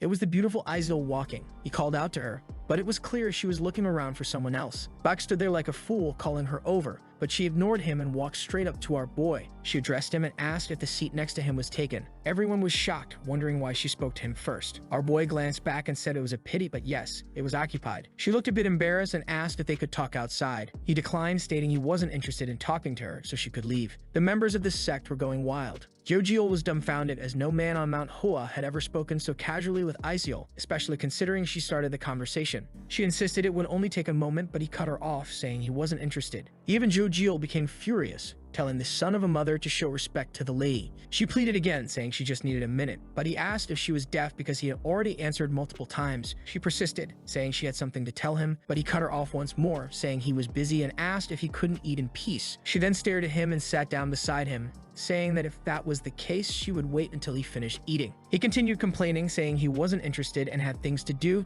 so she should find someone else. She replied that she came specifically to speak with him. While he grumbled, the sect members were all standing and staring. Then someone cleared their throat and everyone turned to look. Of course, it was Baek standing up. He looked back and asked if his name was Chung Myung. Our boy replied that it was. Baek then mentioned he had heard the leader had asked him to personally handle some tasks in Chang. Perhaps those tasks had left him a bit tired. He then calmly closed his eyes and smiled, saying that even if he was exhausted, if his senior wanted to speak with him, he should take the time, as it was a matter of respect since he was a junior disciple. Baek was quite pleased with himself, knowing he had spoken eloquently and managed to highlight the boy's improper behavior without embarrassing himself. He's sure the boy will understand until Chung Myung asks why he should. At that moment, Baek almost loses it, wanting to hit this lunatic. He mutters to himself that he needs to calm down. If he gets angry here, he'll end up humiliating himself. Baek questions if he really wants to know why, and the boy says yes. Baek then explains there are countless reasons, like, for example, courtesy among disciples. Our boy acknowledges that it's indeed discourteous. He looks at Yu and tells her to stand up and start apologizing. Apparently, Baek was complaining about her being rude and sitting down even though he told her not to. She looks confused, asking if he means her, and our boy confirms he does, clearly waiting for her apology. She stands up and apologizes to Baek, saying she acted without thinking. He becomes flustered and says that's not what he meant. From the corner, our boy remarks that she's forgetting to apologize to everyone in the room. She turns to the rest of the seniors and apologizes, saying she will be more considerate in the future. Unjum assures her there's no need to worry, as it wasn't an offense. Meanwhile, Baek is seething with rage. He's on the verge of exploding and desperately needs to calm down. To ease the tension, Yoon Jong congratulates everyone on their hard training, saying he hadn't realized how much they had suffered. Jo Gul also compliments them and adds that now that Yu is here, they can finally start the banquet. The two continue to cover up the awkwardness. Baek takes a deep breath and asks again if the boy's name is Chung Myung. Both Jo Gul and Yoon Jong are shocked, knowing they have no way out. Jo Gul begs our boy to let it go this time. All he needed to do was be polite once. Our boy remarks that Baek must be tired from his long journey. The two sigh with relief, thinking that was all that needed to be said. However, Chung Myung continues, saying that Baek must be so exhausted he's already repeated himself. Maybe talking so much means he should get some sleep. Baek ignores the comment and says he has another question. Did they perhaps meet today in Hawaiian? He demands an honest answer. The boy retorts that it seems Baek likes repeating questions and tells him that he's never met him before. It appears Baek has a problem trusting others. Baek simply says he understands. He didn't want to take things this far, but if he doesn't teach this boy a lesson now, he'll be humiliated in front of everyone. He approaches Unjum, saying he has something important to report. Unjum asks what it is. Baek explains that to his knowledge, third-year disciples aren't allowed to leave without authorization from the leaders. Yet today he saw a third-year disciple in Hawaiian drinking liquor, and that disciple was sitting right there. Unjum appears angry. Baek goes on, saying that despite feeling uncomfortable, he needs to report the misconduct happening within the sect. But then the elder replies that it's fine. Baek is taken aback, trying to understand what he just heard. Unjum simply repeats that, just as he said, there's no issue. Baek, stunned, begins to question whether he heard wrong. Unjum has always been extremely strict with the rules. The elder reveals that Chung Myung has been granted permission by the sect leader to travel outside whenever he wants. Baek is even more confused and asks who granted such a privilege to a child. Unjum replies that it was this sect leader and asks if there's a problem. Baek is desperate to confirm if this is true. He falls silent, hearing the sound of someone chewing. Naturally, it's Chung Myung making as much noise as possible and commenting on how delicious the chicken is. Baek is fuming until someone enters the room. It's Hyang looking around. Baek sees this and realizes he must do whatever it takes to come out on top. He approaches the finance officer, saying they can't let this slide. He greets Hyang, who immediately tells him not to worry, he's just there to see what's going on. Hyang tells Unjum not to let the boys get carried away with all these festivities. Baek seizes the opportunity, telling Hyang there's something he needs to bring to his attention. Hyang asks what it is. Baek, once more, says it pains him to speak up, but today he saw a third-year disciple from Mount Hua drinking liquor at a tavern in Huayan. Hyang's face darkens and he asks what this is about liquor. He demands to know if Baek is certain about what he saw and who the culprit is. Baek confidently asserts he's absolutely sure, and worse, the boy is denying it even after being caught. Baek smirks, claiming he was forced into this by the boy's stubbornness. He then points back, saying it's that boy sitting there. His name is Chung Myung. Hyang's expression immediately shifts.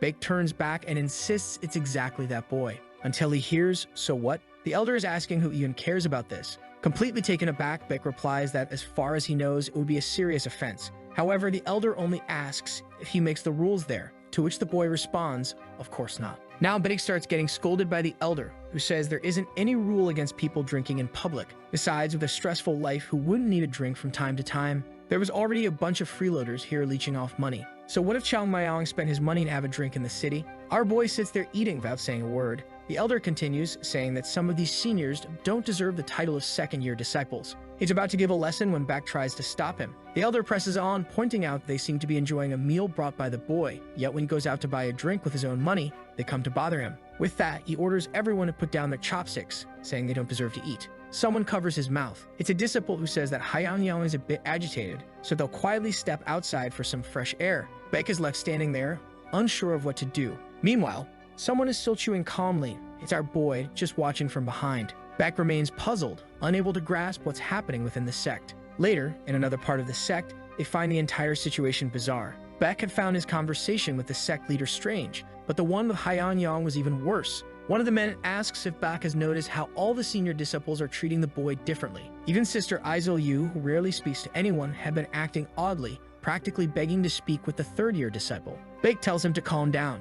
They can't make a mountain out of a molehill. The friend apologizes, admitting he spoke without thinking, but it still felt unfair. They had returned after a whole year of hard training only to see all the elders pampering a little kid. Baek just says they're too old to expect to be coddled. The friend responds that he understands what Baek is getting at, and Baek agrees. Everyone knows what's going on. It wasn't just about the elders playing favorites. In a subtle way, it seemed like Chung Myung had taken over the sect's leadership. The Mount Hua they returned to was a world apart from the one they left. The Mount Hua of the past was like a crumbling, worn-out cup, teetering on the edge of ruin. As second-year disciples, they were supposed to be the only hope. Baek Cheon himself was meant to be the star of that hope. But now, everything had changed over the past year. He used to find the signs of decay somewhat poetic. Now, he saw it all as pathetic. While he focused on learning, Chung Myung had gained favor with the elders. But Mount Hua still belonged to him. He had to be the one to carry all its hope and restore its glory. His friend asks if they should do something about the boy. Baek wonders what they could possibly do. The friend suggests they need to teach him a lesson somehow. Otherwise, the entire order of Mount Hua's disciples would fall apart.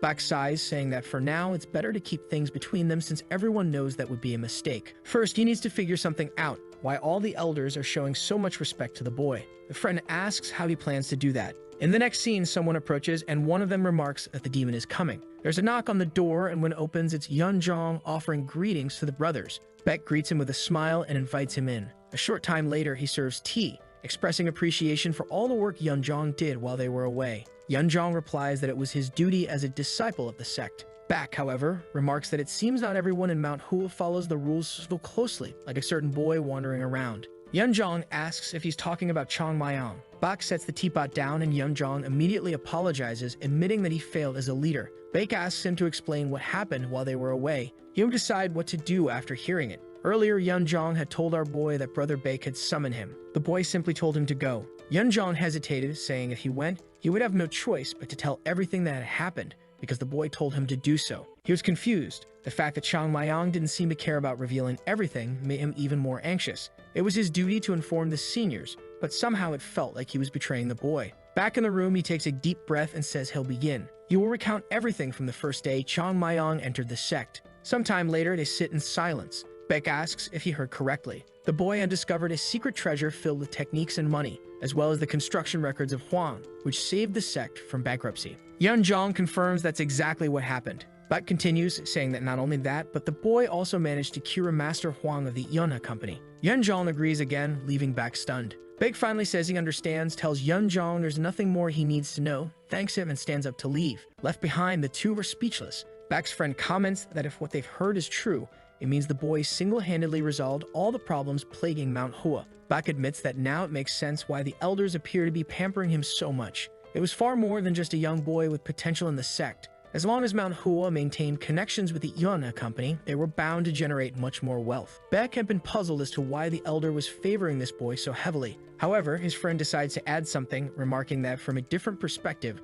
the boy's achievements don't seem so impressive. After all, Mount Hua is first and foremost a martial sect, and it doesn't make sense for a martial sect to lavish so many favors on a boy just for bringing money. Baek warns him to be more careful with his words. If others heard him, they'd think he was criticizing the elders and their brothers. The friend lowers his head, saying that wasn't his intention. Baek admits he agrees his friend isn't entirely wrong. Mount Hua is indeed a martial sect. No amount of money can change the fact that martial prowess is what truly matters here. Besides, the competition with the Southern Edge Sect was fast approaching. Once the elders remember this, they'll realize there's no time to pamper these boys. For now, all they need to do is remain fully focused on martial training. In the end, the sect will have no choice but to return to its core values. However, the friend points out that the third-year disciples will also be participating in the competition with the Southern Edge. Baek acknowledges this, and the friend says that if that's the case, their strength alone won't be enough to ensure victory. Perhaps they should do something to prevent their junior brothers from being humiliated. Baek asks him to elaborate. The friend suggests that as seniors,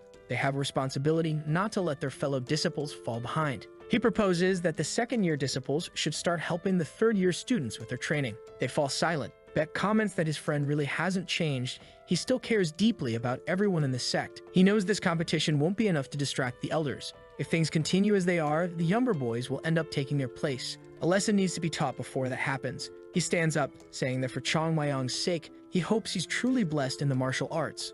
Otherwise, the competition will be too much for him. Oh boy, just imagine when he finds out. Somewhere else, our boy is lounging in bed when Yoon Jong appears, wondering why he always seems so relaxed. Taking a deep breath, Yoon Jong mutters that there's no point worrying about him. Our boy is smiling, telling the bartender to pour another round. Jo Gul asks how it went, and Yoon Jong says it went exactly as he expected. They asked about everything the boy did. Jo Gul accuses him of being a snitch, and Yoon Jong tells him to show some respect for the senior. Jo Gul seems unfazed. Yoon Jong explains there was no point hiding it. They would have found out eventually. He wants to know how they reacted. Yoon Jong replies that just as expected, they were stunned. He glances at Chung Myung, wondering why he made such a spectacle when he first met the senior. Baek Cheon had never been harsh with the third-year disciples, but now that this had happened, he might start to be. Jo Gul says he's sure they'll all be dragged into this. It's a shame, but suffering's about to begin for everyone. Yoon Jong, however, points out they already expected this when they heard the seniors were coming back. He tells Jo Gul to warn everyone to be more cautious in how they interact with the seniors. Jo Gul agrees to do so, but first, he has a question. He still isn't sure of one detail. If Baek Cheon and Chung Myung were to fight for real, who would win? Yoon Jong considers the matchup between the two. He tells Jo Gul if he has time to ponder such things, he should be out warning everyone. Yoon Jong is already growing annoyed with Jo Gul, who has been treating everyone the same way since Chung Myung's arrival. Yoon Jong relaxes slightly, looking at the boy asleep in his bed. That troublemaker had no idea of the chaos he was stirring. Peaceful days at Mount Hua were long gone. In the leader's room, someone remarks that everything is just as they expected. A subtle tension seems to be brewing between the second and third-year disciples. The leader acknowledges that he had expected this. It was only a matter of time. The current generation of Baeks and Cheons are very close in age and temperament, to the point where the youngest of the Baeks, Yixu, and the oldest of the Cheongs, Yoon Jong, are nearly the same age. When the sect began to decline, they had to accept trainees of varying ages, which caused more disorder in the ranks as time passed. Normally, a wide age gap between generations prevents conflict, but with the difference now less than 10 years, avoiding tension has become impossible. Perhaps they were too hasty. The leader mentions that in the past, disciples of the Cheong lineage would have been completely outmatched by the Baeks. But this might not be the case with this generation. The problem he thought would take a long time to surface has come far sooner, along with changes in the leadership of the place. When Yoon Jong and Jo Gul alone led the third-year disciples, it was harder for any issues to arise. But now that Chung Myung has joined them, their influence has grown, and they are clearly aiming for something significant. Eun apologizes, claiming it's all due to his own shortcomings. The leader refutes this, saying it's certainly not Eunam's fault. It was just an idea to build the White Petal Hall, and they knew problems would arise once they started admitting so many third-year disciples. Now that they're of similar age and don't know each other well, trouble was bound to begin. When Eunam asks what he proposes to do, the leader simply responds that sometimes nature must take its course. It may be better to let them resolve things through their own conflicts. It might yield better results than any intervention they could come up with. Eunam objects, reminding him that they're dealing with disciples. This could escalate into a violent conflict. The leader calls out to him and advises having more faith in the boys they've been training. He doesn't believe Baek Cheon would let things go that far, but Eunam clarifies if they're talking about Baek Cheon. The leader laughs, asking who else they'd be discussing. It dawns on Eunam that the leader doesn't grasp the true situation. He has no idea that Chung Myung is the real issue. The leader has seen Chung Myung train, but never sparred with or witnessed him fighting. To him, the boy is just a lucky child bringing money into the sect. The leader describes Baek Cheon as a sensitive boy with a good heart. Even if he retaliates because of the embarrassment he suffered, he won't want to destroy his brothers. In time, surely it will grow closer, so there's no reason to worry. Eunam agrees outwardly, though he knows this won't end well. The sun rises and the exhausted disciples are sprawled on the ground, begging for help, saying they can't move. Chung Myung tells them that just as metal becomes stronger through repeated hammering, the more they train, the more resilient they'll become. He orders them to stop gathering mold on the ground and get up. Just then, other disciples approach, chastising them for lying down during training. They say they came to keep an eye on things and didn't expect to find a bunch of slackers. Our boy just watches as they tell the group to quit slacking off since the competition with the Southern Edge is approaching.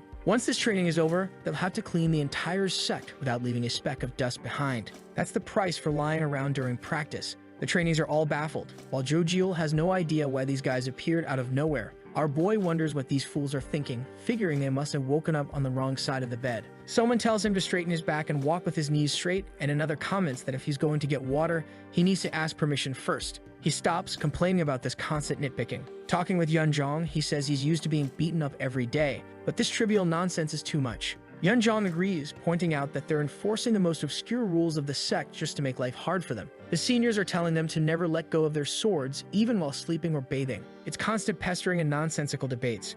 Yoon Jong wonders if they should do something about it. When Yoon Jong asks what they could possibly do, our boy just looks around, clearly fed up, and asks Chung Myung if they should deal with the seniors who are giving them a hard time. Chung Myung dryly asks what they expect him to do about it. Yoon Jong suggests that maybe he could try making peace. Chung Myung's expression immediately changes. Yoon Jong quickly realizes he may have chosen the wrong words and is about to say more, but Chung Myung cuts him off, stating that he has a much better solution. He says he has a plan to end all their problems. Yoon Jong, intrigued, asks what plan he has in mind. Chung Myung responds that it's simple.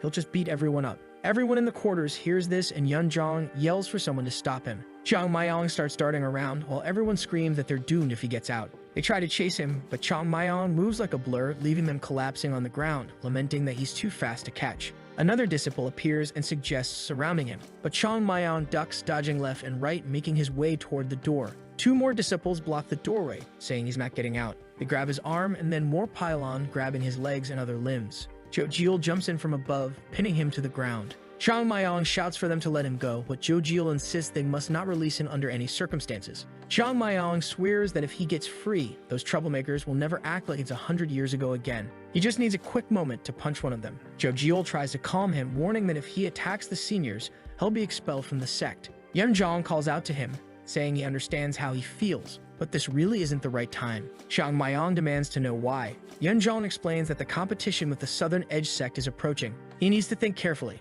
If he fights now and leaves any of the seniors too injured to compete, it could have serious repercussions. Chung Myung brushes it off, saying he'll only hit them hard enough to give them time to recover. Yoon Jong sighs and insists that even so, it would shatter the seniors' confidence. They just need to endure a little longer. Watching the seniors be annoying is better than being humiliated by the Southern Sect. Chung Myung reluctantly agrees, but makes it clear he'd prefer to resolve things his way. Yoon Jong pleads with him to let it go this time. Chung Myung, after a moment of contemplation, agrees. Everyone breathes a sigh of relief and begins to let go of him. He then asks if all he has to do is wait until the day of the competition, and they confirm. Chung Myung sits down and says fine, he'll listen for now. But he has one question. What if the seniors start a fight? Yoon Jong reassures him that it won't happen and asks him not to provoke them. The next morning, Baek asks his friend how things are going. The friend says it's surprising, but everyone seems to be behaving. He can tell the boy is frustrated, but so far he hasn't said a single offensive word. Baek is impressed. He expected Chung Myung to be the type who thrived on conflict. The plan was to provoke him into starting a fight so that, as a senior, Baek could teach him a lesson. But Chung Myung has been far more patient than anticipated. Baek asks if they can put more pressure on the juniors, but his friend says they're already at their limit. Pushing further might backfire and they'd end up being blamed. Baek starts to see that Chung Myung isn't just a hot-headed kid. He asks how the other juniors are doing, and the friend replies that nothing much has changed except they're following a peculiar training routine. However, he warns that this can't go on much longer. The elders will lose patience with all these incidents since the competition is near. Baek Cheon acknowledges this and says that now that things have simmered enough, it's time for the main course. His friend asks what he means. Baek Cheon reminds him of how obedient the juniors used to be. Before they left for isolated training, they were nothing but innocent kids. He never imagined so much would change in just a year. There's an old saying that those who live among wolves learn to howl. He doesn't see a reason to punish everyone because of one boy. Their issue is with Chung Myung alone. His friend wants to know what he's proposing. Baek explains that they need to clarify Mount Hua's principles. Chung Myung is a valuable brother who needs guidance toward the right path. He may be arrogant now, but one day he could become a pillar of the sect. The challenge is how to steer him correctly. Ideally, he'd prefer not to use force, but he fears there isn't enough time for a gentle approach. Sometimes tough love is the only way to get through. His friend expresses confidence that one day they'll understand his intentions. Baek agrees, though he knows they'll probably hate him for now. As night falls, Chung Myung sneaks out to train. Finally, the sect is quiet enough for him to practice. The places he used to train in have become off-limits. That troublesome girl had already appeared twice without him noticing. A third time simply couldn't happen. He can't believe he has to go to such lengths to avoid being found by a child. Not only that, but that little pest is now bothering him with a bunch of old-fashioned rules. Of course, he knows a quick and easy way to deal with this. He remembers Yoon Jong pleading with him. For some reason, that annoying guy kept reminding him of brother Jaemin. Even though they were nothing alike, their expressions were exactly the same. He decides to hold off and remain calm until the day of the competition. As much as he'd love to beat up the back lineage disciples, his desire to crush the Southern Sect's goons is even greater. He stops as he finds a good spot to train, drawing his sword while looking around cautiously, wary of someone watching him again. Trading had become difficult, and he couldn't even lower his guard anymore, all because of that cursed girl who kept appearing out of nowhere. When he trained with others, she just watched. But the moment he was alone, she'd suddenly show up, asking if they could have a chat. If he could sense her presence, he avoided her like the plague. But for some strange reason, it was impossible to detect her. Maybe she was a ghost. He laughs at himself, thinking he's lived for 80 years and never seen one. Occasionally, he'd meet people with a faint presence due to weak ki, but even among them, she was rare. As he gazes at his sword, there she is, standing behind him. He lets out a scream, exclaiming that she's appeared again. She stares at him calmly while he complains about nearly having a heart attack. She points at herself and reminds him that she is his senior, and he is the junior. He asks, so what? She tells him to be a bit more respectful, but he doesn't care about this scary ghost-like girl. He demands to know what she wants and why she keeps following him. She asks what he means by bothering, and he reluctantly apologizes, all while thinking that brother Jaemin must be laughing in the afterlife at the sight of him apologizing to a girl young enough to be his granddaughter. Calming himself, he wonders what makes her so captivating. But the problem is that it's impossible to tell what she's thinking. She comments on his sword technique, wanting to know about what he did to create the petals. He's confused and denies knowing anything about petals, suggesting she must have seen it in a dream and that he can't help. She cuts through his act and demands that he teach her. Embarrassed, he asks why. Why is she asking him this? She insists on learning the technique that can summon cherry blossom petals. He finally understands why she's been following him. He thought she'd ask about some technique forbidden by Mount Hua or accuse him of learning a secret martial art. He asks if she even recognizes what he used, or wait, no, he doesn't know anything. She grows frustrated. He tells her to go ahead and report it to everyone. She responds that she'll even tell the sect leader. Chung Myung just shrugs, saying she can do whatever she wants because no one will believe that a boy who just joined Mount Hua can summon petals with any technique. He then reiterates that she's his senior, and he's the junior, so how would he teach her anything? If it were the other way around, he'd be learning from her. When she falls silent, he thinks maybe he succeeded, but she replies that she doesn't care, she still wants to learn. Age has nothing to do with learning. He realizes he can't win this argument, so he tells her he doesn't know exactly what she saw, but she must have been half asleep and hallucinating from overtraining. Aizolji responds that she knows exactly what she saw because she's seen it before. Chung Myung is taken aback. The cherry blossom petal style is the only form that can summon petals. It was always a secret, never written in any texts, passed down only from person to person. Only Mount Hua's elders knew it. But on that day at the mountain range, all the elders of Mount Hua were killed. No one thought this would also mean the end of that technique. So how does she know someone who can perform it? He starts to grasp the implications and asks what her connection is to the Southern Edge Sect. She goes silent, confused, and asks what the Southern Edge has to do with anything. Chung Myung draws his sword. She asks what he means by this, but Chung Myung wonders if she's feigning ignorance. However, her genuinely bewildered expression convinces him otherwise. Given how naive she seems, he's certain she isn't pretending. In a way, it all makes sense. He doubts that the Southern Edge Sect could have mastered that technique to the point of summoning petals. Such a feat would only be possible for someone who trained within Mount Hua and possessed its unique Kai. He then asks Izul Yu what she means by saying she's seen it before. He demands to know where and when she witnessed it. Izul Yu hesitates before replying that she saw it a long time ago. Then she immediately asks him to teach her again. Our boy realizes they're back to square one and repeats that he has nothing to teach her. But noticing her grip tightening around her sword, he understands she won't give up so easily. For a moment, he thinks she might finally leave him alone. But then she draws her sword for real and warns him that if that's the case, he leaves her no choice. Chung Myung is bewildered and asks why she's unsheathing her sword. She tosses the sheath aside and declares that she understands he has no intention of teaching her. Chung Myung wants to know if she's serious. He repeats that he won't teach her, so why draw a sword? She explains that he's right. She's his senior, and as the junior, he needs to learn a lesson. Chung Myung now understands why everyone else avoids this girl. Something is clearly off with her. She tells him to prepare himself, though he doesn't know what for. Before he can finish his thought, she nearly skewers him with a thrust. She locks eyes with him, throws her sword upward, and follows with a whirlwind strike. Chung Myung narrowly dodges, realizing she's no pushover. These attacks aren't meant to intimidate, they're meant to kill. He asks why his seniors try and kill her junior with a sword. She answers that it's because she knows he's stronger than her. She stomps and moves in for another slash, gripping the hilt tightly as Chung Myung confirms his suspicions. Her attacks are precise, swift, and shrouded in an almost illusory mirage. She hides the true intent behind her strikes with deadly ease. Once again, he barely avoids a hit. She's far stronger than Unjum and any disciple of her class. Since his return, she's had the closest fighting style to the true Mount Hua. At one point, she shouts that she's found an opening and nearly grazes his face, giving him an involuntary haircut. He steps back, seeing his reflection in her blade, and asks if she's genuinely trying to kill him. She, catching her breath, claims she knew he'd dodge. Chung Myung warns her not to be so confident. She lunges and he blocks another attack. Now that he's sure she has no connection to the Southern Edge Sect, he can't harm her, meaning he must resolve this without inflicting serious injury. She stomps again and merely cuts him once more. Chung Myung tells her to stop with the murderous attacks. She, exhausted, replies that as a senior. He cuts her off, saying that as a senior, she should stop trying to kill her junior. But something catches his attention. Her eyes are unfocused. He realizes she's been intoxicated by her blade, entering a trance-like state common for martial artists seeking enlightenment. Stopping her now might ruin her chance to gain this rare insight. She attacks again while he muses that a less skilled martial artist would be fleeing for their life instead of capitalizing on this moment. Though her speed has increased, her attacks are riddled with openings. She needed to adjust her angles. She lunges again and he parries her blade. It seems she notices something mid-movement. She lands and spins like a top. Chung Myung observes that every attack she makes helps her learn. Until this moment, he believed Jo Gul was Mount Hua's most talented, but now he sees there's no contest. She charges again and he admits she's incredibly fast, but she still needs to raise her sword arm more. He dodges once more and tells her that she'll never cut someone's throat like that. She attacks again, too low this time. Another attack comes in too high. Each strike lands in the wrong place. But then he begins to see her adjusting. As they clash, someone watches from above.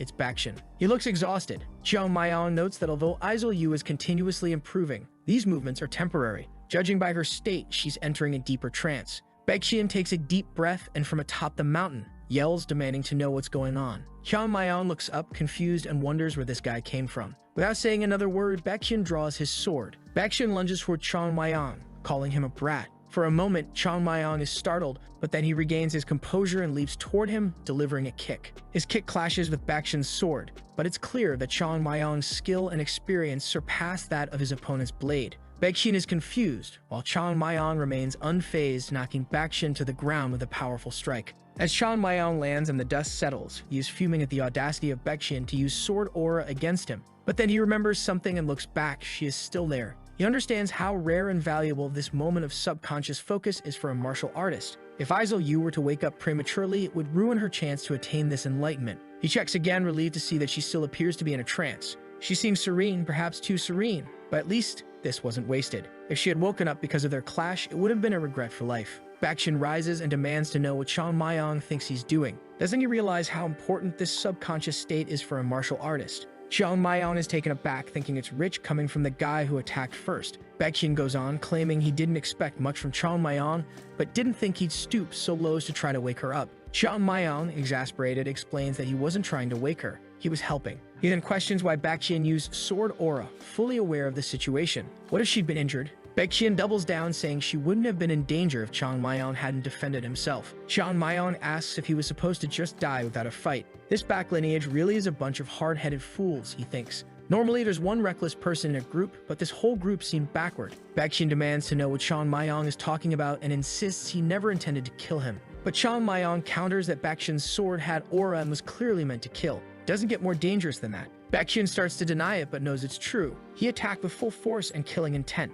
So why is this brat still standing unscathed? Staring at him, Baek Cheon states he won't bother asking why he's there, but he needs to lower his sword and leave immediately. Otherwise, he'll have to show him the wrath of a martial artist. Chung Myung asks if he's sure about that. He thinks this is precisely what he wants to say to this guy. Glancing to the side, he regrets that Izal Yu won't benefit from this rare opportunity, thanks to this nuisance interrupting. But perhaps this too is part of her fate. His goal is to create as many masters as possible in Mount Hua, but her chance had already passed. With that settled, he can still deal with the one who ruined it. Chung Myung asks if Baek Cheon really wants to do this. Baek Cheon warns him not to insult him further. Chung Myung nonchalantly tells him to calm down, reminding him that it won't look good if word gets out that he fought a junior. Baek Cheon retorts that he couldn't care less about that right now. Chung Myung must be hoping the elders will shield him, but that won't happen. He assures Chung Myung that no one here can protect him. Chung Myung finds it bold for him to say such a thing but proposes a better solution. Baek Cheon, curious and suspicious, asks what trick he's planning. Chung Myung explains it's not a trick. He wants to make a pact. Neither of them will disclose anything that happens here. Even if he's beaten, he won't tell his soul, but he expects Baek Cheon to make the same vow. Baek Cheon, perplexed, assumes the kid is bluffing to escape the fight. Chung Myung tells him to be quiet. It's not about bluffing. He suggests they abandon their ranks and status in the sect and fight fairly. Whatever happens, there would be no hard feelings and they'd both be better for it. Chung Myung vows not to speak of what transpires and expects Baek Cheon to do the same. Baek Cheon, amused, agrees, acknowledging the boy's courage. If that's what he wants, he'll honor the terms and promises not to tell a soul. Chung Myung asks if he's giving his word. Baek Cheon grins and assures him he is. Pointing his sword, he adds that now there will be no consequences. This fight is outside the bounds of their sect roles.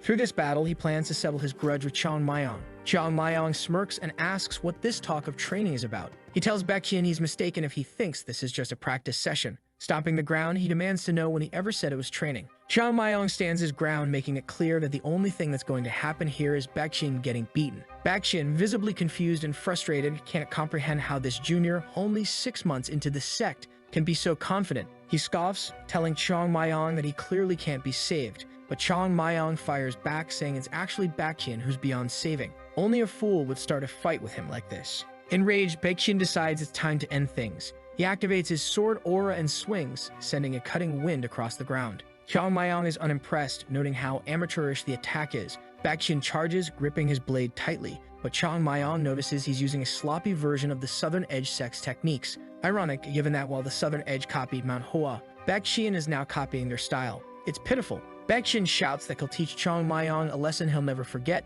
but Chung Myung simply ducks out of the way, calmly asking what kind of lesson that's supposed to be. He delivers a punch that lands squarely on Baek Cheon's face, sending him flying and crashing into the mountainside, blood trickling down his face. Baek Cheon struggles to his feet, shaking and furious. Chung Myung, unbothered, tells him to get up already. Baek Cheon wants to ask how this happened, but Chung Myung cuts him off, saying it's obvious. Baek Cheon's amateurish modifications to a style that doesn't suit him leave huge openings. Baek Cheon argues that no one has ever pointed out flaws in his technique before. Chung Myung responds that's what happens when you're a big fish in a small pond. Baek Cheon seethes but tries to stand, only to stumble. Another observer praises Baek Cheon for managing to stand once more. Baek Cheon, still incredulous, demands to know what's wrong with his style. Chung Myung explains that while he may be slightly above his juniors now, continuing like this will see him surpassed soon enough. Baek Cheon scoffs at the idea of taking advice from a novice. Chung Myung sighs, recognizing that Baek Cheon is making the same mistakes he's seen countless times in the past. He tells Baek Cheon to be grateful he's a disciple of Mount Hua, otherwise he'd have been beaten to a pulp already. As a fellow disciple, it's his duty to guide Baek Cheon, even if it means a painful process. But he reassures Baek Cheon that the sword stays sheathed. This will be done with fists. Baek Cheon is confused, but Chung Myung continues, explaining that many people misunderstand Mount Hua's techniques as seeking the beauty of cherry blossoms. In truth, that's not the goal at all. Realizing Baek Cheon won't grasp this now, Chung Myung decides to teach him through experience. He begins with a flurry of punches, each aimed precisely, announcing where he'll strike before landing each blow. Baek Cheon tries to defend, but he's no match. Chung Myung's hits land on his legs, face, chest, arms, and even the other leg, leaving Baek Cheon collapsing to the ground. As Chung Myung continues his barrage, Baek Cheon is trembling and barely conscious. Chung Myung pauses briefly before resuming, now smiling as he announces his next target. This one's for the head, he says, delivering a precise strike, followed by several more until Baek Cheon loses consciousness. Time passes, and Baek Cheon slowly regains awareness, still lying in the crater left by their battle. As he opens his eyes, Chung Myung is already there, telling him he took his time waking up. Baek Cheon flinches and tries to speak, but pain surges through his head. Chung Myung grins, telling him not to be so scared. Baek Cheon remains silent, fully aware now of the crushing defeat he just suffered, an absolute humiliating loss with nothing he could do to stop it. Calming himself, Baek Cheon asks how it's possible. How did Chung Myung become so strong? Chung Myung is surprised by how quickly Baek Cheon accepted reality. He leans in and casually explains that he isn't actually all that strong. It's just that Baek Cheon is incredibly weak. Baek Cheon demands to know how that could be true, insisting Chung Myung stop insulting him. Baek Cheon, despite his pain, takes a moment to assert that he is Baek Cheon, the strongest disciple recognized by the elders of Mount Hua. Chung Myung acknowledges that Baek Cheon has potential but clarifies that potential doesn't make him strong now. At this moment, he's just a frog trapped in a well. Baek Cheon, confused, asks what he means by that. Chung Myung explains that being stuck at the bottom of the well means Baek Cheon can't see how vast the world truly is. He's satisfied with himself because he doesn't understand how weak he actually is. Baek Cheon, insulted, coughs and sputters, insisting that he's not weak. Chung Myung calmly points out that Mount Hua is in ruins, a fact Baek Cheon acknowledges. That's why he's worked tirelessly to restore the sect's former glory. But Chung Myung dismisses this, saying true hard work requires sacrifice, giving up what you want for what you truly need. If Baek Cheon still clings to petty grudges from the past, he hasn't worked hard enough. All he really wants is to rule over a small sect. His only real fight was likely with the Southern Edge Sect, but beyond that, stronger forces exist. It's time for the little frog to stop believing he's a prodigy. The harsh words leave Baek Cheon stunned and speechless. He quietly asks if Chung Myung is saying there are stronger people in other sects. Chung Myung, with a mix of amusement and confidence, dismisses that idea. It's obvious. There are stronger fighters everywhere. He clarifies that Baek Cheon lost not because Chung Myung is unbeatable, but because Baek Cheon is weak. Forget about contending with places like the Shaolin Temple, the Wudang clan, or the Manga clan. He wouldn't even be able to handle the Southern Edge Sect again. Baek Cheon processes this bitter truth. He's aware of Mount Hua's status and the limitations placed on him because he isn't from one of the strongest sects. He plays the best game he can with the cards he's been dealt, but Chung Myung, smacking him on the head with the flat of his sword, tells him that's the problem. He's not making the most of his cards. Hard work alone isn't enough to become a true master. If a person spent their entire life hitting a straw dummy, maybe after 5 generations they'd learn something. Baek Cheon falls silent, then asks if Chung Myung knows the correct path to take. Chung Myung responds that he knows a better path than what Baek Cheon is on now. Tentatively, Baek Cheon asks if Chung Myung would help him grow stronger. Chung Myung smiles, saying it's possible.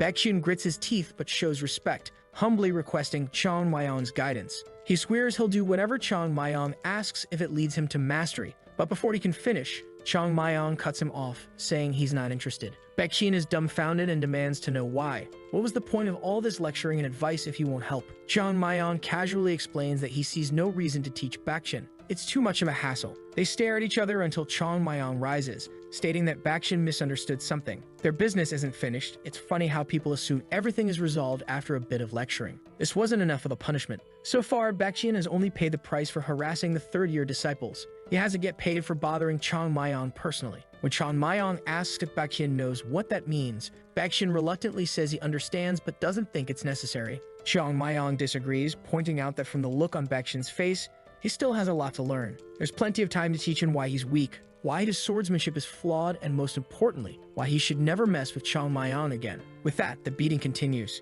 After some time, Baek Cheon is stretched out on the ground, thoroughly defeated. Chung Myung, feeling a sense of peace, looks over at him. Baek Cheon, barely conscious, is in a pitiful state. Chung Myung remarks that the poor guy is a crybaby. Even though he's been beaten to a pulp, he'll be back on his feet soon enough. Chung Myung, feeling slightly satisfied after the beating, thinks to himself that maybe this approach was the easiest all along. Just then, Aizel appears in front of him, startling him enough to make him yell at her to stop sneaking around. She replies that she wasn't sneaking.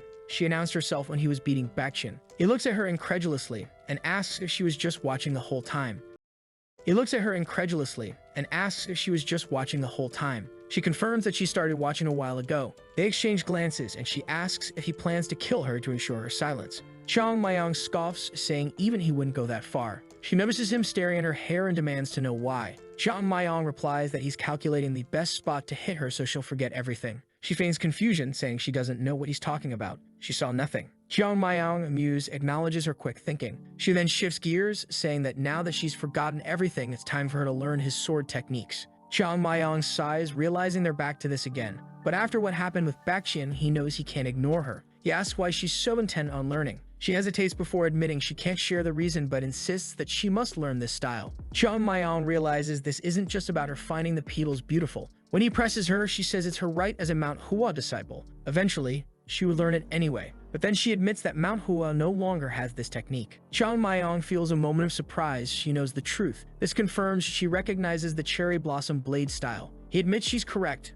No one in Mount Hua knows it anymore. But he tells her that one day, when she's ready, she interrupts, demanding to know what ready means. He stands, demonstrating a series of intricate movements in the air. She recognizes it as the maiden use technique, a style she's dedicated her life to mastering. Yet what Chung Myung performs is different, more refined. She asks if it's the maiden's sword style, and he confirms it is. Standing in front of her, he asks if she understands. She confesses she doesn't, but glimpses what he's trying to teach. She realizes she won't grasp it until she improves her basics even more. Chung Myung, satisfied with her determination, agrees to help but makes her promise to keep everything a secret. She squeals and he pats her head, calling her a good girl. Infuriated, she reminds him that she's the senior, not a little girl. Chung Myung dismisses her anger, praising her like a child. Before she can lash out, he asks her for one last favor, to take Baek Cheon back to the sect. He leaves and she stays behind, reflecting on the cherry blossom technique and the vows she made to her father to restore it. Her father had told her that there was no place like Mount Hua. Determined, she resolves to learn from Chung Myung no matter the cost. Back at the sect, Chung Myung is greeted by his friends who are curious why everyone is awake. Jo Gul explains that there's chaos because the second-year disciples are looking for Baek Cheon. Chung Myung, feigning confusion, wonders why they think he had anything to do with it. Yoon Jong assures him they don't suspect him, but then Chung Myung casually admits that he did it. The others, shocked, ask why he's pretending to be falsely accused. Yoon Jong questions if he really spent time with Baek Cheon, and Chung Myung confirms it. They press him, hoping he didn't do what they're thinking. Chung Myung asks what they're thinking. Yoon Jong insists that even if Chung Myung can be reckless, he couldn't possibly have punched his senior, right? Or even hit him in the face. Chung Myung asks what the difference is. Jo Gul notes that hitting the face would definitely hurt Baek Cheon's pride more. Chung Myung retorts that he's not a child. Yoon Jong, relieved, hopes for a moment that things aren't so bad. Then Chung Myung reveals that he didn't just hit Baek Cheon once, he beat him to a pulp. Yoon Jong, momentarily fooled by his earlier words, finally comprehends the truth, his face falling in disbelief. Yoon Jong curses him, calling him a complete idiot. He asks if he is joking, because it cannot be possible that he actually hit the senior. He was about to say something else, but Chung Myung just kicks him, telling him to get off. Asking if he thinks he is an idiot, of course. He made sure this wouldn't cause any problems. He needed to remember who the boy was. Yoon Jong, crying, thinks that it is precisely because he knows who the boy is that he is afraid.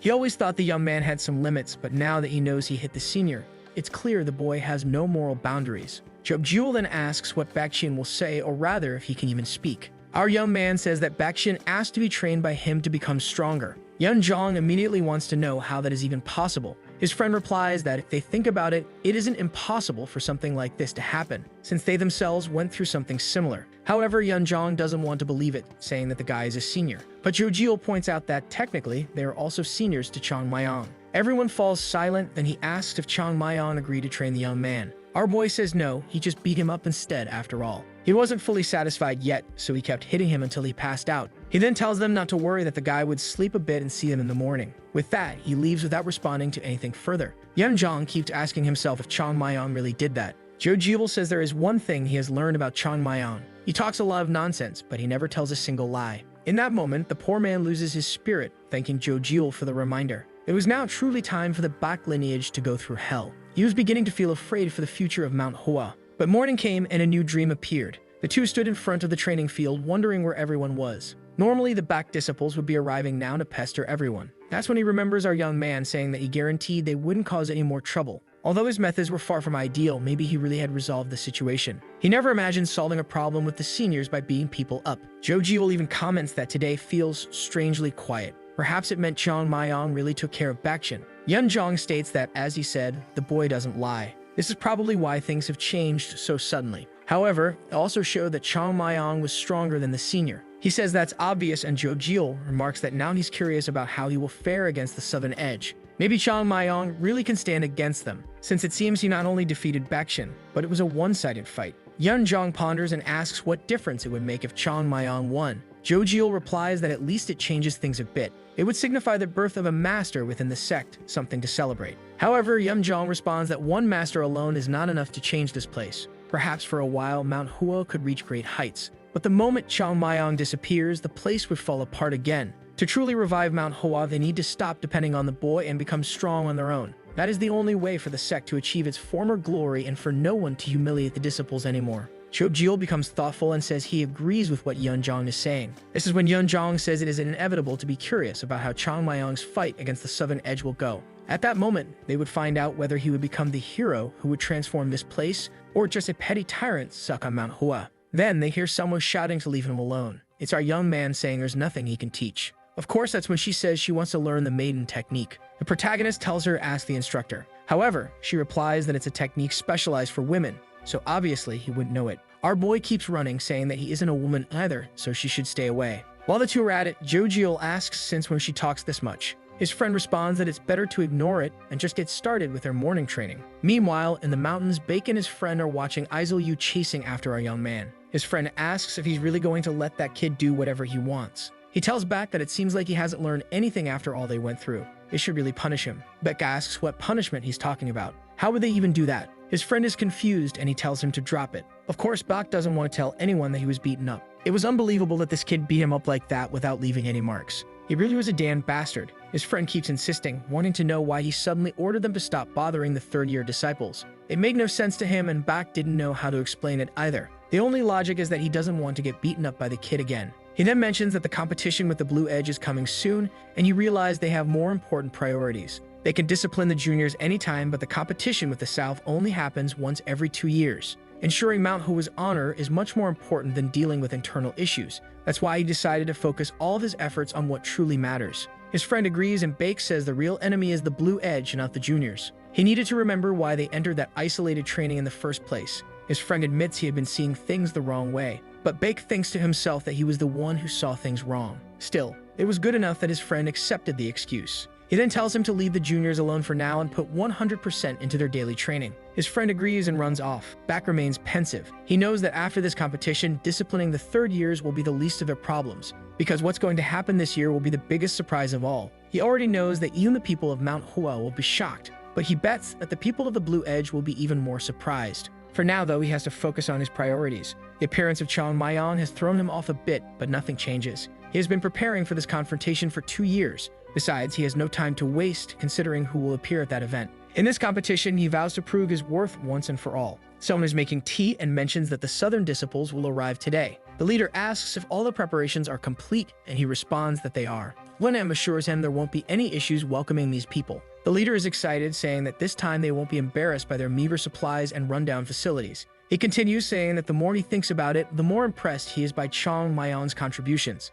Not only did he solve their financial problems, but he also restored the reputation of this place. Won-am sips his tea, and the leader asks what he thinks of its taste. Won-am replies that the fragrance is indeed richer than ever. Yoon Jong then explains that cherry blossom petals grow stronger as they age. He learned this after decades of experience. Mount Hua is no different. As the years passed, he simply tried to endure. Even though they always declared he wanted to restore this place's glory, all he could do was ensure they survived for another month. But now, after countless years of perseverance, he finally sees a light at the end of the tunnel. He finally realized that patience is wiser than any strategy or plan one could have. Won-am reflects that no one stops progressing in life. Sometimes he thought the leader had long passed his prime, but he kept growing wiser with age. As a true follower of the virtuous path, the leader never stopped acquiring knowledge. He truly deserved his position within the sect. Won-am then says he is sure Mount Hua will restore the glory it once had. To which the leader responds that nothing would make him happier. However, he could never take credit for such a thing, as it is all the disciples' work. Unam questions how the sect leader wouldn't receive any credit,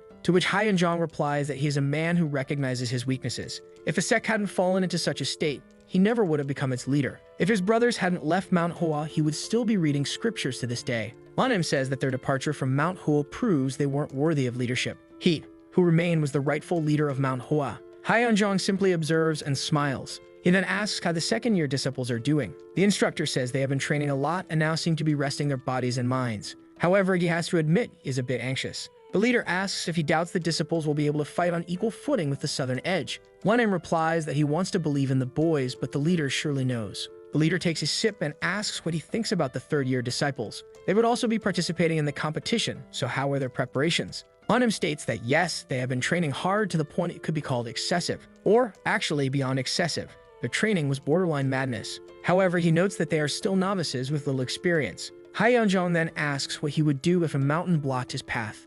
Unam reflects, and the leader says that if there was no way around, the only option would be to climb it. The instructor pauses and expresses his fear that they might try to climb and fall. To this, Yoon Jong responds that even the experience of failure has its value. It would help them climb other mountains and peaks in the future. The principle of the competition was to show friendship between the Mount Hua Sect and the Southern Edge. Victory or defeat did not matter. The truly victorious sect would be the one that learned the most from the experience. Unam agrees with the leader. Then Yoon Jong mentions that the travelers must be arriving soon, so they should take care of them. Unam notes that the representative from Yoon's company said he would help with resources. However, he hoped the Southern group wouldn't be offended by this sponsorship. The leader assures him once again that there is no need to worry, as things will happen regardless of their wishes. They would leave it up to fate and begin preparations for the competition. The leader is then left alone in the room. He reflects on having said that victory or defeat does not matter. How could he call himself a virtuous follower while uttering such a bold-faced lie? The only difference this time is that they managed to obtain the 7 Petals records that Chung Myung found. But that alone would not be enough to restore Mount Hua to its former glory. What he always dreamed of was this place rediscovering the cherry blossom technique. However, that belonged only to the predecessors of Mount Hua. This is why he silently asks the elders to watch over them from above. The scene shifts to Hualien province. A man looks up and gazes at the mountain. His name is Yoon Jong, and he asks his friend if he's sure Mount Hua was once in the top 10. To him, these people seem too run down for a place that was supposedly in the top 10. However, the friend smiles and says this entire city was built because Mount Hua was once great. In the past, they had so much power that a city formed around people wanting to be part of the sect. This friend is Jo Gul, a disciple of the second one of the Su sect. Yoon Jong comments that it's interesting, but it's clear to him that those days are long gone. It seems more worthwhile to fight against Mount Hua and practice the sword in the Su sect. It would certainly bring more benefits. The long-haired one says the elders must have their reasons for maintaining this tradition, so he advises against speaking that way. The man agrees, but then glances back. He sees Isong Baek and remarks that at least this time they are here to settle the score for what happened. The two exchange glances. Meanwhile, Yoon Jong notices how silent Isong Baek is, after all that chaos he caused.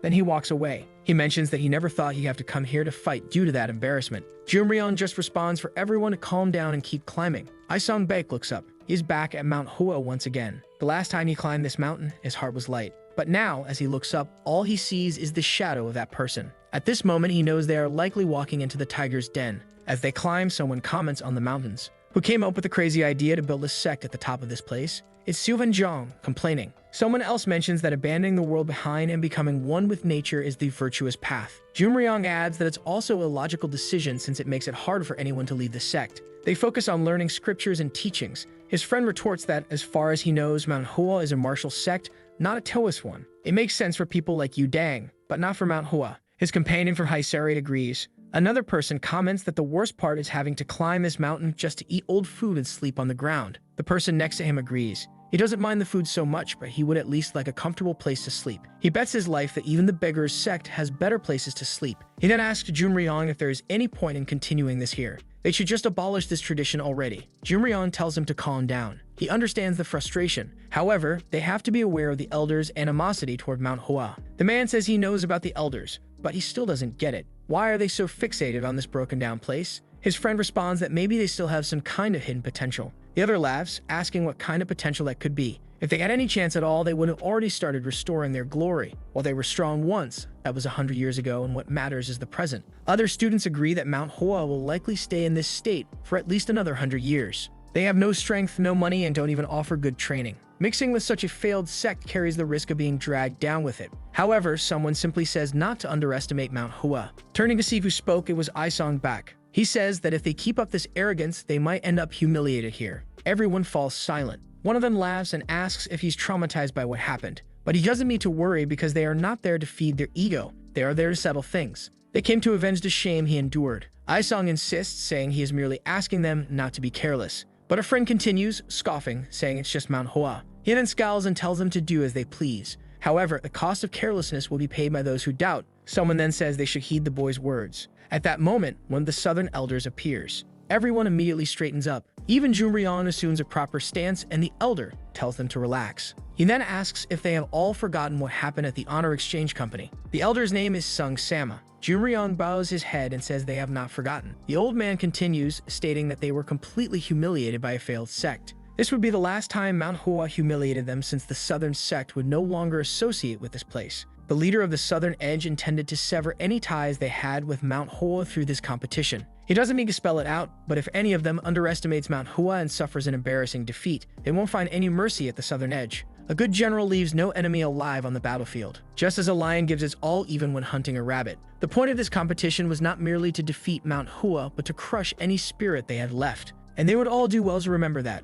They all respond with a resounding yes to the elder. He then tells them to proceed, as that gracious place is waiting for them. The group continues their climb up the seemingly endless mountain until they finally reach the gate. When they stop, Seon comments that their gate looks much more refined this year, which is strange. Jo Gul, aware of the rumors about Mount Hua associating with a wealthy patron, finds it strange considering how recent it was. How did they manage to resolve their financial problems so quickly? To him, it seemed impossible. Someone in the background remarks that they must have spent a few coins to spruce up the gate for appearances. It is the elder who comments that they likely begged for some help from someone. He sees no reason to worry, as fixing the gate doesn't change the flawed foundation of their sect. One could say that having such a grand gate for a failing sect is downright embarrassing. Then the gate begins to open. Hyanseng steps out, pauses for a moment, and then speaks. He says they are honored to receive visitors from so far away. Introducing himself as Hyanseng, an elder of Mount Hua, he mentions they have met before. The elder stares at him and asks why the sect leader didn't come to greet them in person. Hyanseng replies that the leader is waiting for them inside. The southern group clearly disapproves and remarks on the rudeness of sending a subordinate to greet travelers from afar. Hyanseng thinks to himself that these people's insolence knows no bounds. A mere elder demanding the presence of the leader shows how determined they are. He takes a moment to collect himself and invites them to follow him. They have prepared a banquet for the Southern Edge disciples. Hyanseng chuckles at the word banquet and remarks that apparently the competition is nothing but a party to relax for them. The Mount Hua elder laughs, assuring him it isn't like that. With that, the elder from the southern group responds curtly and demands to be led directly to the sect leader. As they walk through, it's clear to him that Mount Hua hasn't received nearly as much funding as assumed. It's evident they focused on appearances, as the only truly impressive things here are the gate and their uniforms. They must be neglecting their fundamentals. However, upon stepping into the training grounds, he notices something. The training field is no longer just dirt. He looks around and sees that the buildings within have been better preserved than before. It becomes apparent that it wasn't just the gate that had been rebuilt. Sang asks what the problem is with him just standing there, to which Sam responds that he didn't realize they had fixed up the sect so much since his last visit. He hadn't expected their patronage to go so far.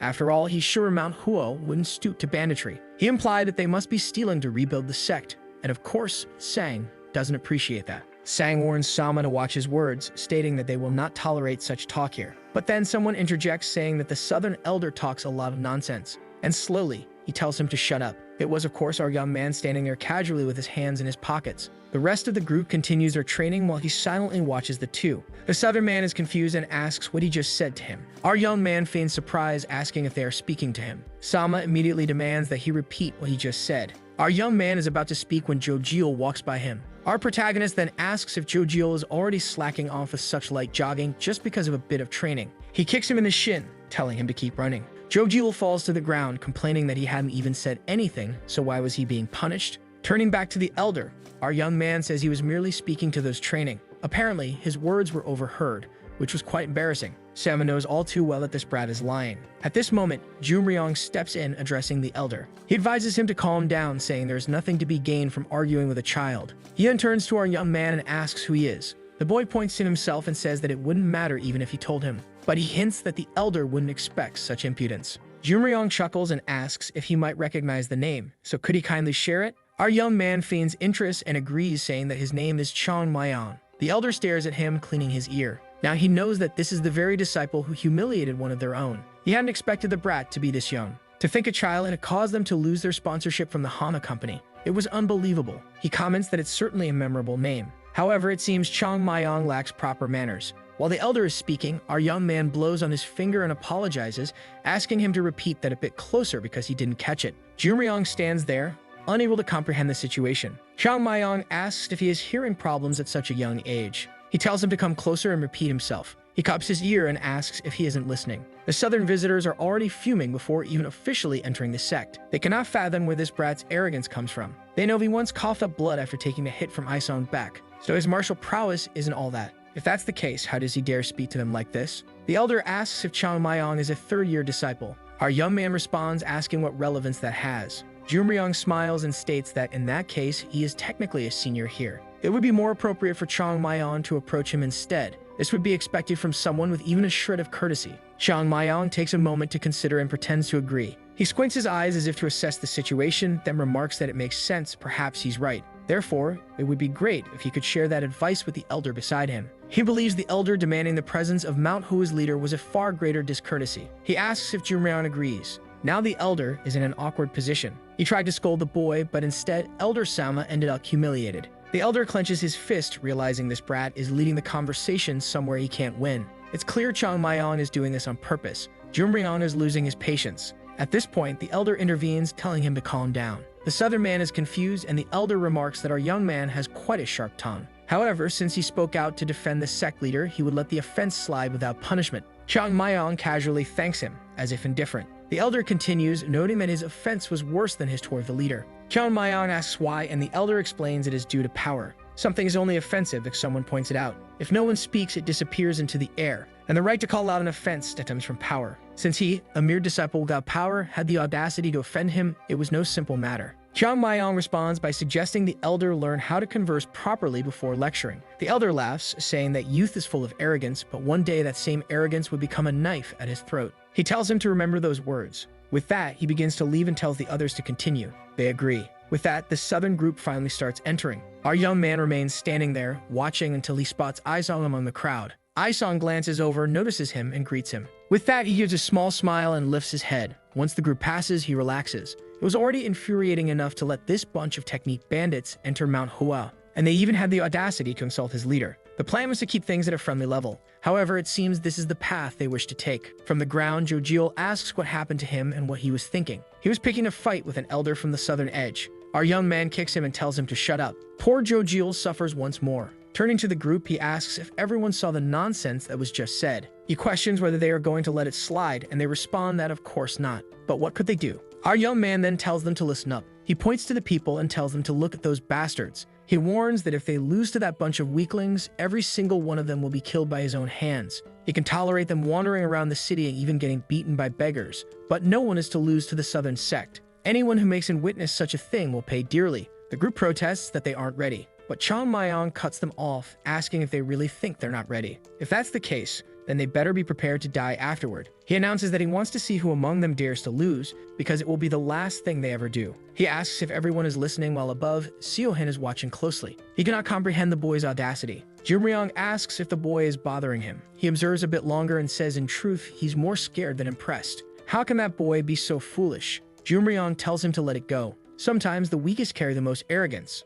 Only someone who doesn't understand his place in the world can act that way. He warns not to let it go to his head. They will have many chances to put that insolent brat in his place. Once he's defeated, he wants to see if he still has the gall to speak that way. Jo Gul laughs at his own words, admitting that he sounds a bit vulgar for a member of a virtuous sect. Seo-hin agrees but remarks that they were the ones who started this. His friend agrees, adding that yes, the boy began insulting the elder, and his words carry more weight. But for martial artists, matters are settled with swords. No matter what they say, it won't change anything. He smiles, noting that this year's competition just got a lot more interesting. All thanks to this Chung Myung. Back with the elder in the room, he senses something strange. Mount Hua's leader seemed far too calm compared to 2 years ago. Could it be due to newfound wealth? Looking around, he notices everyone is calm, but he's certain none of them can defeat the Southern Edge. It's absurd for them to have such baseless confidence. Frustrated, he slams his cup down, saying it's making him angry. Yoon Jong asks if he didn't like the tea. He replies that the fragrance is pleasant, but he has to admit he isn't a fan of cherry blossom petals.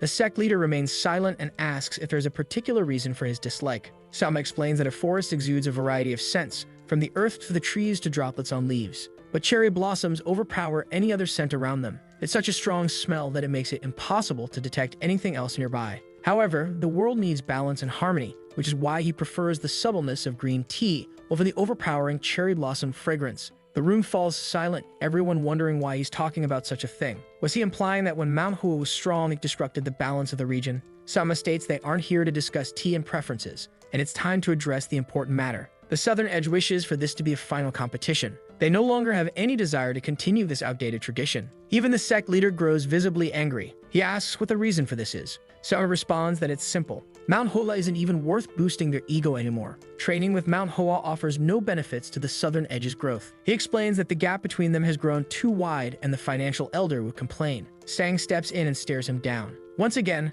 Yoon Jong maintains his composure. He states that this competition is not a mere training exercise. Since its inception, its purpose has been to foster friendship between Mount Hua and the Southern Edge. Sama retorts that it's just a pretense. There has never been true friendship between these sects. In fact, it would be more accurate to say they have been sworn enemies. Just look at how everyone here is staring at him. Did he say anything that wasn't rooted in truth? The relationship between Mount Hua and the Zhongnan sect is like a shattered vase. Any effort to restore it would be pointless, because the cracks cannot be undone. The leader reflects on this. He hadn't expected the Southern Edge to want to end the competition. This was their way of announcing to the world the downfall of Mount Hua, which would be a huge humiliation. Then someone starts clapping. Turning around, it's of course Elder Sama. He tells Jo Myung that he couldn't have said it better. Immediately, Jo Myung jumps up and everyone stands. He quickly apologizes, saying he would never have spoken so informally if he had known the elder was arriving. Salman assures him it's fine, as that's precisely what he wanted to hear. All he desires is for the sect's disciples to carry such determination.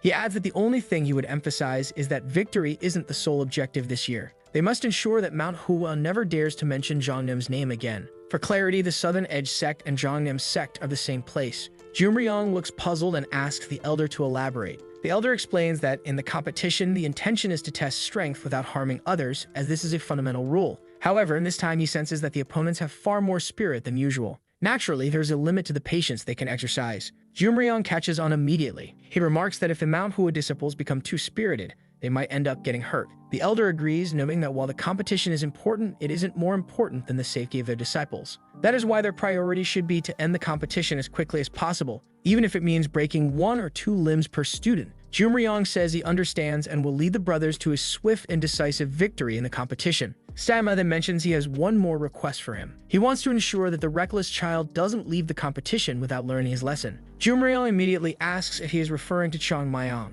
The elder confirms. He wants to know how that brat, who hasn't even reached 20, dares to disrespect him. He cannot allow such a child to tarnish the reputation of Mount Hua's so-called good friends. Thus, they need to teach the boy a lesson. Jo Myung calls upon a young man named Yoon. The boy approaches and greets him. Jo Myung introduces him as Yoon Xian, explaining that this boy is a third-year prodigy and undoubtedly their best bet to deal with Chung Myung. Yoon assures Elder Sung Sama that he need not worry. He will ensure everything goes as planned in the competition tomorrow. Sung Sama expresses his confidence in him, while Sung Sama smiles, proclaiming that from today onwards, the Southern Edge will enter its golden era. He hopes to see Mount Hua buried in the mud. Night falls and the door opens, revealing Yoon Jong stepping outside. Jo Gul stands in the middle of the field, staring up at the sky. He takes a deep breath and his friend asks what he's doing. As Yoon Jong approaches, he admits he can't sleep. They note that, of course, Chung Myung is sleeping soundly. Yoon Jong remarks that the boy must have nerves of steel. He's sprawled out on the bed like a starfish, making him both worried and envious.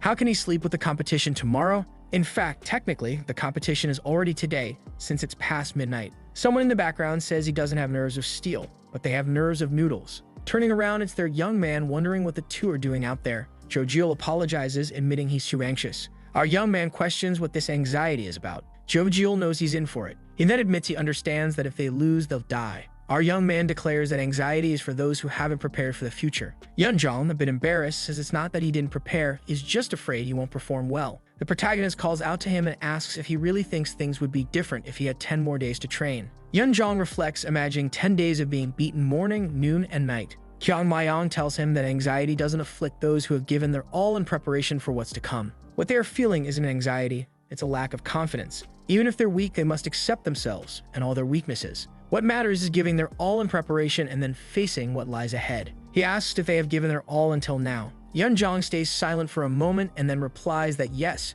he's sure they have. Chung Myung says that's enough for him. No matter what others say, he knows they've done everything they can. So they should stop wasting time and get some sleep. After all, having a good night's rest before a competition is also a valuable skill. Yoon Jong agrees but asks where Chung Myung is going. He replies that he's going to train. The boys remind him that the competition is today, to which our young man responds that his training is hundreds of times more important than fighting those fakes. With that, he leaves. Jo Gul, impressed, notes that he's actually going to train at this hour. Jo Gul remarks that their worries seem pointless now. Seeing Chung Myung act the same on the day of the competition makes him feel foolish for doubting themselves. The boy is right. They need to regain their strength to give it their all tomorrow. It's time for them to head to bed. Yoon Jong agrees and heads off. While Yoon Jong stares at the gate, he thinks about how strange that boy is. How could the few words of someone so young calm the anxiety in his heart? Regardless of the outcome of the competition, the third-year disciples would continue to grow stronger because of him. Jo Gul then asks if he isn't coming, to which Yoon Jong replies that he is.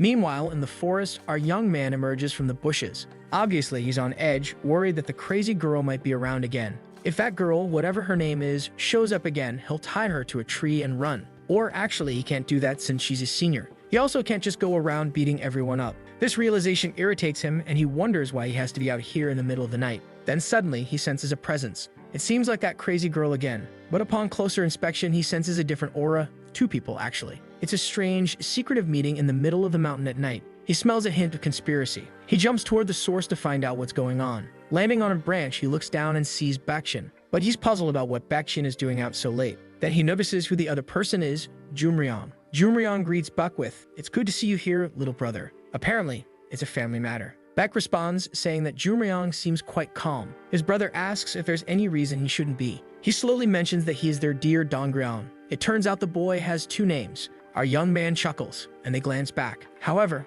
they don't see him, he's well hidden. Baek turns around and tells Jo Myung not to call him by that name. His name is Baek Cheon, but Jo Myung insists that it's the name their parents gave him and not something he can simply discard. No matter what he chooses to call himself now, he will always be Dongryong Jin. Our young man continues laughing at the poor guy's name, slowly realizing these two are brothers. One is named Jo Myung, the other Dongryong. He wonders what kind of parents would give such names to their children. Baek keeps shouting about his name. His brother replies that he can call himself whatever he likes. Dongryong, it is. He then remarks that Baek seems to be doing well at Mount Hua, even how he looks. Baek tells him to get to the point, to which his brother replies that he simply missed him. He wanted to know what his little brother, who abandoned their family and become stronger than him, had been up to lately. Baek states that Jo Myung already knows, as he must remember what happened 2 years ago. His brother replies that he does remember beating him up, but never gets old to mistreat his little brother. Baek thinks to himself that this guy is a snake. He may smile and act pleasant, but he still has a rotten heart. He's always been cruel to anyone weaker than him.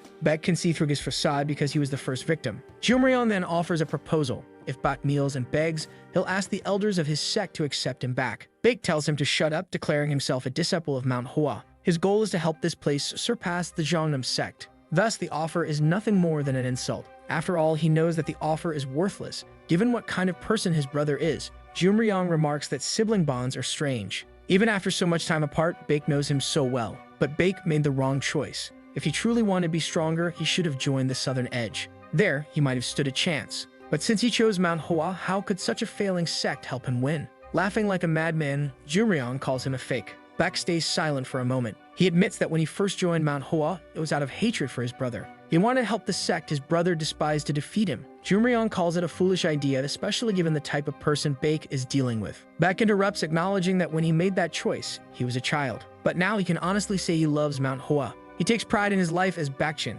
a second-year disciple of this sect. At that moment, Chung Myung recalls when Baek Cheon humbly asked for help to become stronger. Now, our young man understands why he wanted this help so badly. He had to admit it was impressive that Baek Cheon held such pride in this failing sect. Jo Myung, however, laughs and asks if his little brother has completely lost his mind. But Baek Cheon interrupts, stating that he will not allow him to insult the sect. Jo Myung might find the idea ridiculous, but it was through this place that Baek Cheon learned that happiness isn't about training in a renowned sect or eating good food, nor about flaunting one's privileges in front of others. At Mount Hua, he found happiness for the contributions he made. This place allowed him to dream of rebuilding the sect and turning it into the greatest in the realm. Mount Hua had given him purpose in life and had shown him love despite all its flaws. Myung mocks the word love and says he has never heard anything so naive. It seems Baek Cheon still has much to learn about the world. He then declares that it is already too late for Baek Cheon. Due to his foolish choice, he will spend the rest of his life as a third-rate martial artist, watching from afar as his brother becomes the leader of the Su sect. Baek Cheon tries to protest, but Myung cuts him off again, saying that the path Baek Cheon chose is irrelevant. But at least he will find some solace in seeing his little brother fail, especially since that failure will come soon enough. He adds that it was a fitting combination, a failing sect with a foolish disciple. Baek Cheon warns him to watch what he says about Mount Hua or he'll rip his mouth apart. His brother laughs and releases his aura. The energy spreads through the forest and Baek Cheon braces himself. Myung tells him he won't do anything because he doesn't stand a chance. By the end of today, neither he nor the sect will be remembered in the martial world. He then retracts his aura, assuring Baek Cheon that he'll make sure of it personally. He leaves, saying he looks forward to today. Baek Cheon is left alone, breathing heavily. He begins to question whether they really have any chance. But then he steels himself, reminding himself not to let his resolve waver. He is Baek Cheon of Mount Hua, and he intends to restore its glory one day.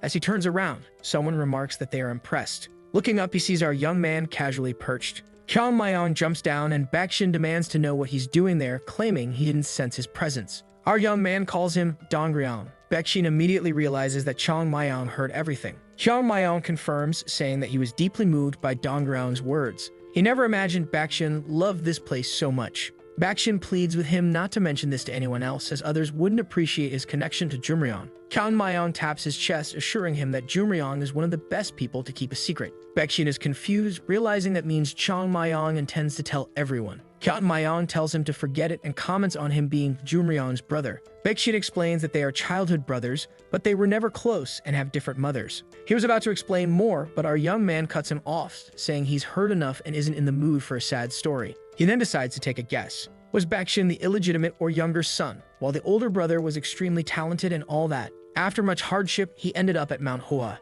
Baek Cheon asks him to stop reducing his life to a cliché story. He lowers his head, admitting that while it may sound common, his journey wasn't easy. Chung Myung tells him he did well, leaving Baek Cheon momentarily confused. Our young man explains that Baek Cheon made the right choice coming to Mount Hua. No matter his origins, the moment he set foot on this mountain, he became a disciple of this place. And Chung Myung personally promises to prove that leaving Jiangnan and joining Mount Hua was the right choice. Baek Cheon is taken aback. This wasn't what he expected to hear from a child. Yet somehow, the words bring him a sense of peace. Baek Cheon then remarks about Chung Myung's claim to prove it, asking when that would be. Our young man points upward and says that today is the day. The two fall silent before he declares it's time to deal with those Jiangnan scoundrels. He plans to let loose and cause some chaos. The sun finally rises. The disciples of Mount Hua stand before the elders. Everyone is tense. The leader comments that they seem nervous this morning. They needn't be so anxious because all he hopes for from this day is that they grow through the competition. No matter what happens, he remains proud of the disciples of this place.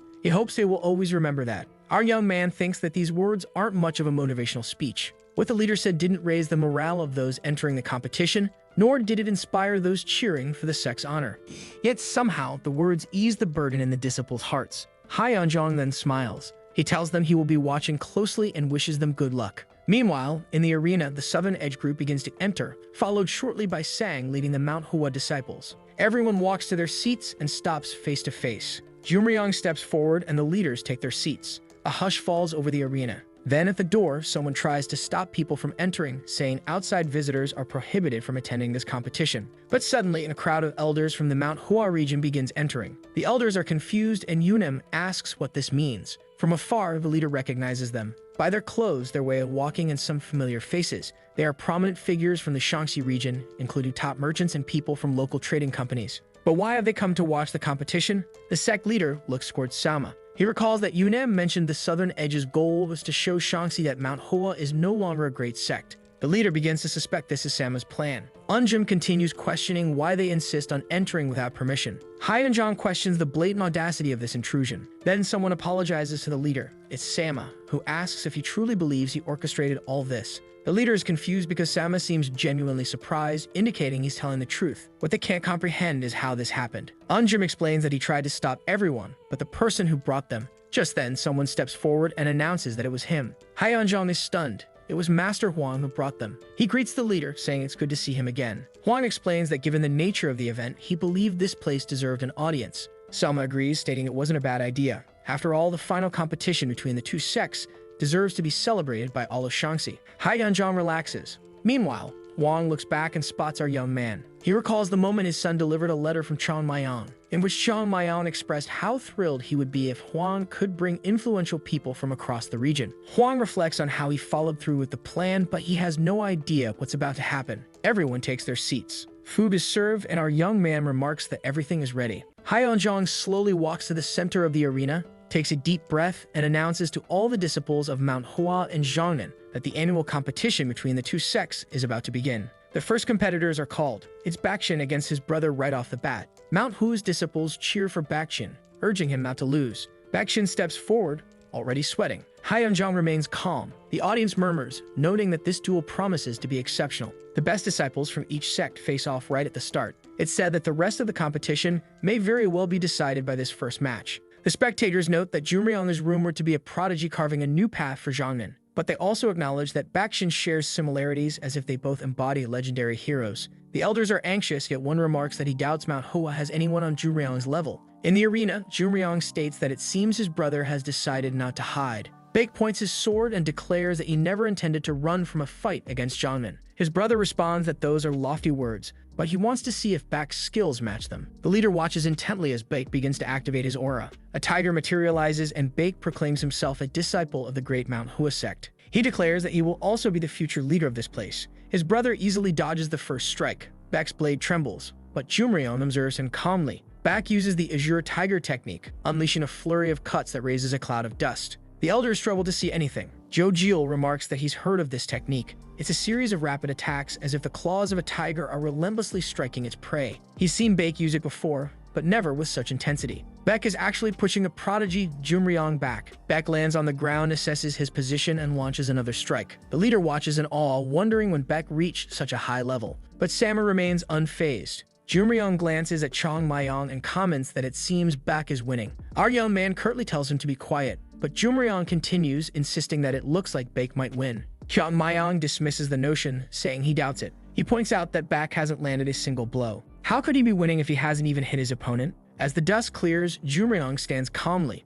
The Mount Hua disciples begin to question how this is possible. Baek charges again, unleashing another strike, but Jo Gul dodges effortlessly. No matter how he attacks, Jo Gul remains at ease. Baek is baffled. He charges again, only for his strike to be evaded. Looking for an opening, he tries a blindside approach, gripping his sword with both hands, but again, Jo Gul slips away. Even when he attacks from behind, his brother simply ducks. Baek cannot understand why none of his attacks connect. He's giving it his all, yet he can't even touch him. It feels as if his brother is an insurmountable mountain, far beyond his reach. But he's worked tirelessly for this day. All of his hours of training must mean something. Once more, he unleashes a barrage of strikes. His attacks whiz by, but Jo Gul dodges with ease. Baek advances again, but his brother remains calm, evading every attack. The boy gives it his all, placing his other hand on his sword's hilt for another strike. But this time, Jo Gul draws his sword as well and counters. The two pass each other, and as expected, Baek is struck and falls to his knees. His brother approaches slowly and stops beside him. While Baek struggles, Jo Gul laughs, asking if he had his fill of fun.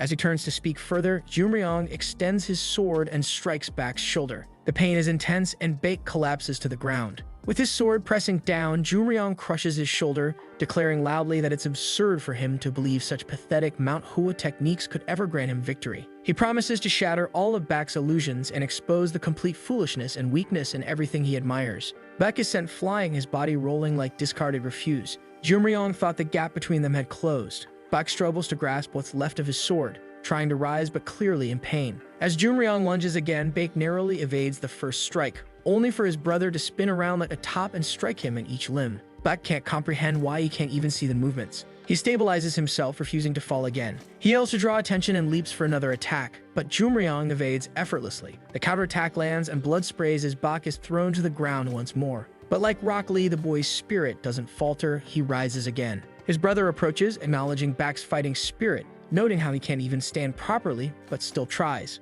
But that's all he has, and it's why he will never touch him. Why he will never bridge the gap between Mount Hua and the Southern Edge. Their martial arts are unmatched, and Mount Hua's legacy is nothing but a distant memory from hundreds of years ago. If Baek ever wishes to catch up, he'd have to abandon Mount Hua. There's no future here, just stories of the past and a failed sect. But Baek rises again, trembling and out of breath. He declares that he will never leave Mount Hua. Though shaking, he asserts that he remains a disciple here, no matter what. Jo Gul laughs, admitting that at least he has courage. But then he strikes Baek again. telling him not to expect even a hint of mercy. It was a pity, but he needed to make the gap between them clear. Baek finally falls, and the Mount Hua disciples rush to help him. They lift him, asking if he's okay, but it's clear he's completely out. Someone shouts, demanding to know the meaning of this. The Mount Hua disciples are outraged, asking why Jo Myung did this if it was supposed to be a training match. Jo Myung responds that this is why he held back gracefully. It would be ridiculous to believe that Baek would still be breathing if he had taken the fight seriously. He tried to go easy on him. He simply didn't expect the boy to be so weak as to collapse from such a simple attack. However, he apologizes, admitting he has difficulty controlling his abilities.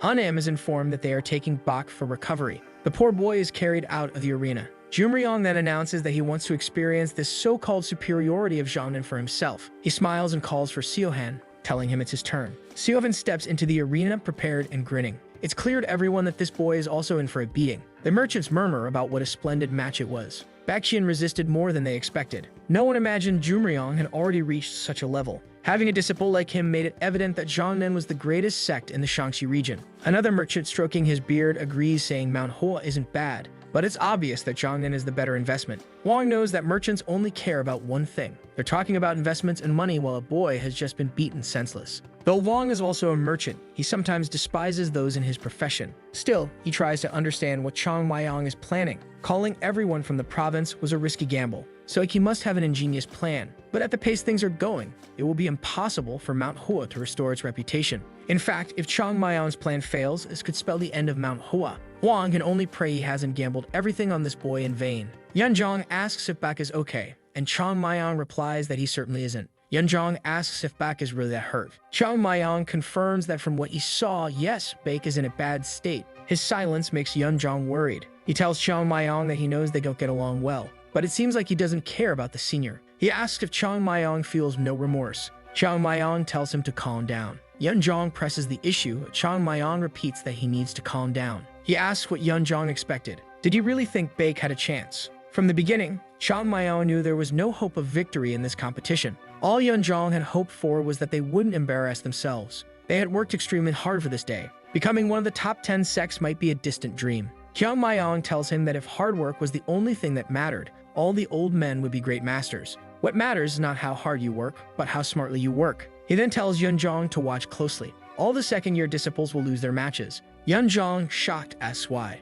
Chung Myung mentions that perhaps one has a small chance, but unfortunately, she doesn't seem to be competing today. Oh, who would have guessed that Aizul Yu is actually better than Baek Cheon? Yes, women at the top. This is true feminism. Yoon Jong can't believe that none of them even have a chance at a draw. He asks if they're really going to lose like this. Chung Myung responds that he never said they would lose. He was only talking about the second-year disciples. He then tells Yoon Jong to start warming up because they need to catch everyone's attention. Meanwhile, Baek's friend takes his turn in the arena and falls like a discarded rag. Seohan presses his foot on his chest, asking if he's already giving up. He thought the guy could take a few more hits. He then looks at Chung Myung and taunts him, saying he barks a lot but doesn't bite. Chung Myung stays calm, or maybe not so calm. He just wants to see how long Seohan's smile lasts. Another second-year disciple takes a beating and collapses. His sword stops at Sang's feet, who remarks that they suffered 9 consecutive defeats. Sang turns to the leader, suggesting they put an end to this. Otherwise, the third-year disciples will be slaughtered like goats at the slaughterhouse. Hyunjong, however, states that it's no longer in his hands. How could he stop the competition now? The arena is full of merchants and prominent figures from all over Shaanxi. How could he tell all these people that Mount Hua has no chance of defeating the Southern Edge? It would be the same as announcing the sect's downfall. This is a line he cannot cross. It's not about saving face or his position, but if he wants to preserve even a sliver of hope for Mount Hua, it must continue. He says that the die has been cast, and that's all there is to it. Sang tries to protest, but another disciple falls and the last one collapses. Jo Myung smiles and turns to the elder. Selma is absolutely delighted. 10 consecutive victories. It couldn't have been more perfect. The Jeonmin sect had dreamed of this for countless generations. To think he would be the one chosen to witness this great achievement. The merchants nearby muttered that this competition was becoming one-sided. It was evident that Jeonnin was far superior to Mount Hua. Another merchant agreed, noting that while Mount Hua had once been a great sect, those days were long past. The elder was ecstatic. Public opinion was clearly on his side. Now only one step remained, crushing every single third-year disciple so that Mount Hua could never recover. He relaxed, gazing up at the sky, remarking on how wonderful the day was.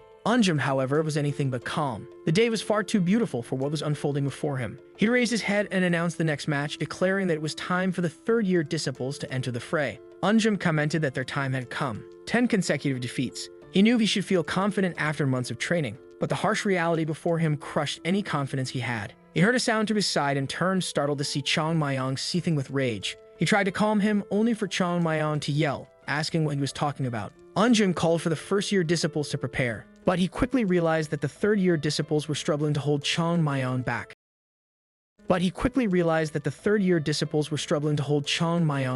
Everyone was trying to restrain him, insisting that he be the last to fight. But with an explosive burst, he broke free, leaping into the middle of the arena. The merchants were bewildered. Chung Myung landed in the center and rose to his feet. Jong couldn't comprehend what the boy was thinking. Chung Myung simply shouted for the first opponent to step forward. He didn't care who it was, but demanded they come forth. He vowed to take down every piece of trash from that place. Selma demanded to know what this deluded boy thought he was saying. Jumryong laughed, commenting that the little piece of trash had finally shown himself. He called for Yuryang, telling him that while he hadn't expected the first match to be against him, it changed nothing. He instructed him to put the boy in his place. Yuryang stepped into the arena. He called out Chung Myung, vowing to shut his filthy mouth. He barely began introducing himself as Yuryang when Chung Myung closed the distance in an instant, landing a punch. Selma was left speechless, and the others were stunned. Still airborne, Chung Myung declared he didn't care about Yuryang's name.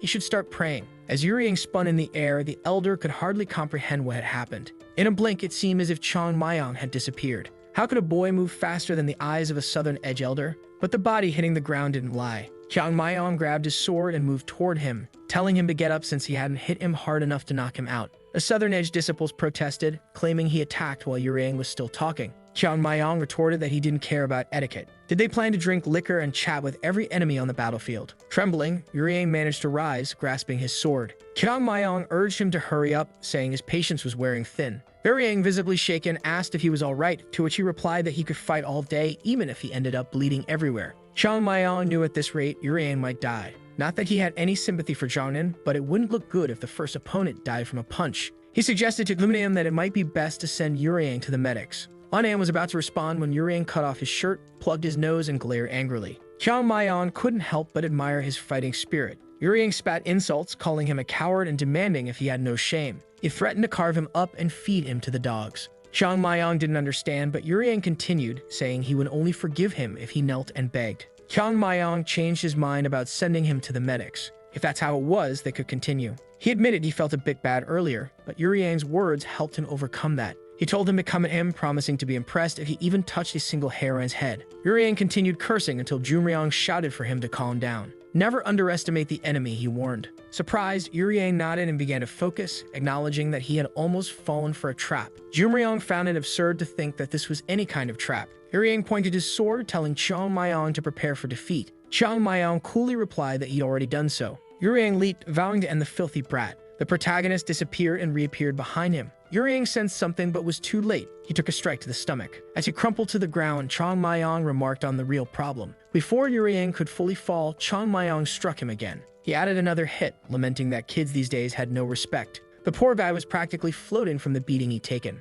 Then with a kick to the face, he was sent flying. While he suffered, Jumryong appeared bewildered by the strikes. Yuryang crashed face first to the ground, trembling in pain. Chung Myung approached, pointing out that Yuryang couldn't even touch him for a second. As Yuryang removed the claw from his nose, the bleeding resumed. Chung Myung turned to Jumryong and told him to wipe off that shocked expression. Then he calmly left the arena and took a seat, while the elders tried to make sense of what they'd just witnessed. Had they been dreaming? Chung Myung had defeated a disciple of the Zonman sect, not only quickly, but in an utterly dominant manner. He turned to ask the sect leader, who stood with his mouth agape. Even Sang shared the same expression. Sang admitted he had no idea the boy was this strong. The leader shook his head, saying it didn't make sense. He shouldn't have stood a chance. The finance elder asked why everyone seemed so shocked. Weren't they the elders who had been watching over the boy? Their stunned expressions made it seem as if they'd bet money against him. Sang slapped his own face, asking how long the boy had been in the sect. Unjum replied that it had been about 6 months. Sang couldn't believe it. With such little time, he had defeated a disciple from the Southern Edge with a crushing victory. He wondered what kind of training the boy had undergone before joining.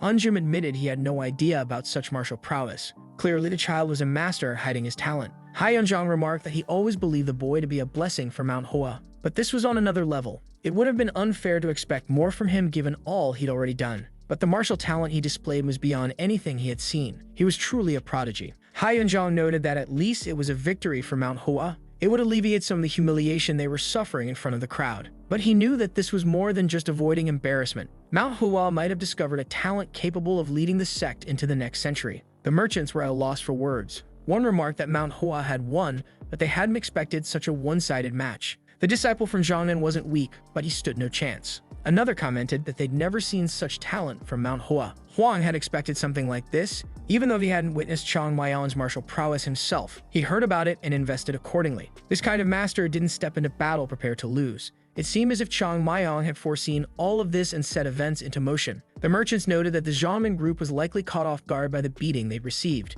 But Huang knew that Chung Myung now had everyone's attention. Not that it mattered. Huang was already on the boy's side. One of the elders remarked that if his single child won while the other 9 lost, it only showed one talented individual. Though it was an impressive victory, doubts would remain. Now Chung Myung would have to show his true worth. His victory would either highlight the talent of a single anomaly or herald Mount Hua's resurgence. Chung Myung sat calmly, smiling, saying that was satisfying. His friends wonder how he remained so composed after such a fight. Someone praised his efforts, suggesting he should have stomped even harder. With this revenge, they felt rejuvenated, claiming he was the best and that his performance was amazing. Yoon Jong stood back, watching as everyone praised the young man. Chung Myung dismissed it, telling everyone to take their seats. He wanted to watch the next match. He called for the senior. While everyone stared, he glanced at Yoon Jong and nodded. Yoon Jong nodded back, realizing it was his turn. Chung Myung had done his part and more. It was now up to him to keep the momentum going. Chung Myung asked what Yoon Jong was doing and told him to hurry up and fight. Yoon Jong wanted to complain about how Chung Myung always had the last word but knew there was no point. He asked if Chung Myung had any advice or words of encouragement. Chung Myung simply asked if it would make a difference. He told him to go and hit as many people as he could. Yoon Jong was surprised by the advice, grabbed his sword, and walked toward the arena. He could feel the weight of everyone's expectations. In the eyes of every person there, a glimmer of hope had begun to form. But if he lost? Chung Myung called out his name. Yoon Jong turned and asked what it was. Chung Myung simply said that if he lost, he'd be dead. Yoon Jong, momentarily confused, broke into a smile. He gripped his sword tightly, feeling that the winds had shifted in Mount Hua's favor. He stepped into the arena, introducing himself as Yoon Jong, a third-year disciple. He stood there, ready to challenge the sect, not for a simple training match. Jumryong saw the rising energy among the Mount Hua disciples. He called for Gangjin, who responded, vowing to end it all. Jumryong told him not just to end it, but to crush that arrogant bunch. The boy agreed and leaped into the arena. Jumryong couldn't believe they lost the chance for a perfect victory, all because of that cursed Chung Myung. He admitted the boy was better than expected and caught him off guard. But the rest of Mount Hua wouldn't have such good fortune. Chung Myung might have won that match, but the sect itself would never win the war. That was something they wouldn't allow. Gangjin pointed his sword at Yoon Jong. It had happened 2 years ago. Not so long, really. He'd fallen then and gotten up again. The sword had been pressed against his neck. Yoon Jong knew today's match was about history repeating itself. If not for Chung Myung, he had suffered crushing defeats against Jiangnan every time. It had led him to doubt his training, the despair of realizing his hard work wasn't producing results. They had all stood defeated before an impossible wall. But one person refused to give up. He walked around the sect and saw Baek Cheon training relentlessly. Then suddenly, a new boy appeared and changed everyone's lives. It was because of Chung Myung that life over the past 6 months had been hell. But at least it had driven them to train harder than ever before. Yoon Jong wondered if all that suffering had lessened the gap between them and the Southern Edge. It was hard to put into words, but no matter what, he wasn't going to give up without giving it his all. The opponent before him said there was no need for introductions. He would show how lightly he had gone on him in their last fight. Yoon Jong began to respond, but his opponent cut him off, telling him to be silent. He leaped forward, declaring that their swords would do the talking. Yoon Jong quickly recognized that he was using the same technique as before, a straight, predictable offensive right in front of him. But even so, he had never managed to block a single strike in the past. This time would be different. He placed another hand on his sword, and their blades clashed. His opponent seemed surprised and immediately retreated, noting that Yoon Jong hadn't been idle these past years. But it was irrelevant. All of his efforts would be in vain. Yoon Jong narrowly dodged the next attack, shocked at the speed and strength of his opponent. How was he so strong while moving so quickly? It was like fighting someone twice as strong as before. Perhaps this was the true prowess of the Southern Edge. The boy pressed forward, launching another attack. Yoon Jong continued to defend, noting that despite everything, he could see each of his opponent's moves. He parried another strike, and his opponent was knocked back. Confusion set in. Not only was Yoon Jong blocking everything, but he was pushing him back. Yoon Jong stared at his own hands, wondering what was happening. His opponent, also confused, asked if he was holding back to spare him embarrassment. It wasn't like that. The opponent yelled, accusing Yoon Jong of arrogance for dodging a few lucky strikes. He lunged forward, furious.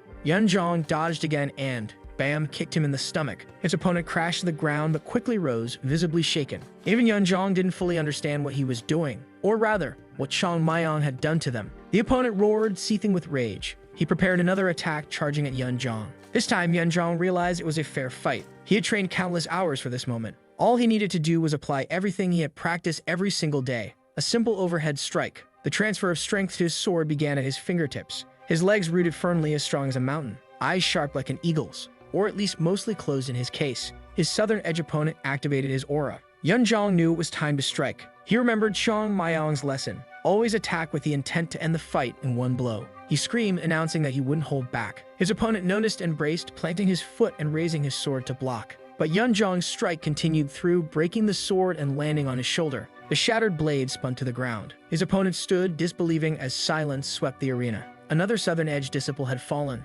Even Yoon Jong couldn't believe what he'd done. He steadied himself, bowed, and thanked his opponent for the match. Everyone from Mount Hua began celebrating once more. It was incredible that Yoon Jong, who had trained alongside them, had achieved victory. The sect leader felt as though he had ascended to the heavens, with no regrets left in this life. Everyone was smiling as they watched Yoon Jong stand proudly in the arena. He walked over to his comrades, who commented on his perfect victory. Even Jo Gul was stunned. He asked Yoon Jong to share the secret and what he needed to do to win too. Yoon Jong reassured him, saying that victory was already guaranteed and he would understand once he was out there. He then turned to Chung Myung and asked how he managed it, how he ensured they would win this way. Chung Myung casually replied that it was simple. All he did was tilt the balance in their favor. The Zonin disciples were strong and skilled for their age, but that was their greatest weakness. Confused, Yoon Jong asked how being strong and skilled could be a weakness. Chung Myung explained that they knew too much for their level of maturity. Still puzzled, Yoon Jong asked if it wasn't good for a master to know as many techniques as possible. Chung Myung, ever the metaphor king, brought up the tower analogy. A martial artist's strength depends on how solid their foundation is. The Zonin disciples were building layers upon layers without reinforcing their base. What happens when such a tower faces a solid foundation? Yoon Jong answered that the unstable one would collapse. Chung Myung said that martial arts are simple at their core. A martial artist must use their body efficiently to strike their target with precision. From this basic intention, techniques emerge and evolve, becoming faster, more precise, and more resilient. All he did was ensure no one forgot their roots. He pointed out that Jo Gul was moving differently than before. His footing was solid, his sword arcs were clear and true, and his eyes calmly observed his surroundings. Most importantly, he now focused all of his energy into every strike. And for this fight, that was all he needed. The basics were more than enough to defeat someone training at the same level. Yoon Jong asked if that was really true. If it was so simple, why didn't other sects do the same? Chung Myung asked what was simple about it. Was Yoon Jong suggesting the past 6 months of training had been easy? Yoon Jong quickly clarified that he didn't mean that. It just seems simplistic. Chung Myung then gave a lesson, asking if Yoon Jong could spend half his day studying, always doing the right thing, being honest and just with relatives, honorable and virtuous with the weak and poor, avoiding wealth accumulation at all costs, respecting both those above and below him, building true friendships, and striving for a better future for the country and family. Could he do that for the rest of his life? Yoon Jong admitted he probably couldn't. Chung Myung explained that this is all that's required to become a great sage. Yoon Jong began to understand. Everyone knows the path to becoming a sage, but very few can adhere to such ideals. Most people cannot consistently live by their principles, no matter how simple it may seem. Chung Myung added that continuous effort can even wear down stone. All it takes is dedication to what you wish to achieve. Nothing in the world is more prestigious than hard work. Hard work and devotion are what matter most, precisely because so few people are capable of it. Pushing oneself to the brink over and over for a single goal, that's what leads to this kind of outcome. Jo Gul won his match. Yoon Jong began to credit Chung Myung, but Chung Myung reminded him that the glory wasn't his. They became winners the moment they refused to give up during training. Yoon Jong hadn't realized there was such deep meaning behind their brutal training. He wanted to know where Chung Myung had learned all this. He glanced at the arena, another victory. That made 4 consecutive wins. With him and Jo Gul out of the way, the remaining 7 competitors were roughly on the same level of skill. Since the first had won so easily, it was likely the rest would follow suit. In other words, they might actually win. A Southern Edge disciple was flung into the air and crashed to the ground. The victorious Mount Hua disciple celebrated, declaring his win. Everyone cheered for Mount Hua. 10 consecutive victories. Despite the 10 wins, the difference in morale was unmistakable. The Southern Edge members' expressions said it all. Yoon Jong turned to Chung Myung, thanking him for their victory. Chung Myung asked what he meant by victory. They needed to remember that they had lost 10 rounds earlier. Those 10 victories only brought them to a tie. As everyone nodded, he interrupted, saying they still didn't understand. There was no way he was going to leave this as a draw. Yoon Jong already knew that considering it a victory was madness. He declared that accepting a tie would be a lifelong humiliation. While everyone hoped he would settle for it, staring at his sword, he knew a tie had never been an option from the start. He had to make them pay for stealing the cherry blossom technique.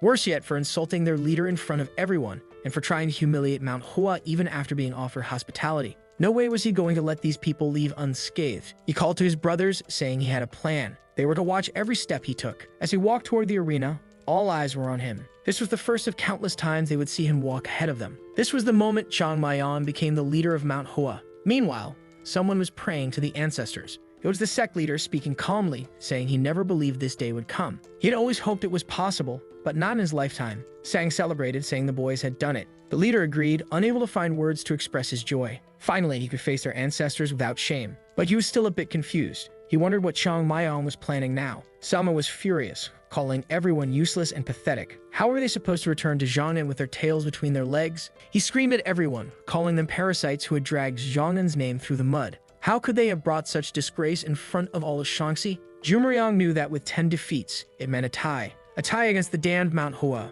This would forever stain Xiaonan's reputation. Someone raised a hand and asked for permission to speak. Sama and Jo Myung turned to see it was Chung Myung. He announced that now that it was over, he had something to ask. He called on Master Huang, who asked what it was. Chung Myung pointed out that, as a spectator, Master Huang might be the right person to ask. In his opinion, who had won the competition, Huang wasn't foolish. He immediately understood. Jo Myung had no intention of letting it end as a tie. By asking him directly, Chung Myung expected a particular answer. Huang said he would need to consult the others, but it was difficult to determine a clear winner. A mustachioed merchant suggested giving the victory to Xiongnan since the older disciples had won. But another elder argued that the competition was meant to showcase the future, so the victory should go to the side with the better young disciples. As they debated, Huang observed, he told Chung Myung that, as he could see, it was hard to reach a conclusion. Chung Myung replied that he believed no one would be satisfied with such an ending, so he proposed a tiebreaker to determine the true winner. The 10 victorious Xiongnan disciples would face the 10 victorious Mount Hua disciples.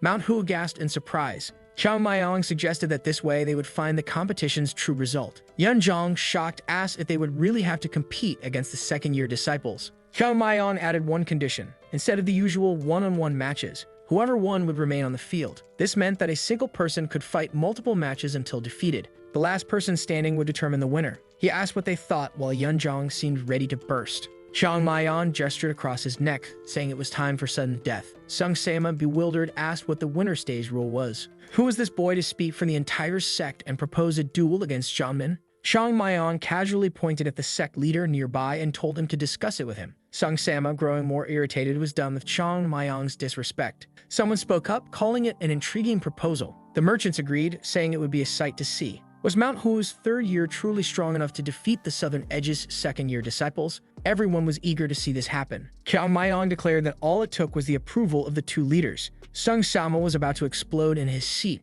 while Yoon Jong was unsure of what Chung Myung was planning. Unam spoke up, saying he believed they should allow it. The boy had a wisdom far beyond his years. While his methods might be a bit forceful, he had never seen him propose anything foolish. That was why he was sure Chung Myung had considered every doubt that crossed their minds. He had a plan, and all he asked for was their trust. Sang agreed, and so did Yoon Jong. The leader took a deep breath and looked at the arena, announcing that Mount Hua approved of the confrontation. Now Sung Sama had no choice. Refusing would make it seem like they were running away. So he begrudgingly accepted the challenge on behalf of Xiongnan. Chung Myung smiled, but Yoon Jong quickly pulled him aside, throwing him out of the arena and demanding to know what he was thinking. Yoon Jong asked why he proposed a fight against the second-year disciples. They were much older and at a completely different level. Not to mention Jo Myung, the greatest prodigy in Shaanxi. How were they supposed to defeat someone like him? Chung Myung asked what he meant by we. He turned to Yoon Jong and asked if he was serious. Yoon Jong replied that this was obviously the outcome of his proposal. Chung Myung told him to wake up. There was no chance they could win. Now they were all confused. Chung Myung admitted that Jo Gul might manage to defeat one or two second-year disciples, but the rest would be crushed as soon as Jo Myung stepped forward. It didn't matter how solid their foundation was. That guy was on a completely different level. Yoon Jong asked what they were supposed to do if Chung Myung had a plan. Chung Myung asked what plan he was talking about. Sama believed it would be a battle of attrition, with the first 9 wearing Jo Myung down for Chung Myung to finish him off. But Chung Myung said it was irrelevant. Jo Myung would keep winning even if he had to fight 20 of them. Sama announced that they weren't going to follow the other side's plans anymore. Besides, what glory was there for him in defeating 10 rookies? Jo Myung would fight last.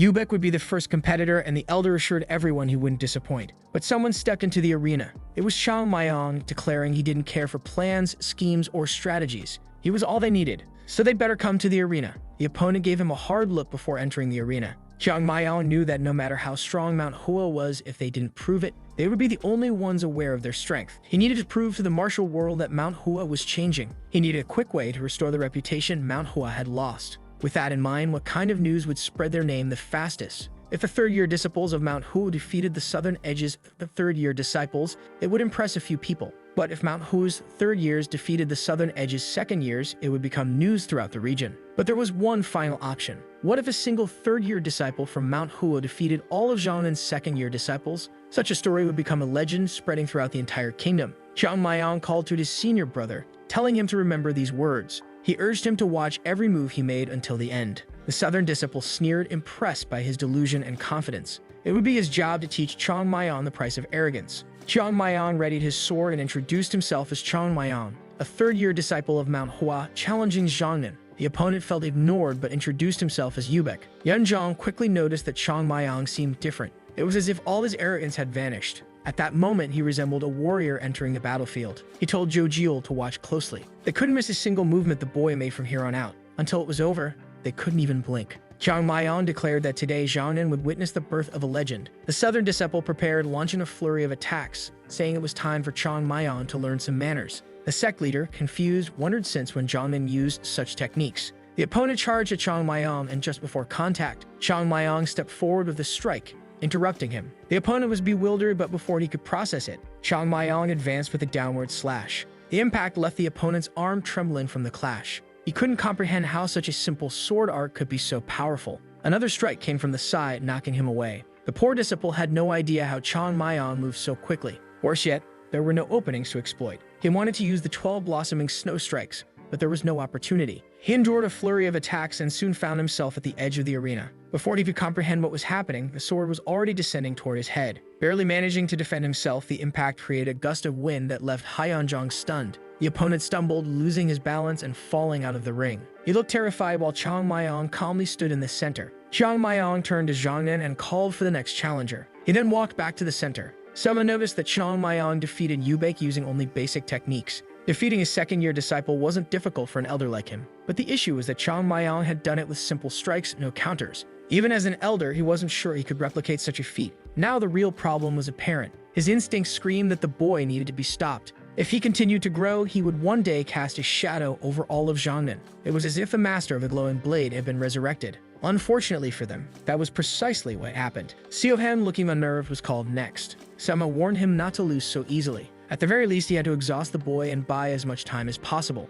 Siohan stepped into the arena with determination, while Chung Myung stood silently. He pointed his sword, determined not to underestimate his opponent. He wouldn't let pride guide his actions or lower his guard like Yubaek had. There was no way he would lose to a child. But then he saw Chung Myung's gaze. He began to wonder what kind of pressure this was. In an instant, Chung Myung leaped, striking downward. Siohan had to raise both hands to block, and even then he was driven to his knees, shocked. He heard a step beside him, but before he could react, he took a blow to the face. He collapsed, unconscious. Chung Myung gripped his sword and called for the next challenger. The Mount Hua disciples were stunned. So far, he had ended 2 fights with just 2 strikes. Chung Myung turned back, knowing this was far from over. Simply defeating Xiangnan would never satisfy him. Today, he intended to leave a permanent scar on their pride, something that would never be forgotten as long as the 2 sects existed. What Xiangnan had done was unforgivable, and today they would pay. In the past, Mount Hua had sacrificed everything to protect this kingdom. He and his brothers had given their lives valiantly at the 100 Peaks, all to stop the leader of the demonic cult.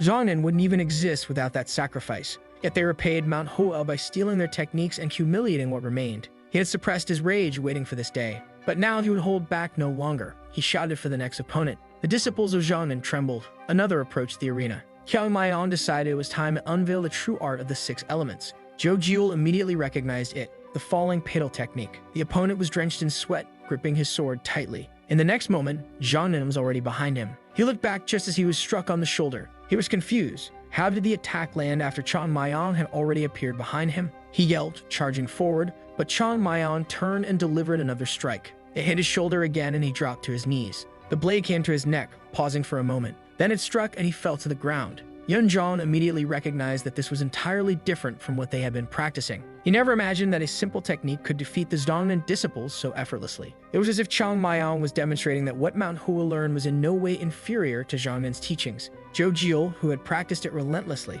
wondered if this was truly the pedal technique. Yoon Jong responded by telling him to keep watching, for this was the true swordsmanship of Mount Hua. This was what should be mastered and passed on to future generations. He prayed for Chung Myung to continue showing what it meant to be a disciple of Mount Hua, the true power of Mount Hua's sword. Another disciple fell to the ground. Chung Myung called for the next one. 6 disciples had now been defeated. The Southern Edge disciples began to question if they might really lose. The worst part was that they were losing to a single third-year disciple. One tried to urge another forward, but fear gripped everyone. Yoon Jong stood disgusted by the sight. He never thought Zhongnan's disciples would cower before a child 10 years their junior. He rose, declaring that they had no pride left. He announced that he would be the next to fight. He could no longer sit and watch this brat do as he pleased. He would try to salvage what little honor remained. He demanded his sword and made his way toward the arena. But Sama stopped him, ordering Manga to go instead. Chung Myung was confused, but the elder told him his job was to buy time and hold the boy down if necessary. He had to understand the gravity of this task. Reluctantly,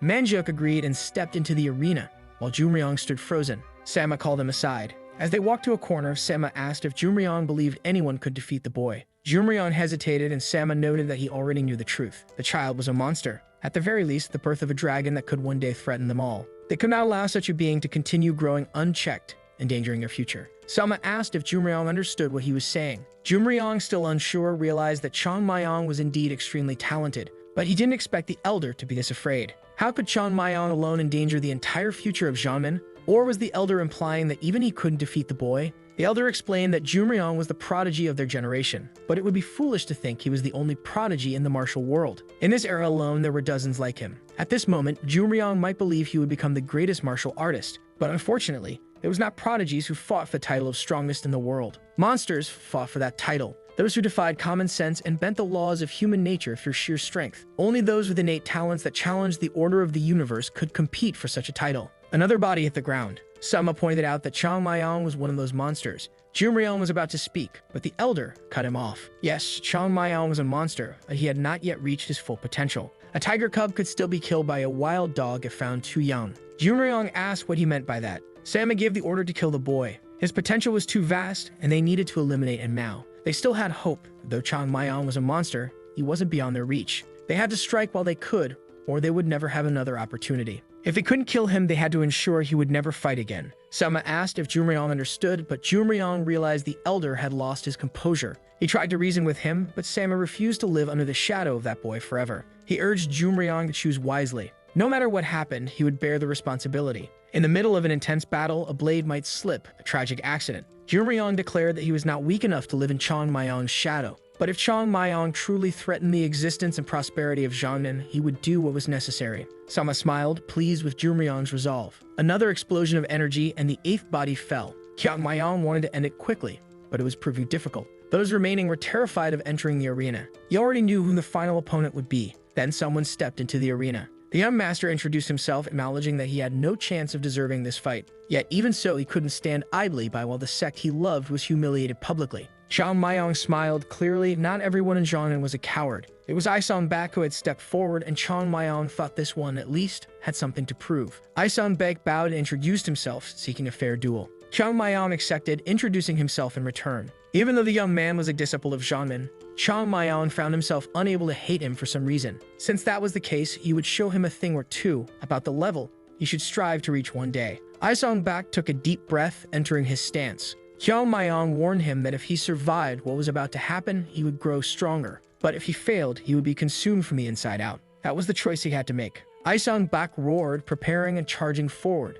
Chung Myung raised his sword, thinking that he would only display the basics for now. But this was the swordsmanship that Zhongnan of the past once desired to reach. They clashed, and suddenly, Chung Myung vanished. Baek couldn't understand why everything suddenly went dark. He asked himself where he was. Looking up, he saw something descending, a massive sword bearing down on him. He knew what he was seeing wasn't real, but the difference in their power was unmistakable. The strike cut through him, and the entire area split as he remained motionless. Blood spilled, and he dropped to his knees. He smiled, saying that he had seen it, the true state of becoming one with the sword. He collapsed, and Chung Myung knew that made 9. Only one remained. Chung Myung turned to Chung Myung and called him out. Everyone wondered if such a moment had ever existed in Mount Hua's history. Jiangnan, completely defeated. Not even in the peak era of the glowing blade master had something like this occurred. When was the last time a disciple of Mount Hua had stood so proudly against their Jiangnan rivals? Sang wanted to speak, but the leader told him to remain silent. For now, they would simply watch. He was curious to see what Chung Myung would show next.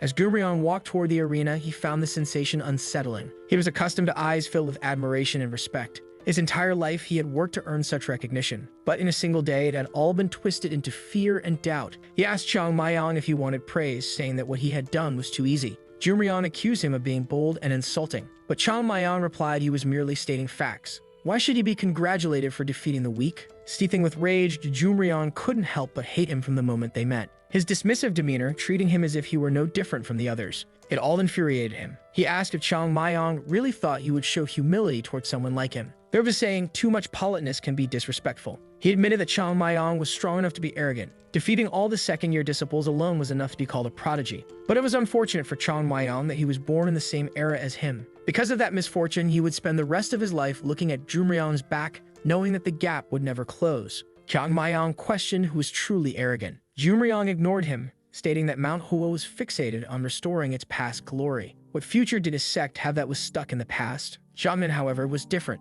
They were focused solely on creating stronger martial arts and refining their training methods. Mount Hua would never catch up to the Southern Sect. Chung Myung acknowledged his pride in his sect and his ability to back up those words. He even wished his own brothers had some of that confidence. But the future Jumryeon spoke of was built on martial arts that Jiangnan had stolen. It made him wonder what kind of future a sect of thieves could have, a sect that repaid sacrifice with betrayal. In his battle with Isong Baek, Chung Myung had hoped to plant a seed to show a different future, but he didn't know if it would take root. This fight, however, was different. If Jiangnan truly wished to claim Mount Hua's legacy, they would have to earn it by defeating him. He would show them exactly what they sought. From this moment on, his actions would not be those of Chung Myung, a third-year disciple of Mount Hua. They would be a display of the glowing blade master's legacy. He declared he would give Jiangnan a brilliant future, one that he would never forget. Everyone stood watching. Yoon Jong heard someone shouting for people to get out of the way. It was Baek Cheon, bruised and battered, insisting that he had to witness this. They told him to rest, but he insisted they not worry. He needed to see this. The moment he woke up, he received the news that Chung Myung had won 9 consecutive battles. As a disciple of the Baek lineage, he couldn't keep lying down after hearing that. He had to be there to watch Chung Myung fight and cheer for him, no matter the pain he was in. In front of him was the only person who could save Mount Hua's honor. Chung Myung prepared himself. Jumryeon extended his blade to the side and everything fell silent. Then he took a step forward and both fighters disappeared. Baek Cheon couldn't even see what happened. The two exchanged blows in the middle of the arena, getting thrown back, but as soon as they hit the ground, they leaped to the center again. They exchanged another strike, and their swords began to crack. Chung Myung managed to knock Jumryeon's arm backward, but they continued exchanging countless blows. Chung Myung looked confident while Jumryeon was shouting in desperation. Everyone watched from afar, and Jo Gul couldn't see anything. His mind struggled to process whether this was really happening in front of him. Once again, their swords clashed. Jumryeon activated the 12 strikes of the blooming snow. The move caught Chung Myung's attention. A blue vortex formed and he was sent flying. Slowly, Chung Myung got back up. That move was very familiar.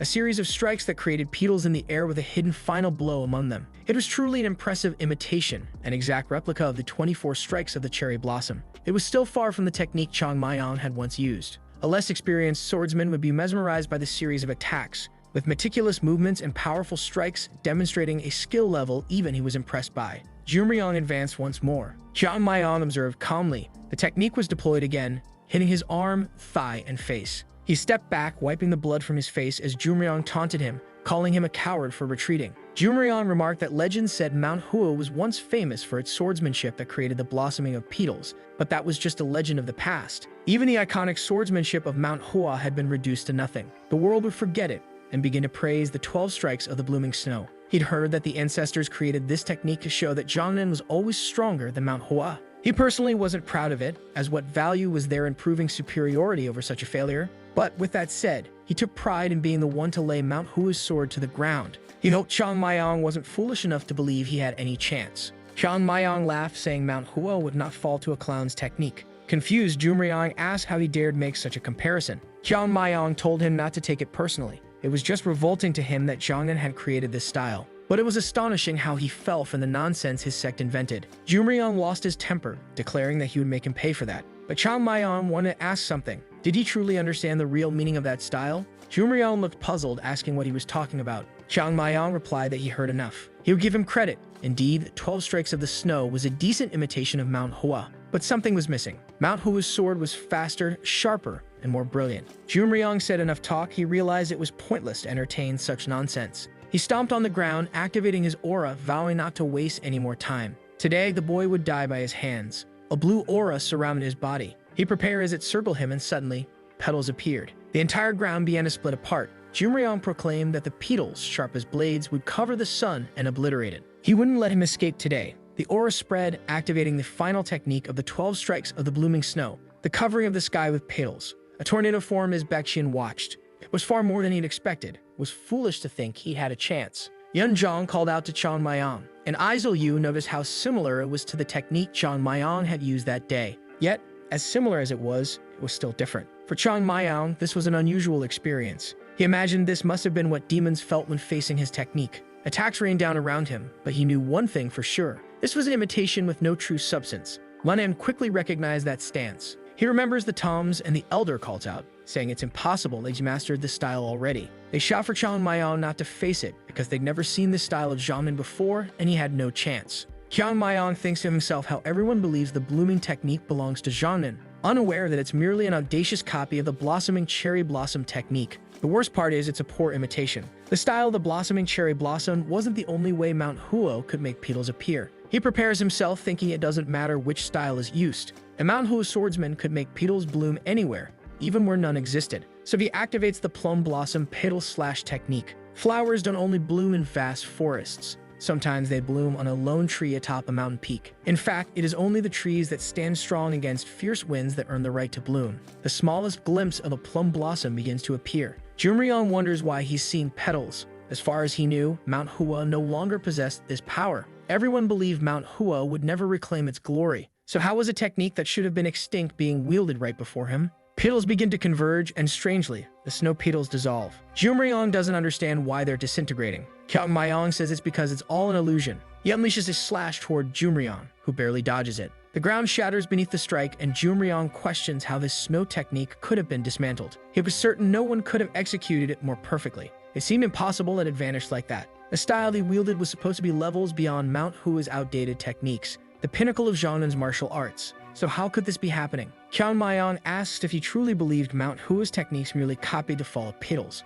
Obviously not. Every martial artist strives to become one with nature and demonstrate their virtuous path through physical mastery. The Wadang sect follows Yin Yang. The Diankang sect follows the sun. Kongtong follows the 5 elements. Mount Hua follows the plum blossom petals. Nothing but the simple petals. That is what makes Mount Hua stand out from all other sects. Many mocked Mount Hua, saying it was a mere sect without true Taoist essence, focused solely on the beauty of their techniques. But what Chung Myung learned through a lifetime of practicing Mount Hua's swordsmanship was that this place did not seek to merely express petals. It didn't mimic them superficially. Mount Hua's sword genuinely created petals, a place that remained true to the essence of blooming. Their techniques allowed petals to manifest in reality. The reason they adopted plum blossoms was because they covered Mount Hua's peaks. The truth was that their goal was to create meaning for the sword regardless of which flower it became. Anyone who mastered Mount Hua's techniques could make petals bloom with any style. This was the true intention behind Mount Hua's swordsmanship, a goal to keep close to the heart of anyone bearing Mount Hua's name. But those mesmerized by the beauty of flowers or entranced by a dazzling sequence of strikes would never grasp the pinnacle of this place's swordsmanship.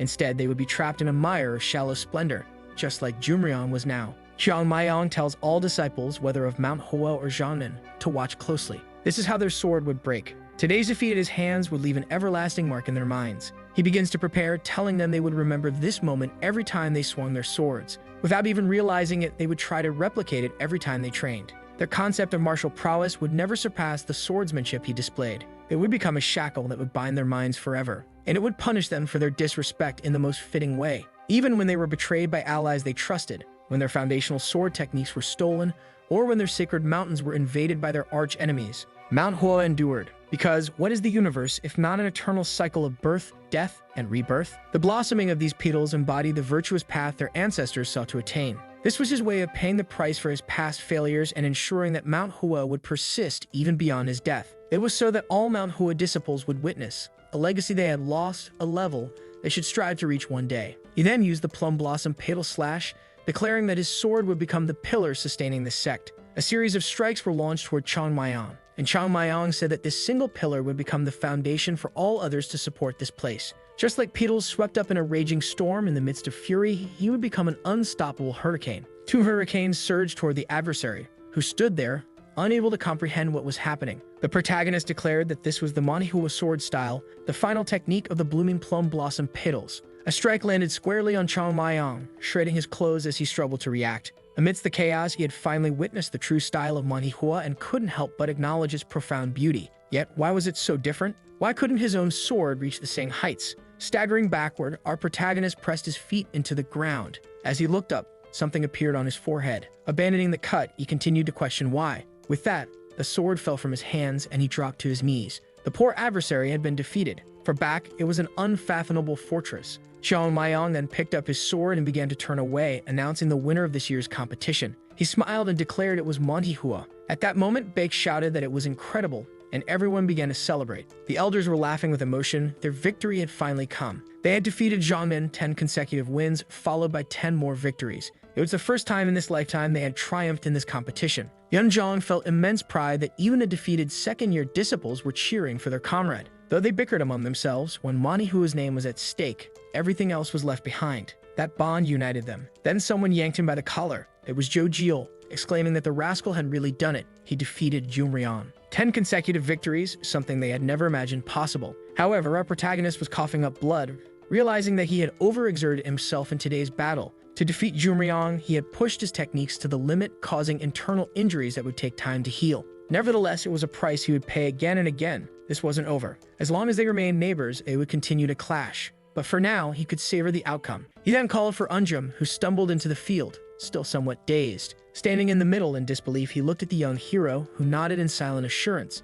Taking a deep breath, Unjum announced that Mount Hua was the victor of this year's competition. Chung Myung reflected that with this, he had altered the course of fate. What happened today would forever change Mount Hua. He wondered if his brothers in the afterlife would be proud. Unsurprisingly, there was no response.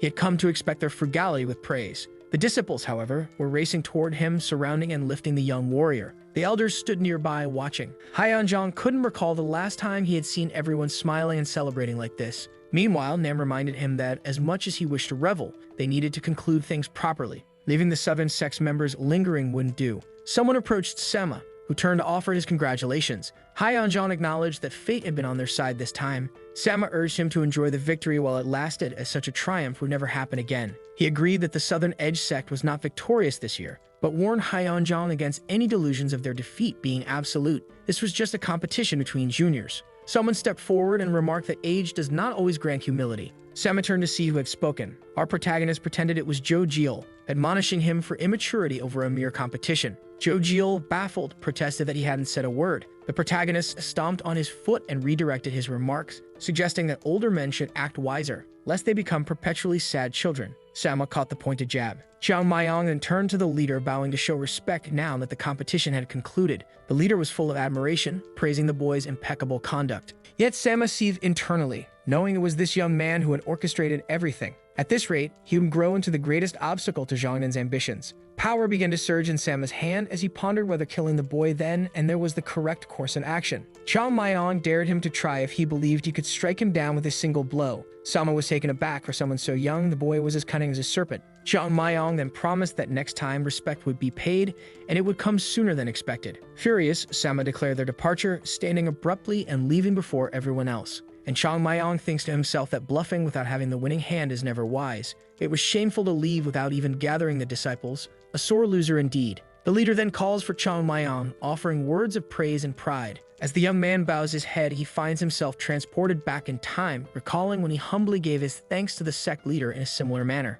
While reminiscing, Sang overhears commotion nearby. The merchants are vying to speak first, with Unam trying to keep order as another group seeks to discuss business proposals. Hyunjong, seeing this, calls for their attention and directs anyone wishing to discuss business matters to speak with him or the head of finances. With that, he and the merchants walk off, promising keen interest in every proposal. The leader then tells Chung Myung that he wants a word with him later, leaving the scene humming to himself until someone steps in requesting his attention. It is Isong Baek who asks why he didn't join the others, remarking that most would likely frown upon him speaking with Chung Myung. Chung Myung notes that it isn't just a few who have turned their backs. Human nature tends to reject perceived traitors. Despite the injustice, Baek doesn't seem troubled. He explains that he seeks enlightenment. Chung Myung's words had stayed with him, urging him not to let others dictate his path. At first, the meaning eluded him, but now he begins to understand. Chung Myung asks if he truly wishes to learn from a disciple of another sect, to which Baek replies that the boundaries of a sect dissolve in the pursuit of a worthy teacher.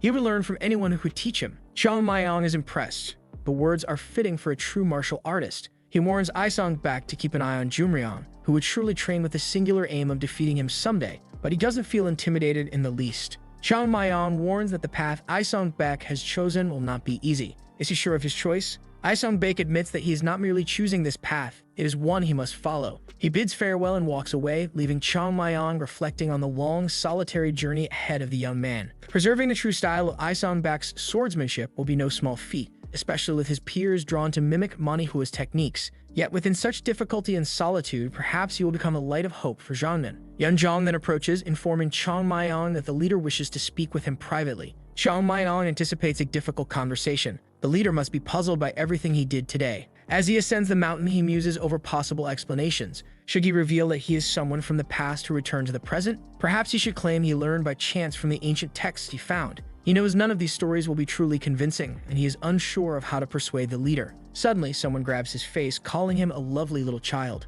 It's Yoon Jong, who jokingly praises him for turning the competition into a financial windfall, thanks to young master Chung Myung, the bringer of money. The elder asks about his injuries, and Chung Myung casually downplays them. Yoon Jong offers to care for him, or better yet, bring the entire hospital to him. The leader is bemused by this injury business and calls for medical attention while still unsure what to say. Yoon Jong continues his effusive praise before stepping outside, calling for Chung Myung to follow. They make their way up the mountain together. This is the second time Chung Myung has walked behind the leader, but unlike before, when the leader was weary and desolate, mourning Manhwa's decline in a hidden cave. This time, there seems to be a weight lifted from his shoulders. The leader pauses at the mountain's peak, gazing at the distant sun. He calls Chung Myung's name, asking how he feels at the highest point of Mount Hua. Chung Myung reflects briefly and remarks that it is indeed very high. The leader laughs, acknowledging the obvious before falling silent. He then mentions seeing cherry blossom petals bloom from Chung Myung's sword. Immediately, Chung Myung realizes this is a critical moment. He steels himself, preparing to respond carefully. Whatever the leader asks, he has rehearsed convincing answers. Just stick to the plan. As he reaches for his mental notes, the leader calls his name again, startling him. This time, the leader bows deeply, expressing his gratitude. Our young man asked what the leader was doing, saying there was no reason for him to bow to a disciple. But the leader responded that he was expressing his gratitude as an individual, not as the leader of Mount Hua. For a long time, he had dreamed of seeing what transpired that day, and for making this old man's dream come true, he was truly thankful. However, as the sect leader, his duty surpassed any personal desires he had, which meant there were questions that needed answers. He asked how Chung Myung managed to conjure cherry blossom petals with that sword technique. Chung Myung crumpled his mental prepared answers and said it was simply by chance. He had been training to master the technique, and one day he realized even that style could produce petals. He didn't fully understand how it happened. If he had to guess, he would say that any Mount Hua technique could make petals bloom when mastered to the peak level. The leader considered his question trivial, thinking it natural for such results from Mount Hua's swordsmanship. Chung Myung, the youngest of the third-year disciples, insisted that this happened because he was ahead in his training.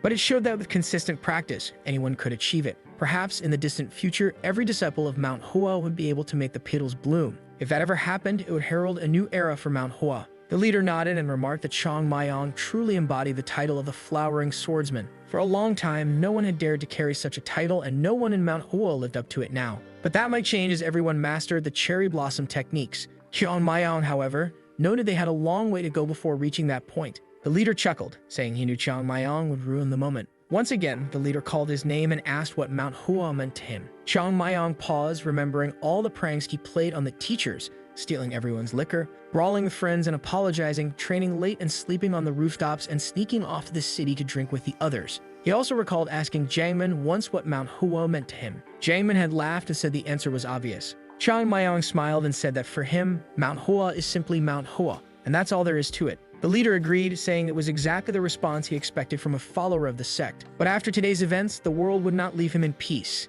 Even if he had no desire to change, the world would not allow things to remain as they were. Was he ready to face what would come next? Chung Myung replied that he wouldn't have started this journey if he weren't prepared. The leader smiled, pleased. If that was how Chung Myung felt, they would grow together, standing by his side. He, Yoon Jong, as the leader of Mount Hua, swore on the sect's name to protect him from any challenges that arose. Chung Myung observed the leader. He knew the elder had countless questions but chose only to pledge his protection. Yoon Jong, the leader of Mount Hua, might not have been renowned or accomplished many great feats, but he was a man who commanded respect. Chung Myung couldn't help but admire him. Then he said he didn't need the leader's protection. Instead, he wished to walk side by side in the name of Mount Hua.